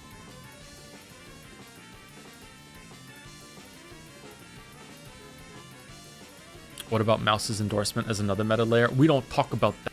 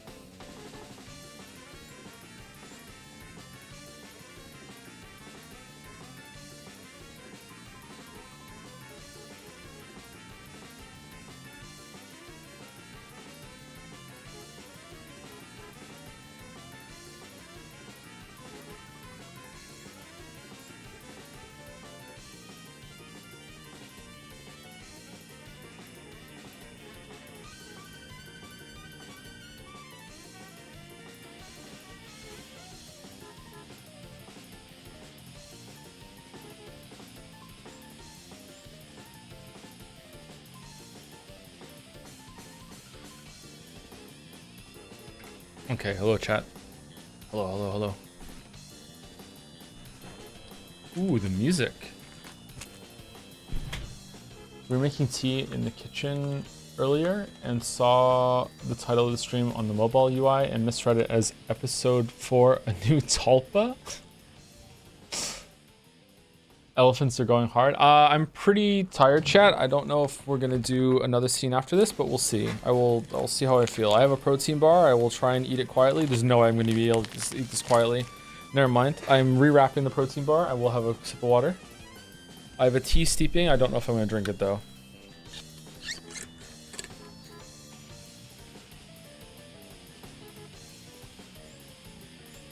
Have you considered doing a theorizing stream once you finish the question arcs? I'm not sure. I don't think I'm gonna be able to do that for that long. If I had like a whatchamacallit, if I had like a bunch of information, like all oh man, people are feel so strongly about this. Wow. Wow. Holy shit. Yeah, I don't know if I could do that. If I had all the information in front of me, maybe. Do a review stream going through some of the stuff, maybe? I don't know. Thank you, GG, this stream for the resub as well. Thank you very much.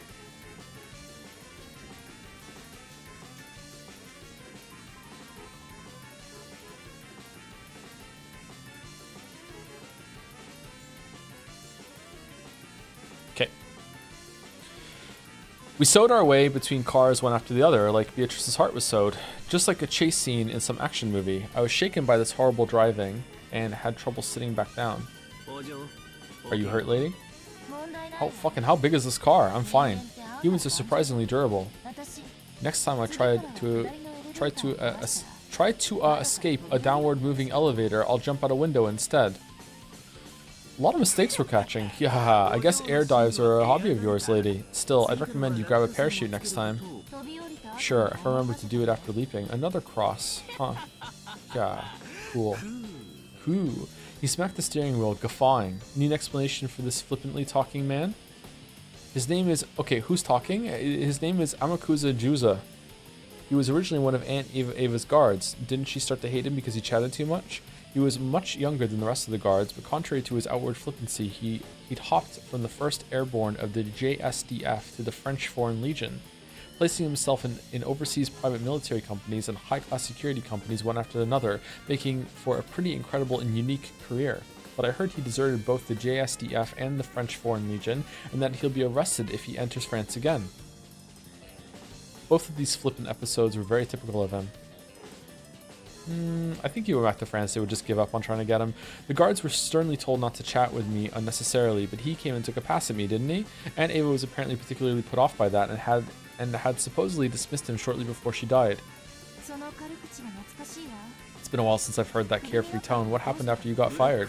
I was coaching some people at Blackwater. When I came back to the country during my time off, President Okanogi offered me a high wage.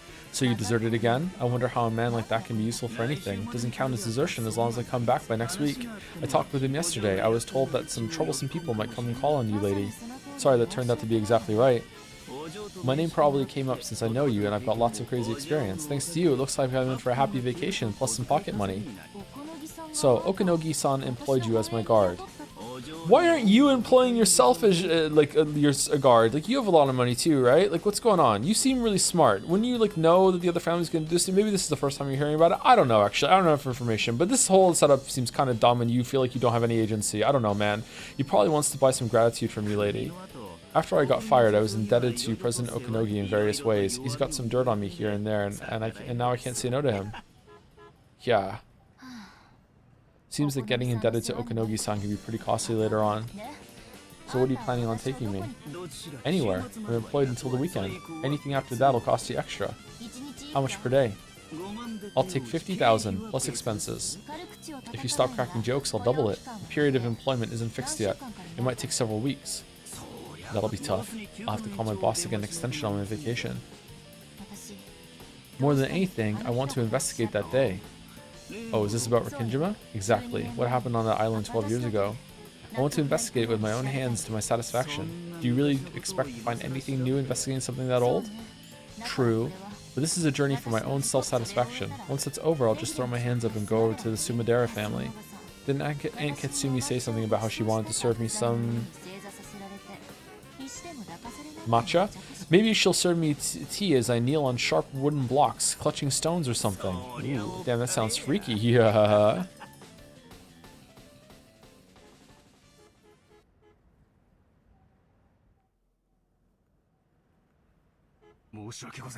My apologies, we lost sight of them. A single man thought to be an associate assisted in her escape. Judging by his possession of a stun gun and his driving skills, he's no amateur. I see, thank you. What a shame, Okanogi. Shall I take this as your answer? Letting her get away was your blunder. It has nothing to do with me. I do wish to prepare some matcha for you as well in the near future. The next time you're in Kyoto, please stop by. I'm going. Oh, are you leaving already? Okay, another thing I'm understanding is, like, how is she so powerful with the other family? Meanwhile, they seem to be on, like, the back foot here, even though Ava apparently, like, made the company skyrocket in wealth. I don't understand this. Maybe I'm stupid? I don't know. Are you leaving already? I could offer you some chazuki first. Cackle, cackle. With her back still facing Okanogi, she laughed softly, but with an increasingly shrill and hateful tone, using that as a substitute for a sharp parting remark. Just as she stopped laughing, her features suddenly changed to look like a demon's. But because her back was facing him, Okanogi couldn't see that expression, but we could. Okanogi watched her go, laughing coolly. His secretary whispered over his shoulder, "Fuck, are you sure about this? Milady Angie is our company's primary stockholder. If the Sumadara family becomes her guardian..." I get it. But you know, we're the world-famous Ushiramiyas. We can't let them take us lightly. Still, it looks like that guy managed it pretty well. All that's left is to let Angie-chan do as she pleases. I'm counting on you, Amakusa. Asumi-sama. The escaping car was a rental. The license plate they displayed was a fake. We're clearly dealing with a pro. They'll probably abandon the car. Pursuit will be difficult. Should we have the police chase them? Yes. Shall we have them search for our runaway daughter? They're getting paid with our taxes, so the police must be of some use every once in a while. Ho ho ho ho ho. When I left the mansion, I boldly told Mother to leave it to me, didn't I? Do you intend to embarrass me further? It looks like it might be better for me to serve some matcha for everyone at once, doesn't it? Our underground tea room is cramped, so you have to wait in line. No, we will search with everything we have. She really is a cute kid, just like Nei-san. Especially the way she freewheels and does as she pleases. Now I can't see anything but Nei-san. I'm truly looking forward to it. If only I could invite Nei-san's daughter to my tea room, right? Ho ho ho ho ho.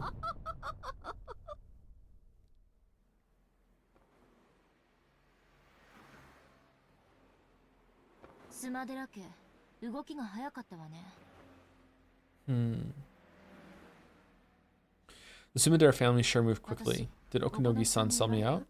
You're joking. He's my client. If he sold you out, he wouldn't have hired me, right? I guess that's true. So that's what you got off the elevator. So that's why you got off the elevator at the 3rd floor. Him having a car waiting in the underground parking lot was just too convenient. I figured Okanogi-san sold me out. Though I guess by now it's impossible to prove whether there was an ambush set up in the parking lot or not. I see. That poor president guy. Looks like you don't trust him a bit, lady. That car in the basement was mine. Huh? He was talking about you, Amakusa? I freaked out when the elevator came and was empty. I wonder what would have happened by now if I hadn't been listening on the radio. So what's going on? If I'd obediently believed Okanogi-san and gone to the parking lot, there would have been no need for me to do that jump off the 3rd floor? Pretty much, yeah. Well, it turned out okay in the end. What the hell? If I hadn't suspected President Okanogi, I could have easily escaped without getting caught in a tough spot. President Okanogi might have sold me out. No, since Paranoia told me that it was better to assume that he sold me out, I supposed and concluded that he sold me out. Because of my inability to believe him, regardless of his truth, my truth became, he sold me out. I thought back on what President Okanogi's words. Can you really call truth without certainty truth? Truth can change completely depending on whether you have love or not. In the end, perhaps truth itself doesn't exist. There are many interpreted truths as there are people who speak of the truth. If I can't accept something that fluid as truth, where does the truth that I really want to find exist? And is it something I'll be able to see with my eyes? Even if someone sticks the truth right there in front of me and says it's the truth, I might not be able to see it. Without love, it cannot be seen, huh? No? This fragment of yours is very lively. It doesn't bore me. I mean, were you here for the whole Maria conversation? You told me something. You commanded me to search for the truth 12 years ago, but there's something I'm not getting. What's that? What is truth? There are as many truths as there are people. There are as many interpretations as there are people, and those can be twisted by opinions and changed indefinitely. Is truth really that unfixed or vague? That's right. Truth is unfixed. It can be like a particle or a wave, and it can hold conflicting forms at the same time. You are free to believe that the cat in the box is alive or dead. Schrodinger's cat box, but the truth is very delicate. It can change its appearance just by being observed. You're talking about stuff like Schrodinger's cat box?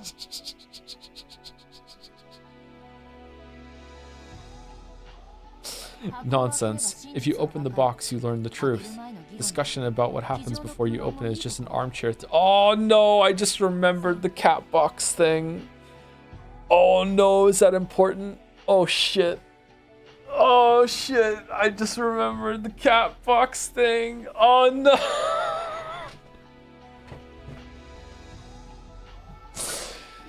Sorry, one of the first ever conversations I had with Mouse in DMs was Mouse trying to get me to set this up because that's how we started DMing, was just like, hey, like, I've been chosen as a representative to help you get the 07th mod set up. That's how me and Mouse started talking. And so, like, I had two options. I could get a copy of the PlayStation whatever thing on eBay or whatever, and get the PlayStation 3 version, or I could do the 07th mod version.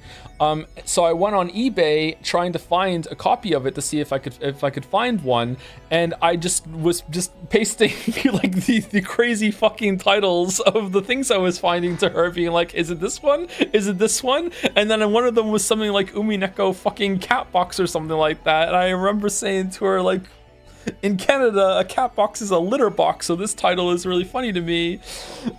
And she said, like, you shouldn't be fucking reading those titles, dumbass.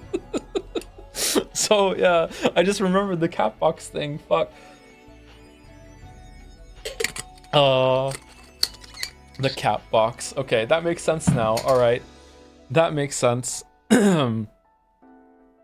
Jelly has a message. Did you hear about the time Joseph Anderson's monocoin economy crashed? Apparently they had a tradition of coin flip bets during stream breaks, and it got pretty popular. Anyway, the mods always made sure to include the possibility of the coin landing on its edge. As it turns out though, the mods decided to use democracy to manipulate the outcome. I heard some of them even use the Chester sisters to make a meme out of it. Google Joseph Anderson bunny girl edging to learn more.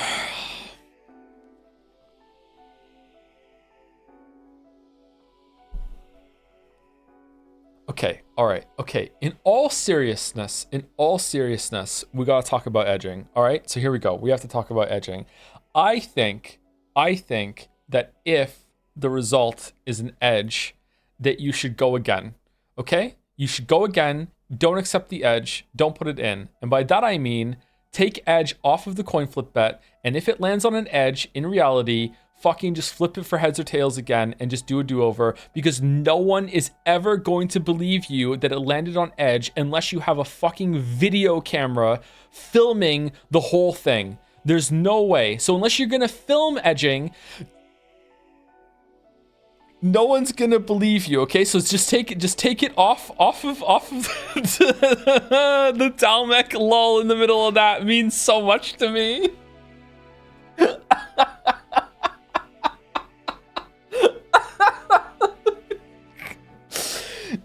Unless you're gonna film every coin toss, okay? Fucking just get it off there. It's just heads or tails, okay? It's just heads or tails. No one's ever gonna believe you. You have no love? I do not have love, no. I film all my coin tosses in slow motion with my phone. Says Rodney.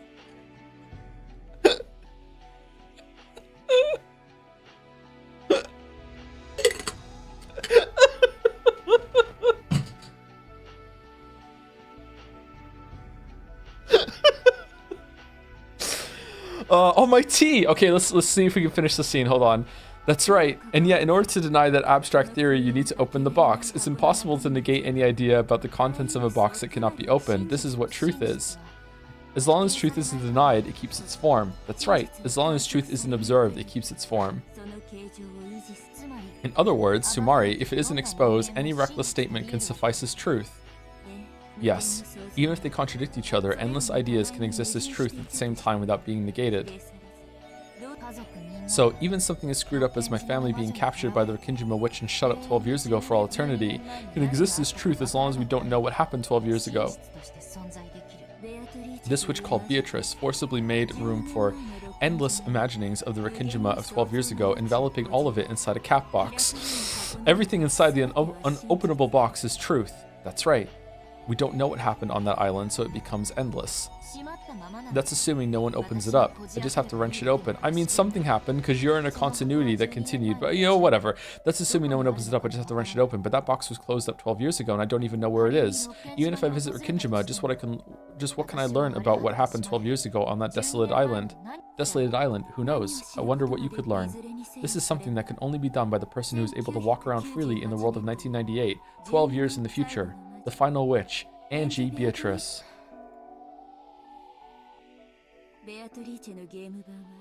Beatrice's game board lasts 2 days, from October 4th, 1986 to the 5th. In other words, Sumari, you're a piece who can move freely outside her game board, and even Beatrice cannot influence this future that lies outside the game board. If you say it like that, it sounds like I'm a pretty overpowered piece. The future 12 years later in which you are placed certainly is distant. However, the further a piece is placed in the future, the stronger the power it holds. What? I told you, didn't I? The truth changes its appearance when it is observed. The fuck are you talking about? They're just fucking riffing over there. What do you mean, come to think of it? I heard something like that once. Even if one day, all of a sudden, the star in the constellation Centaurus were to explode, the light from that explosion would have to cross 4.4 light years, so it would take 4.5 years to reach the Earth. That's right. In other words, even if the sun in Centaurus has already died, people on Earth won't be able to perceive that fact for 4.5 years, because no method of perception exists that is faster than the speed of light. Wow. They believe in the speed of light? Wow. Do they also believe in the moon landing? When we learn that the sun in Centaurus has exploded, we Earth people will paint over our history of 4.5 years ago with a new truth. We will revise history with the new fact that it exploded 4.5 years ago. However, for the 4.5 year period until we learn that, despite the fact that it has already died, the mistaken truth that the sun of Centaurus still exists will be able to exist as true. Okay, that actually, you know what? That's actually not a bad way of saying that. Yeah, I like that actually. The truth of the future wins against the truth of the past. Yeah. That's another way of explaining that something that just because something is objective doesn't mean that it's true. And what we consider to be objective is can change. Yeah, that's a really elegant way of saying that, I think. Yeah. A lot of people get them mixed up all the time, like with objective and subjective and all that shit. It's really frustrating. It's really fucking frustrating. Okay, we're not getting to the break, so I'm gonna go make my tea. I'll be right back. I'm gonna keep the mic open though, so if you hear someone talking, it's not me.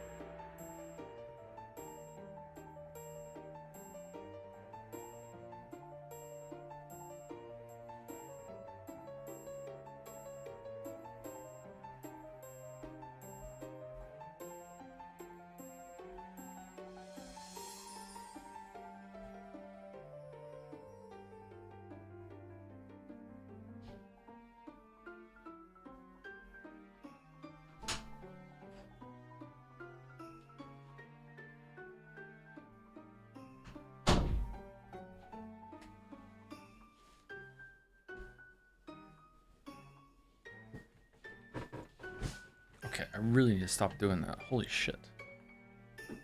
Okay, I really need to stop. That was dangerous. I have to duck in here because of my blanket fort for the sound suppression. And when I duck in, sometimes like I like hold the T like as I'm crouching over the keyboard. So if I get knocked in my arm or something, I'm gonna spill tea all over my keyboard. I need to stop doing that. I need to put it down. Professional setup. Yeah, I need to get something a bit more permanent. Yeah.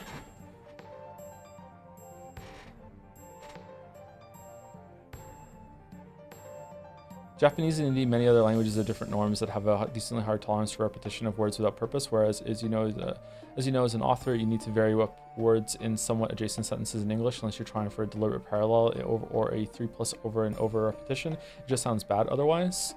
Part of the job of a Japanese English translator is playing thesaurus, but not excessively, with the same word used in Japanese multiple times close together, especially when it's a certain kind of word. So perhaps half the time, maybe a little less. When you see that, it's a problem with the translation, and it's definitely an issue with Umineko's. Oh, that's interesting. Is that true? That's interesting if true, yeah. Why is that not a... Why is that not a norm in Japanese, some other languages? Is it because of the way that the sounds work, or is it just different standards? I would really curious if it's just a standard thing. I'd be really curious to know why the hell English has that standard, because I don't know if I was just like that's just an innate part of the language, or if I was just inflicted on me. But like I hate it when things are just repeated constantly. Don't ask chat, they don't know. Chat is surprisingly resourceful and smart. Like, it's when you look at chat as a collective that you sometimes get people screaming at each other. But like I guarantee there's like a bunch of really knowledgeable people in chat right now.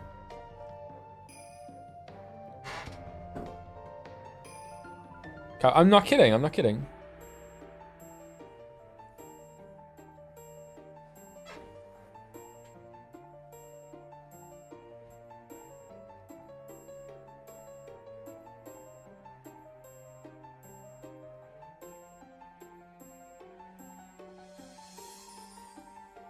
It used to Japanese studies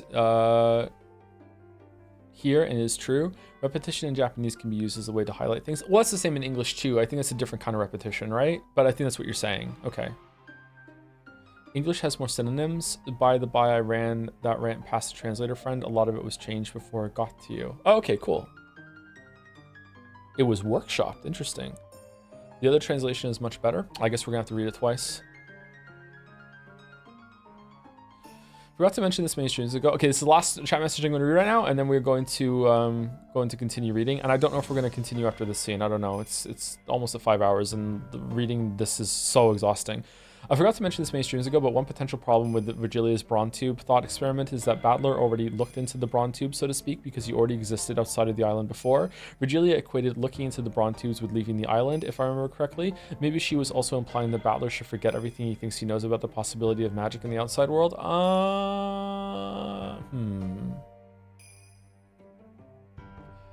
The way you explained that there, I don't remember the exact wording, but that sounds like opening the cat box again to me, like getting outside and then opening it. Because right now you're in the cat box, so it's like it's like a quantum state. No, is quantum the right word? It has to collapse into one uniform reality, and that's the reality that actually goes forward. And that's why she's saying it's fragments. I'm guessing. So it's like until it collapses, is all the different ways that reality can fragment in all different directions. I don't know though. I don't even know if this is true or not right now. It's kind of. Maybe it's just metafiction, I don't know. In Japanese is... Oh, I said I wasn't going to read anymore. In Japanese is often preferred to echo something rather than just say yes or no. This is why things are echoed so much. So that's why things are echoed so much. Okay.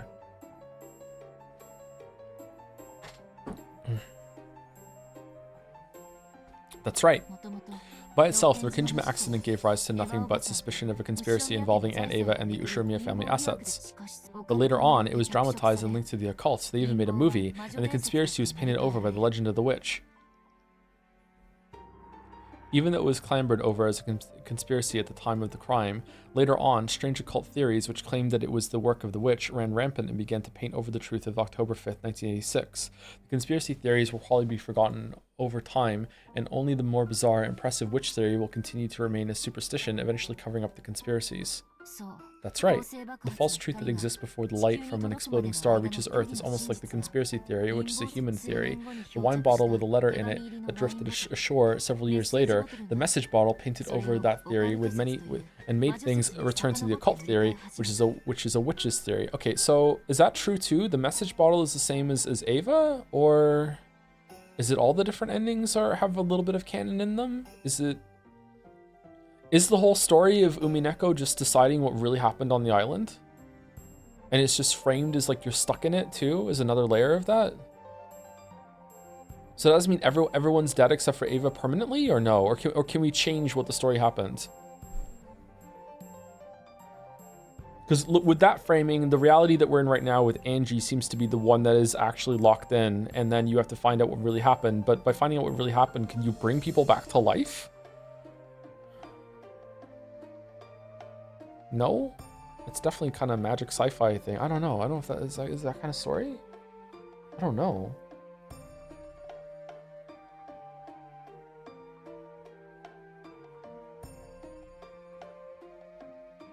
Like, I mean, they're saying that, oh, like, so many different versions of truth exist and you can see which one you want and that one can become reality, but there's, at the end of the day, if there's like if Battler has a dead body somewhere that was found in the mansion and he's buried, there's no amount of like investigating and rewriting history is gonna make him just not be dead.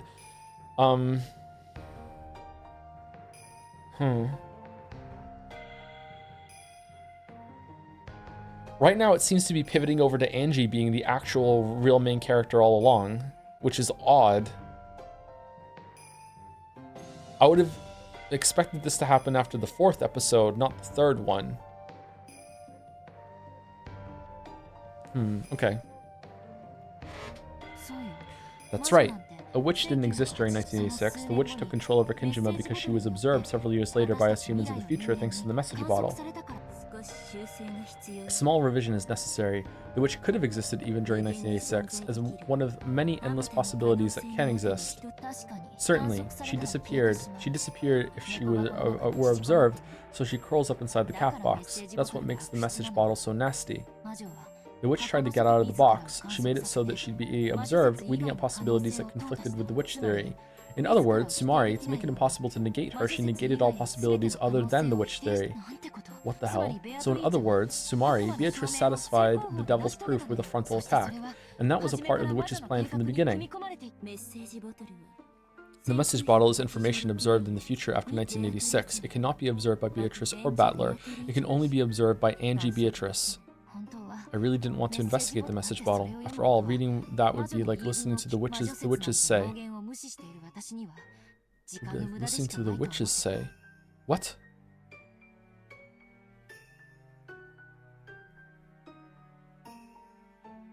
What does that mean?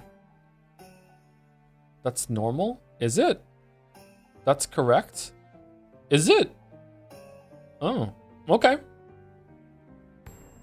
After all, I mean, I would like listen to the witches say. Oh, like have my say? Oh God, I don't know. That seems still awkward to me. I would never write something like that. And you know me, I'm an amazing writer. I would really never write something like that. I don't like that at all. If that's fine, okay, that's okay. But that seems super awkward to me. I would rewrite that sentence. I thought the witch theory was just a crazy fantasy, so I thought of it nothing more than a waste of time. But Okunogi-san told me, you can't see things in 3 dimensions with only one eye. You mean that while looking at it from the viewpoint of denying witches, you must also look at it from the viewpoint of accepting witches. That's a correct way of thinking. The number of viewpoints is like a denominator. You can have one viewpoint.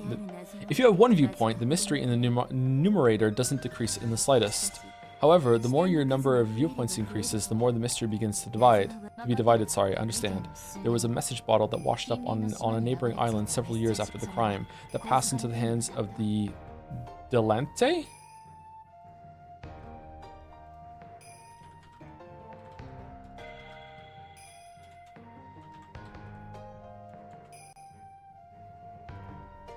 I spelt it wrong? Hold on. TT, double T. Dilettante. A person who cultivates an area of interest such as the arts without real commitment or knowledge. Dilettante. アポイントは I made an appointment with him just in case. I was able to hear Aunt Avis say from Okanogi-san. Next up is the witches say. Why don't I listen? To Beatrice's say. Maybe it's fine. Maybe it's fine.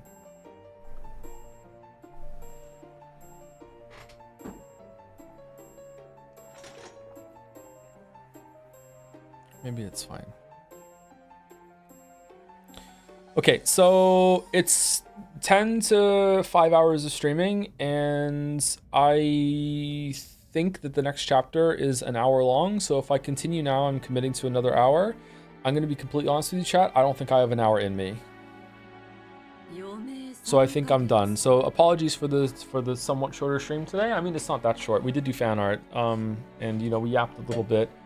It's also like extremely hot in here. I don't know why it's so hot in here. So I think we're gonna stop here. Sorry, instead of just killing me. Especially since I should like chill tonight and get some sleep and be ready for Returnal tomorrow, which I think I already have. I think I already bought it.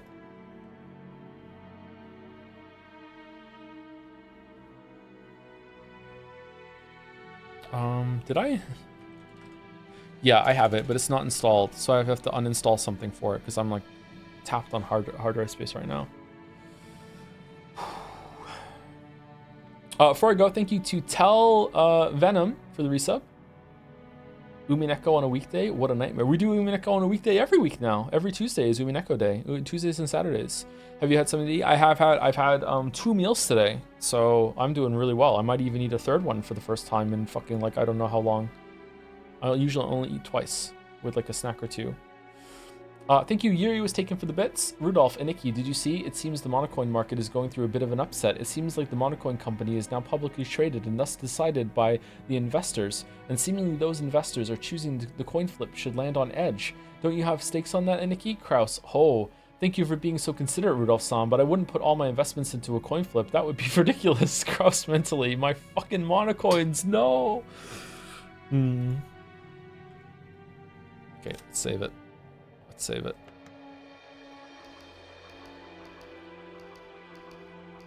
Are you enjoying this episode? What episode would you say is the best beginning? I am enjoying the episode. I think probably the best beginning is probably going to be episode 3.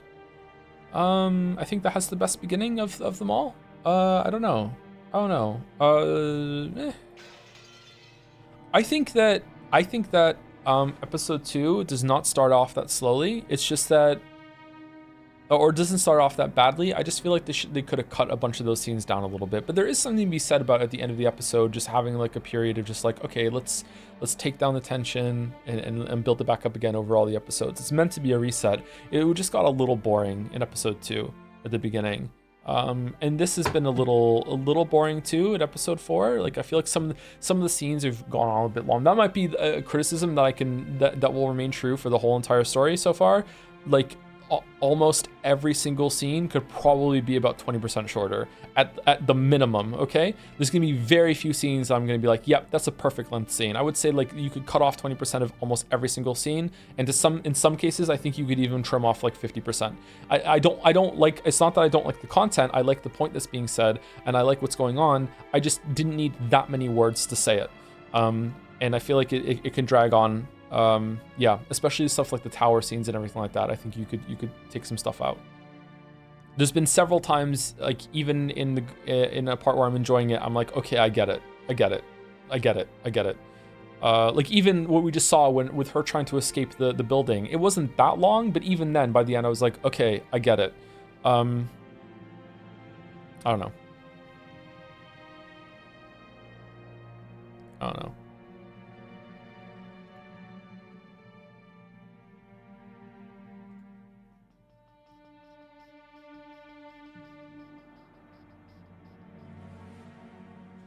Opinions on Maria so far as a character, as a person? I remember at one point you mentioned you did not like her. I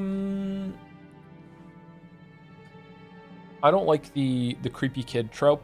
I don't like that she doesn't make sense to me, and I don't know if that's because I don't understand the story or what, but like, yeah, she still makes me uncomfortable, but maybe that's the point. When she's not doing the witch bit, she seems fine as a person. As a character, I feel like she's being used quite well, and especially as a child character. Child characters are usually hard to use properly in media, so she's interesting. However, a lot of time when she opened her mouth at the beginning, it was just to repeat, no, she exists, ooh, ooh, ooh, just repeating the same kind of thing. And I guess, and I understand now looking back how important that was to add to the creepiness. It's like the witch was always in the room with you the whole entire time. She's a stand-in for Beatrice in episode 1 without actually having to show her. So it's like, it's a constant reminder, you know what I mean? So that's, she played that well. And she had the scariest moment in the whole entire story so far is when her face changed to that. However, it is still kind of, she's a little annoying sometimes still to me. I don't know. She's less relevant now after episode 1. I feel like this is the first time they've used her properly effectively on her own merits. Whereas I feel like in episode 2 she was there mostly to uplift Rose's story rather than Maria. It's instead.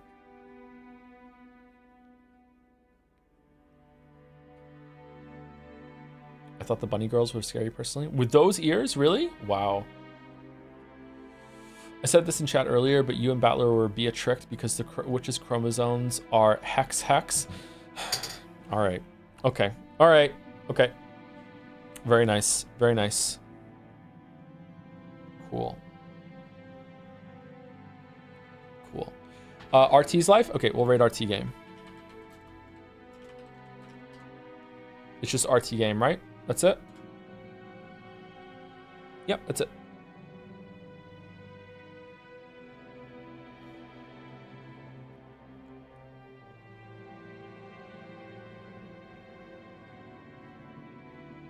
How goes getting through your DMs?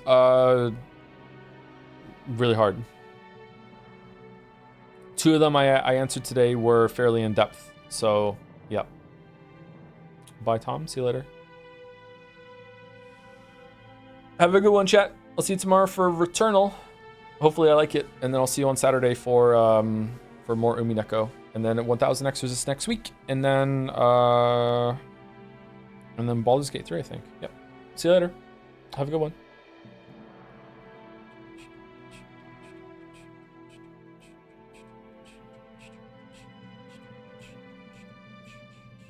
See you later, chat, if you stuck around.